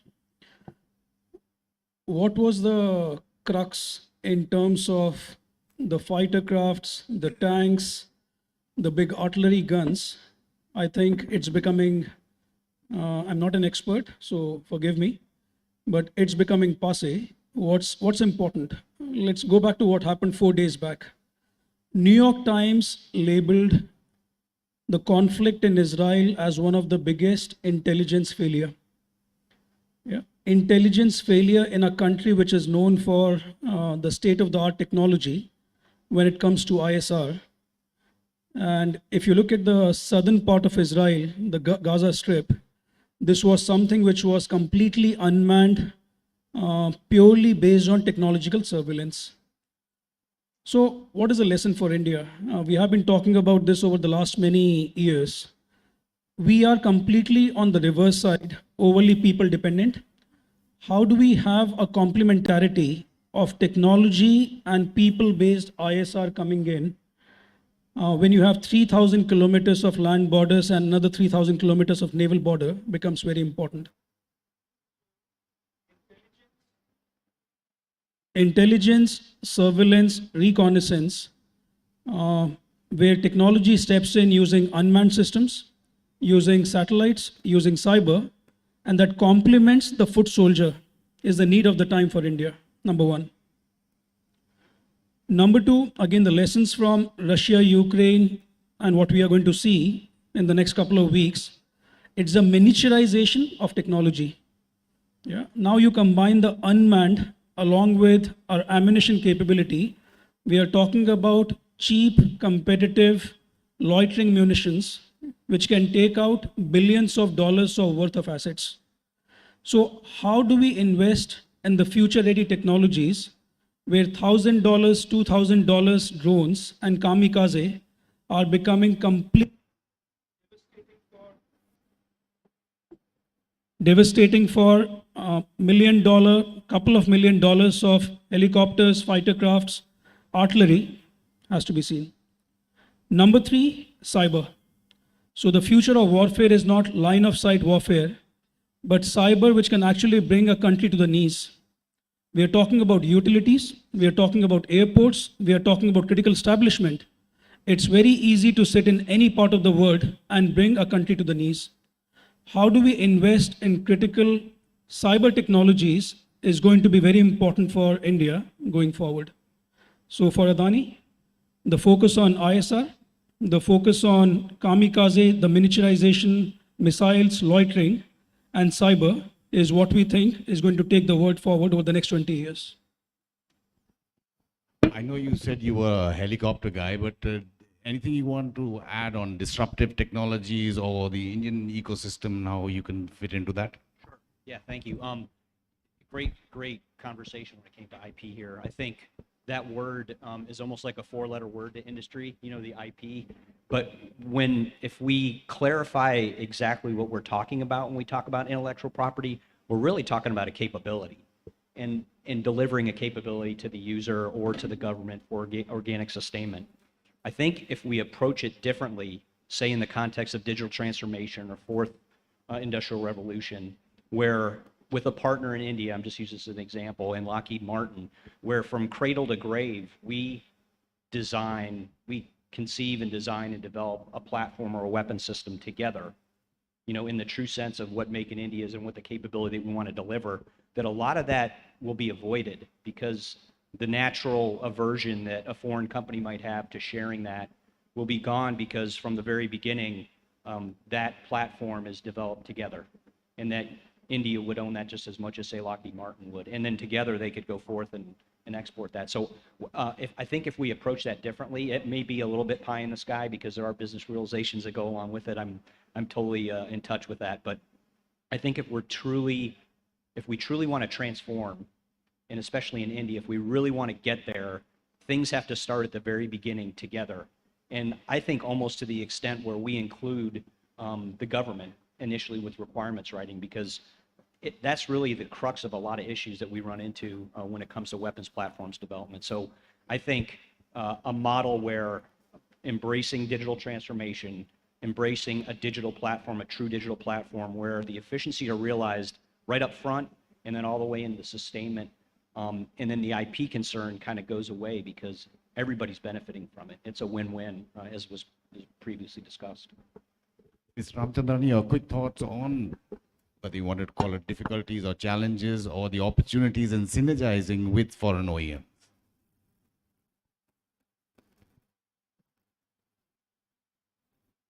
So let me talk about a missed opportunity.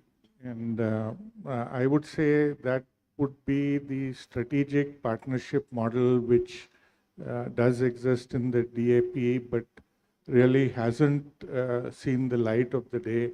We are now working on a submarine program under strategic partnership. It's taken a long time to come to this level, and there are a lot of challenges.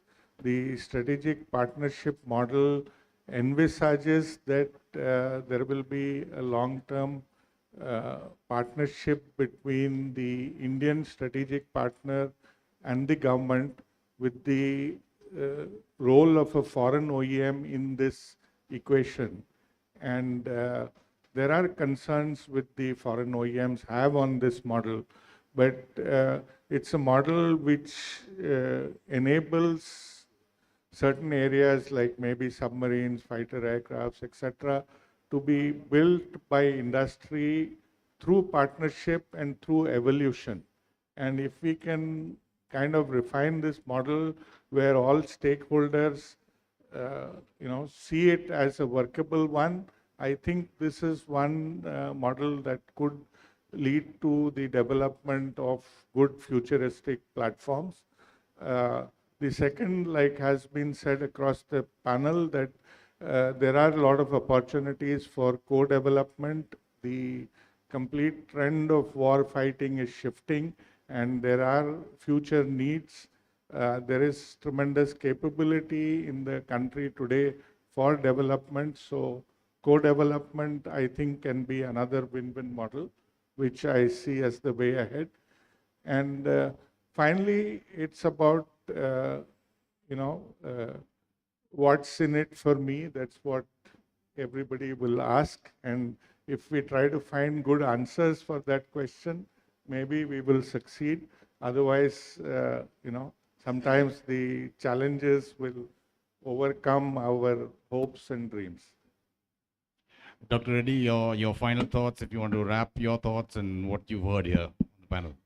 Firstly, good discussions, good points have come from both from outside and here also. And also we can see a positivity that the industries outside the country are coming forward to join hands and work with our industries here.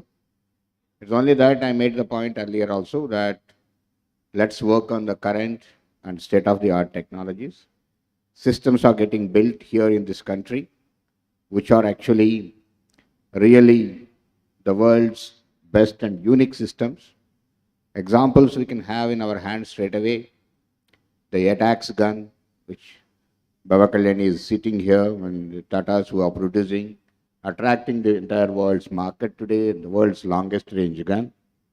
And I am sure the FACV which is going to come also will be a world-class vehicle which is going to come.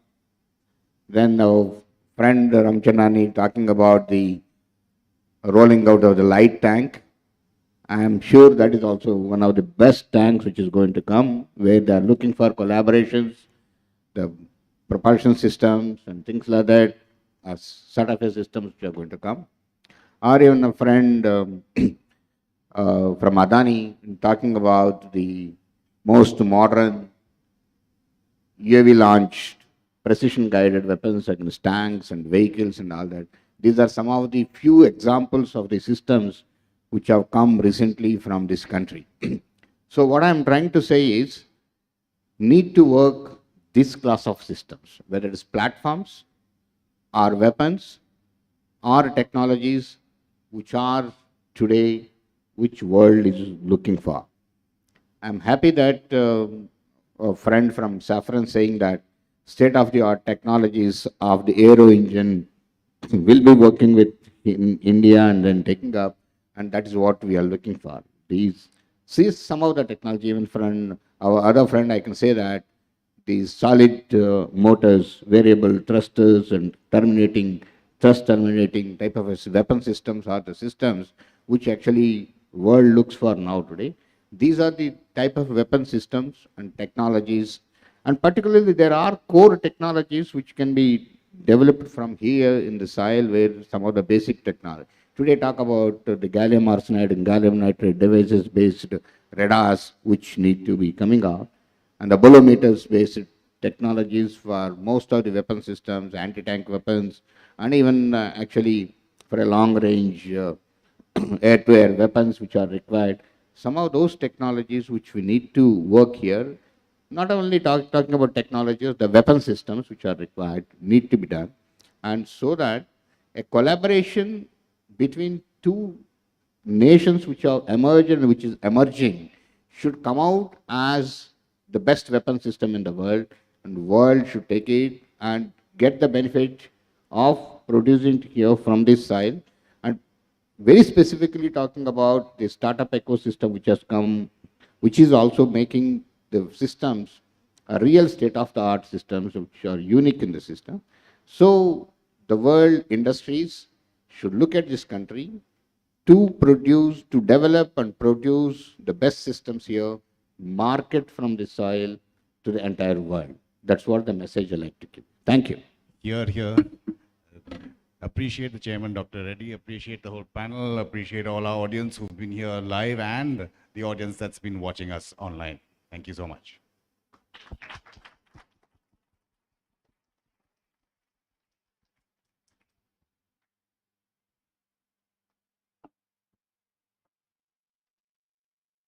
Thank you so much, Amitabh, Dr. Reddy, our esteemed panelists for that session. May I please request Mr. Krishna of Lokesh Machines to present mementos to our panelists and the moderator.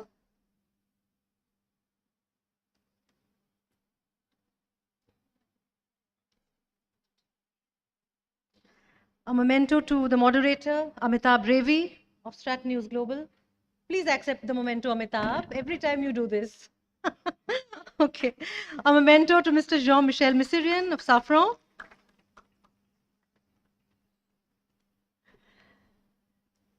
To Mr. Ashish Rajvanshi, Adani Defence.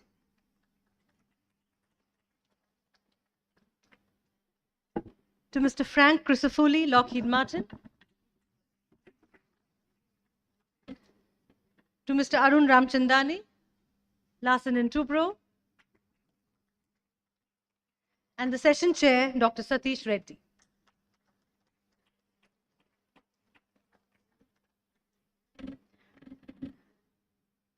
Thank you very much. I request for 2 minutes while we clear the chairs and just have 2 chairs for the showstopper of this conclave, the special interaction. I request our panelists to please join the audience.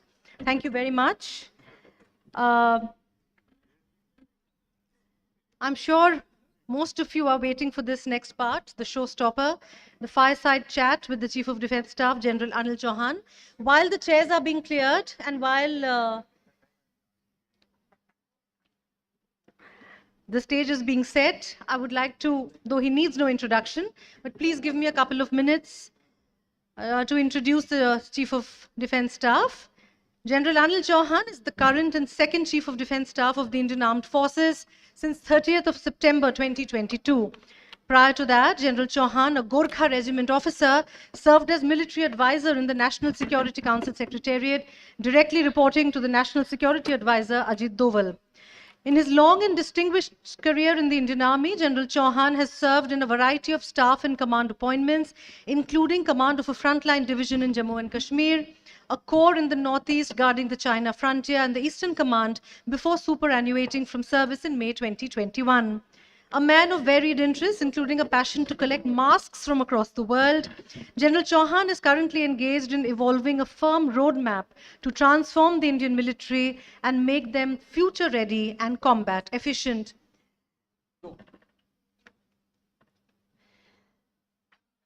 May I request Nitin to please escort General Anil Chauhan to the stage.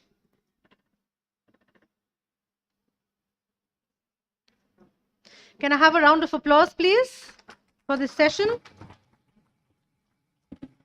And for the fireside chat, I hand over the session to the moderator, Mr. Nitin Gokhale. Thank you, Nilanjana. Thank you, ladies and gentlemen. I know you have been extremely patient and participative audience, but I can't let CDS be here and not ask him questions. So I thought we'll spend the next 20-25 minutes asking him the relevant questions. General Chauhan, thank you very much for your time. This is the first, in fact, I remember last year when we held this conference in September, you were still not named the CDS. I think you were named after 4 days. So a lot of people asked me that, did you know that he was going to become CDS? I said, I didn't know.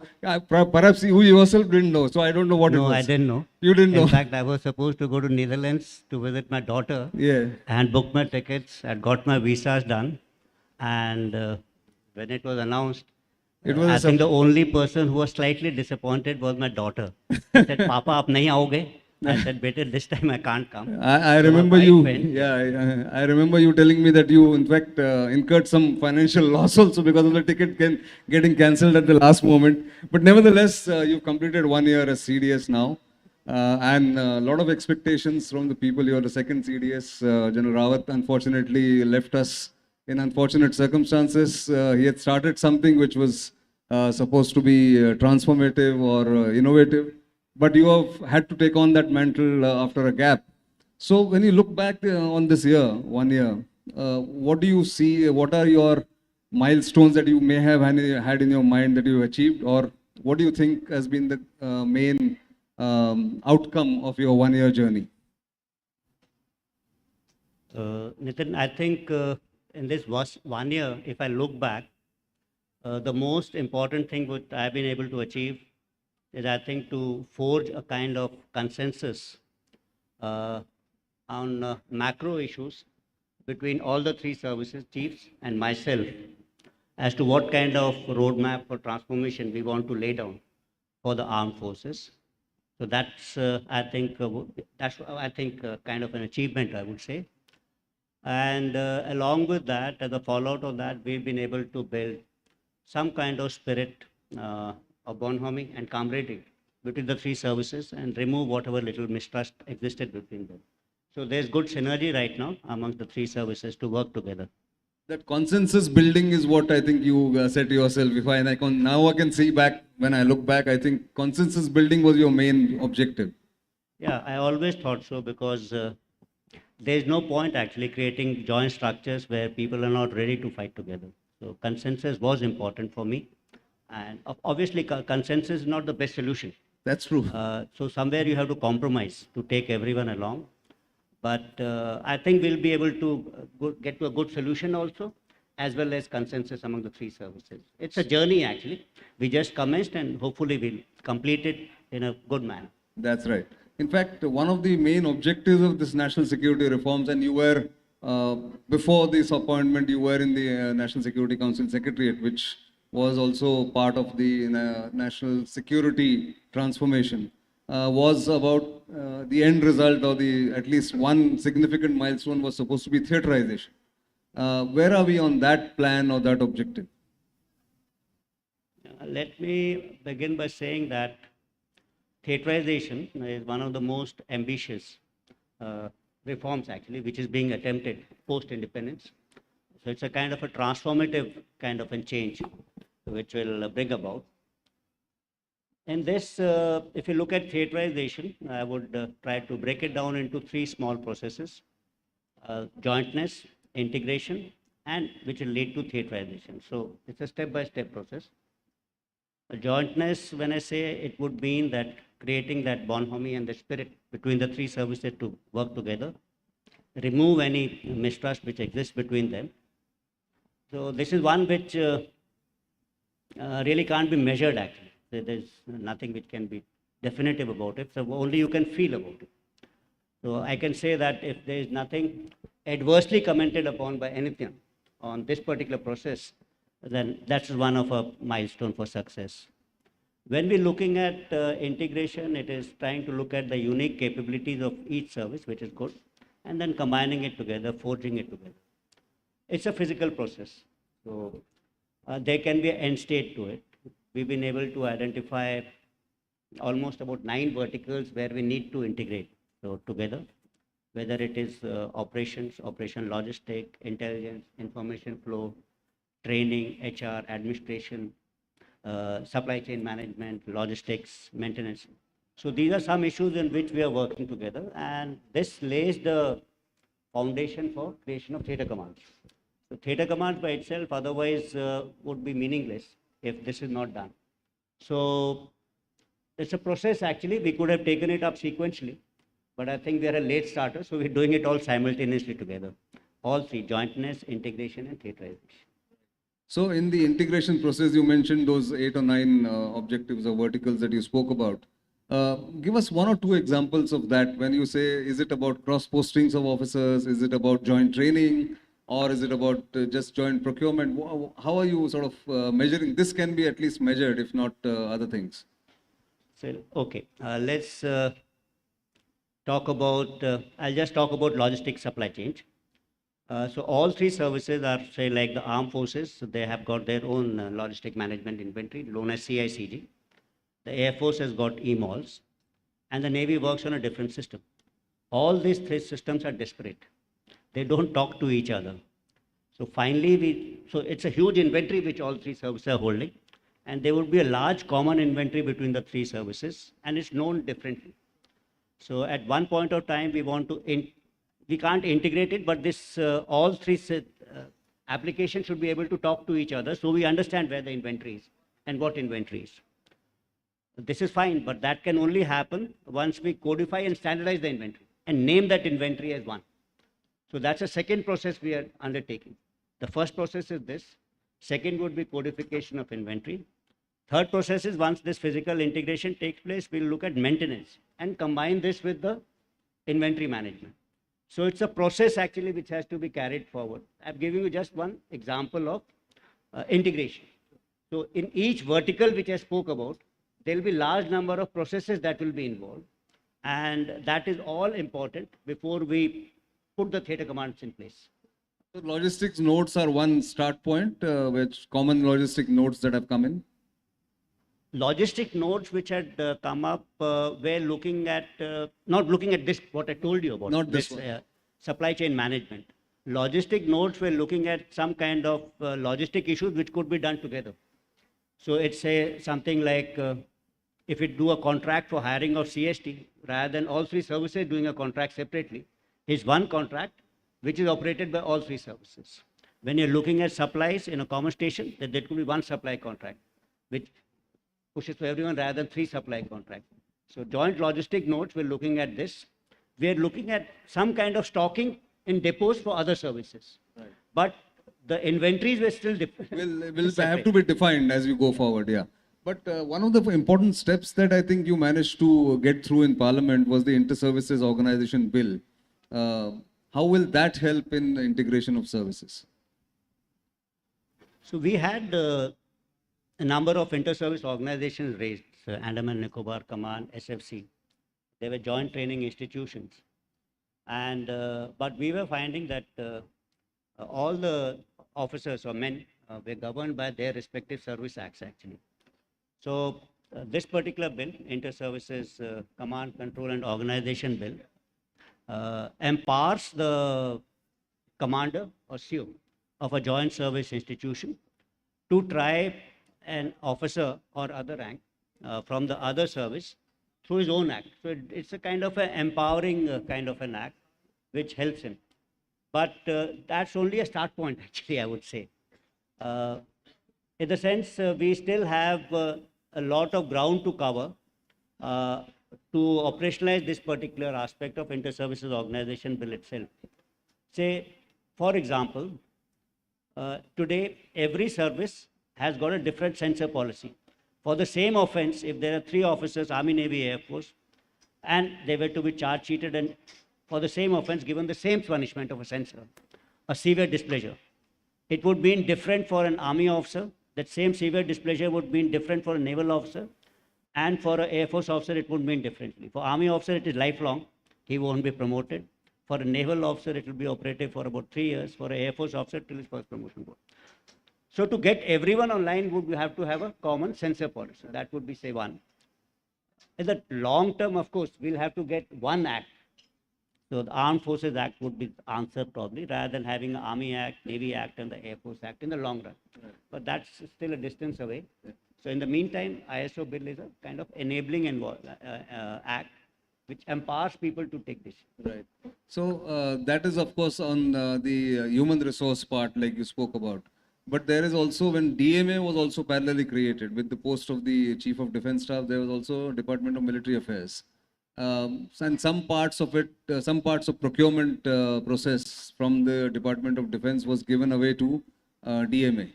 Has the process been stabilized, or there are still some areas of overlap, or I would say differences of opinion, conflict? How do you see that playing out? So Department of Military Affairs is a separate department that was created. And apart from CDS, another hat I wear is Secretary DMA actually. So that is like a Secretary to Government of India. That's something new for the armed forces. And it's not only me. With me, I also have additional secretary and 5 odd joint secretaries. 3 of them are from the services and 2 of them are from the civil services. So that is one. When the DOD had responsibilities were hived off into 2. If I was to say broadly, the responsibilities were for DOD, Department of Defense, was capability building. And for DMA, it would be operational preparedness. When I say operational preparedness, that would mean that it is related to revenue procurements, day-to-day running of the armed forces, anything to do with the officers, posting, appointments, Absolutely. Promotions, complaints. So day-to-day running of the armed forces, or say changes in their organization, WEPs, war establishments, authorization of people, etc. All this comes under the purview of DMA. So operational preparedness is my job, and broadly the DefSec is responsible for capability building. So that's the 2 you can say. I think so. The clear distinction has been established, and it's working as far as I can see. It's working well.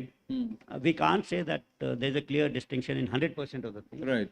There'll be some overlaps, but I think there's enough maturity to resolve any kind of differences which exist. True. This year, earlier this year, when you had the Combined Commanders Conference, I think the theme was, if I remember correctly, was ready, resurgent, and relevant. So under this rubric, what were they KRAs that you wanted to achieve? So we named it as RRR before RRR actually became famous. And that was in April last year. And ready was very simple because armed forces, the basic job is to be operationally prepared. So being operationally ready was important. And being relevant was, we're part of this nation actually. So how can we help in the development of the nation? That was the second theme. And the resurgent was a reformed armed forces, which we spoke about, say integration, jointness, things, means, and this kind of reforms when we are talking, it's not restricted to being only creation of these operational issues or organizational restructuring, it's HR, your Agniveer scheme, so that it's successfully rolled out. And similarly, any other reforms which the armed forces need to take. That was what research. Yes, exactly. We're talking about reforms or, the way you want to be ready for the future challenges. Now, future challenges are changing at such rapid pace. We first, 2 years or 3 years ago, we talked about Azerbaijan, Armenia conflict, use of drones is now going to be the way forward. Then came the Ukraine-Russia conflict, where we said prolonged wars are back in fashion or back in vogue. And now we suddenly see over the weekend what the Hamas has managed to do. And I think today, this afternoon, General Secretary was pointing out, in the last 50 years after the Second World War, no big nation has ever won a war against a small nation.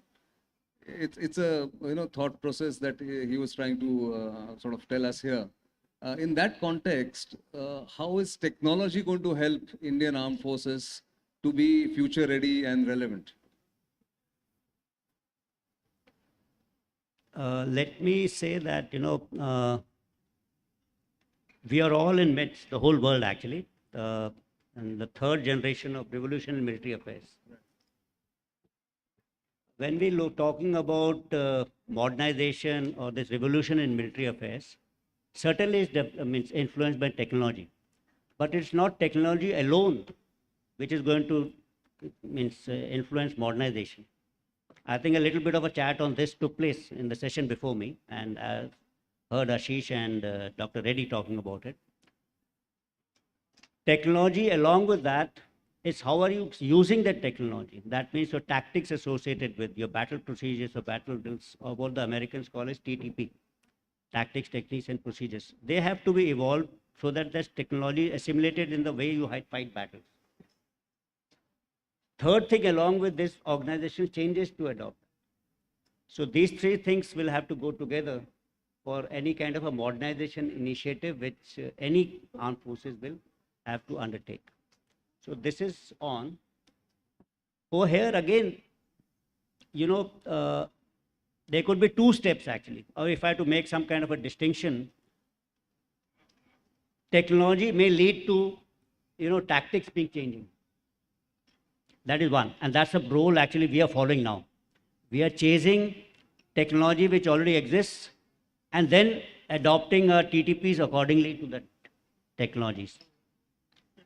The second model could be that we develop tactics as to how we want to fight actually, and they develop technology for that. We are still a distance away for the second part. All these IDEX challenges, what we're doing, kind of problem statements. We are looking at new technologies. And tactics, and then is technology. Whereas till now, we are following the earlier model. So we are at different stage of this change as far as modernization is concerned.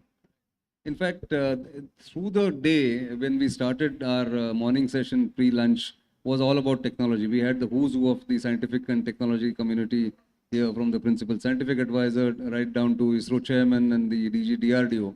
And the theme that was a common thread in these discussions was about how can you adopt future or emerging and critical technologies for use of the armed forces. So the all-of-nation approach, where you also coordinate with other arms of the government which are looking at technology, space, AI, quantum, all that. Are the armed forces looking at that much more seriously? Today, the Air Chief also spoke about what they are doing. But as a tri-service, head of tri-services organizations, what are your thoughts on that?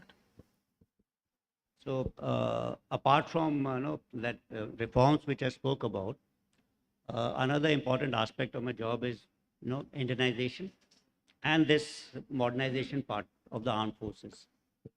So we are developing an integrated capability development program, which is slightly different from how we used to induct equipment earlier, LTIPP. So that's a little bit of a change. We are looking at that. So we already have a model in which there is a tri-service synergy before we induct technologies.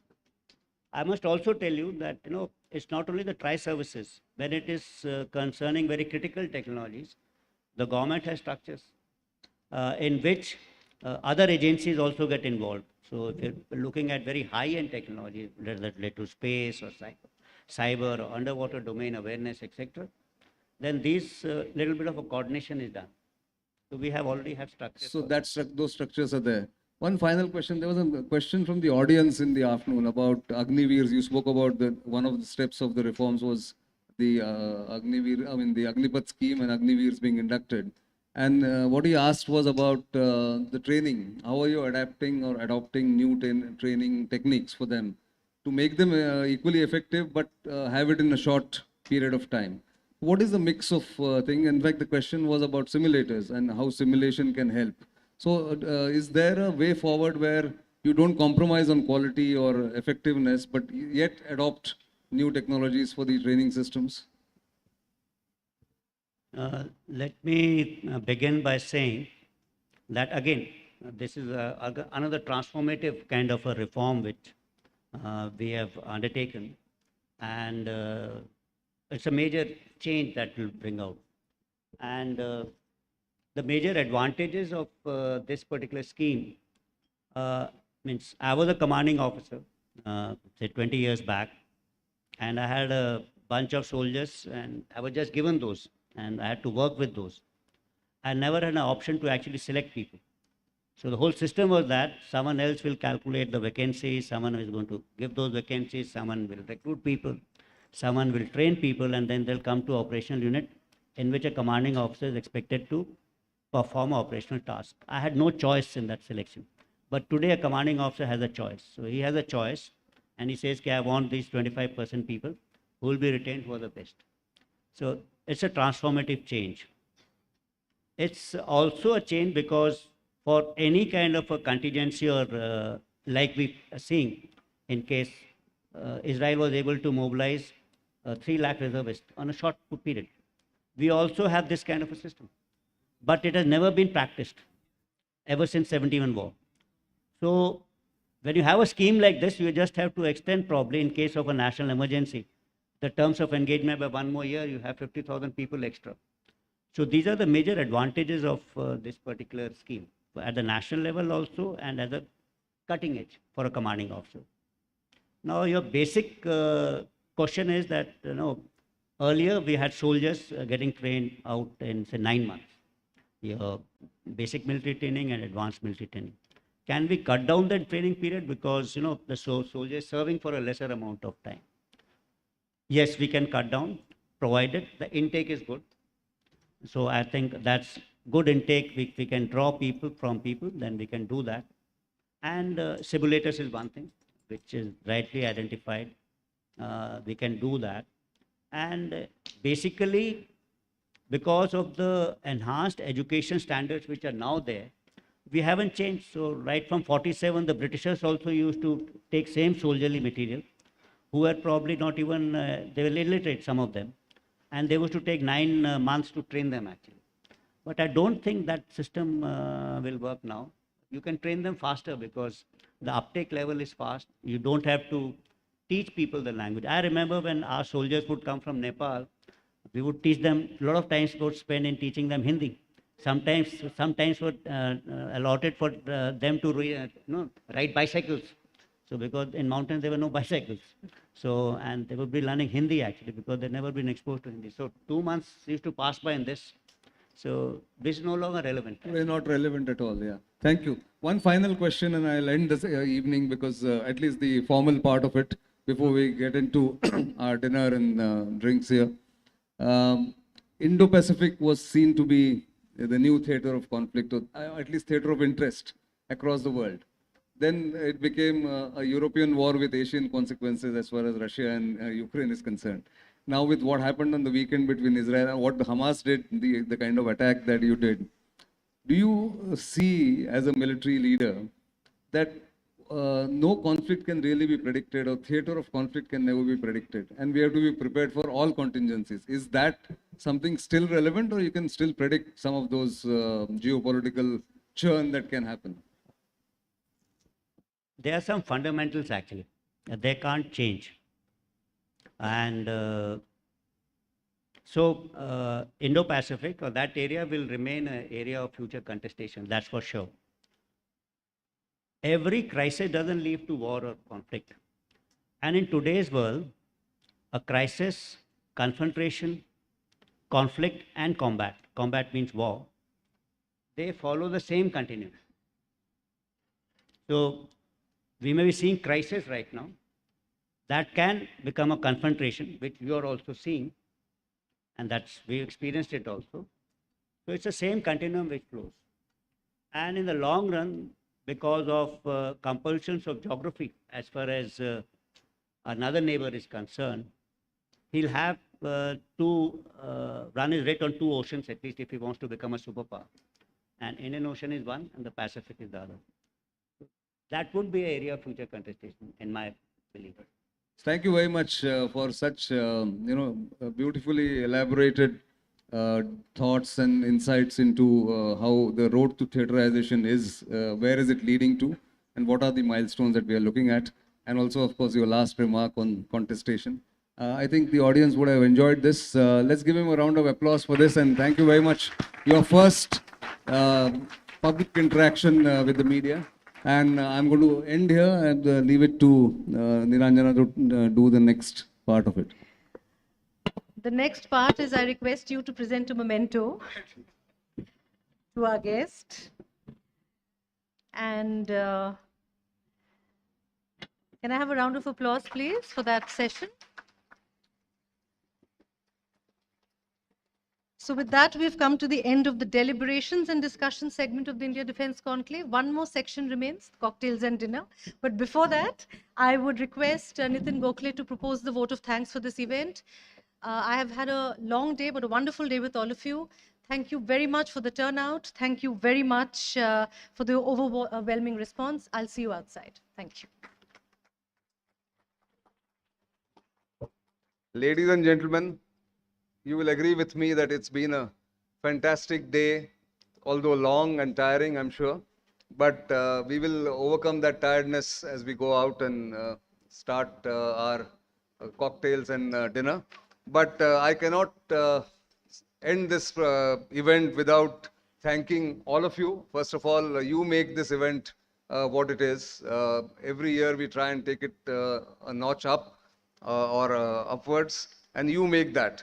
And therefore, this remark that I made in the afternoon that we might have to look for a new venue was just in jest, because this year, we had an overwhelming response. And again, as I said, I must thank all the partners, all the attendees, people from think tanks, military leaders who have come, spared their time. They've been good enough to go and come back and be with us this evening. But this event would not have been possible without our partners. And they've been our long-standing partners, and they are in no real order. Lockheed Martin, Zen Technologies, Solar Group, Airbus, Hensoldt, Shiva Texian, BrahMos, Adani Group, Adani Defence, Larsen & Toubro, General Atomics, Safran, Bharat Forge, Tata Advanced Systems Limited, Lokesh Machines, Aimtrex, Redon, Bharat Dynamics Limited, Hindustan Aeronautics Limited, Naval Group, and then the kiosk partners who put up their stalls so painstakingly and also display their innovative and new products or new technologies. Elena Geosystems, Anant Technologies, Map My India, Synergia Foundation, Goa Shipyard, Garden Reach Shipbuilders. Our kiosk partners, as I said, AEPL, Tardid, Multicolor Steel, Defend, Sychronics, Redon Systems, Dhanvantri, Strongfield Technologies, Indocopter, and Classic Technologistics. I have to thank all the foreign defense attaches who, as I said, propelled us to start this event 8 years ago. and of course the military participants from all the three services, the leadership. And I cannot end without saying a big thank you to my team, Brigadier S.K. Chatterjee. Nilanjana, of course, is the MC. Please give them, all of them, a round of applause. They have worked tirelessly for the last 2 weeks, very intensely. Last 3 months we have been planning this.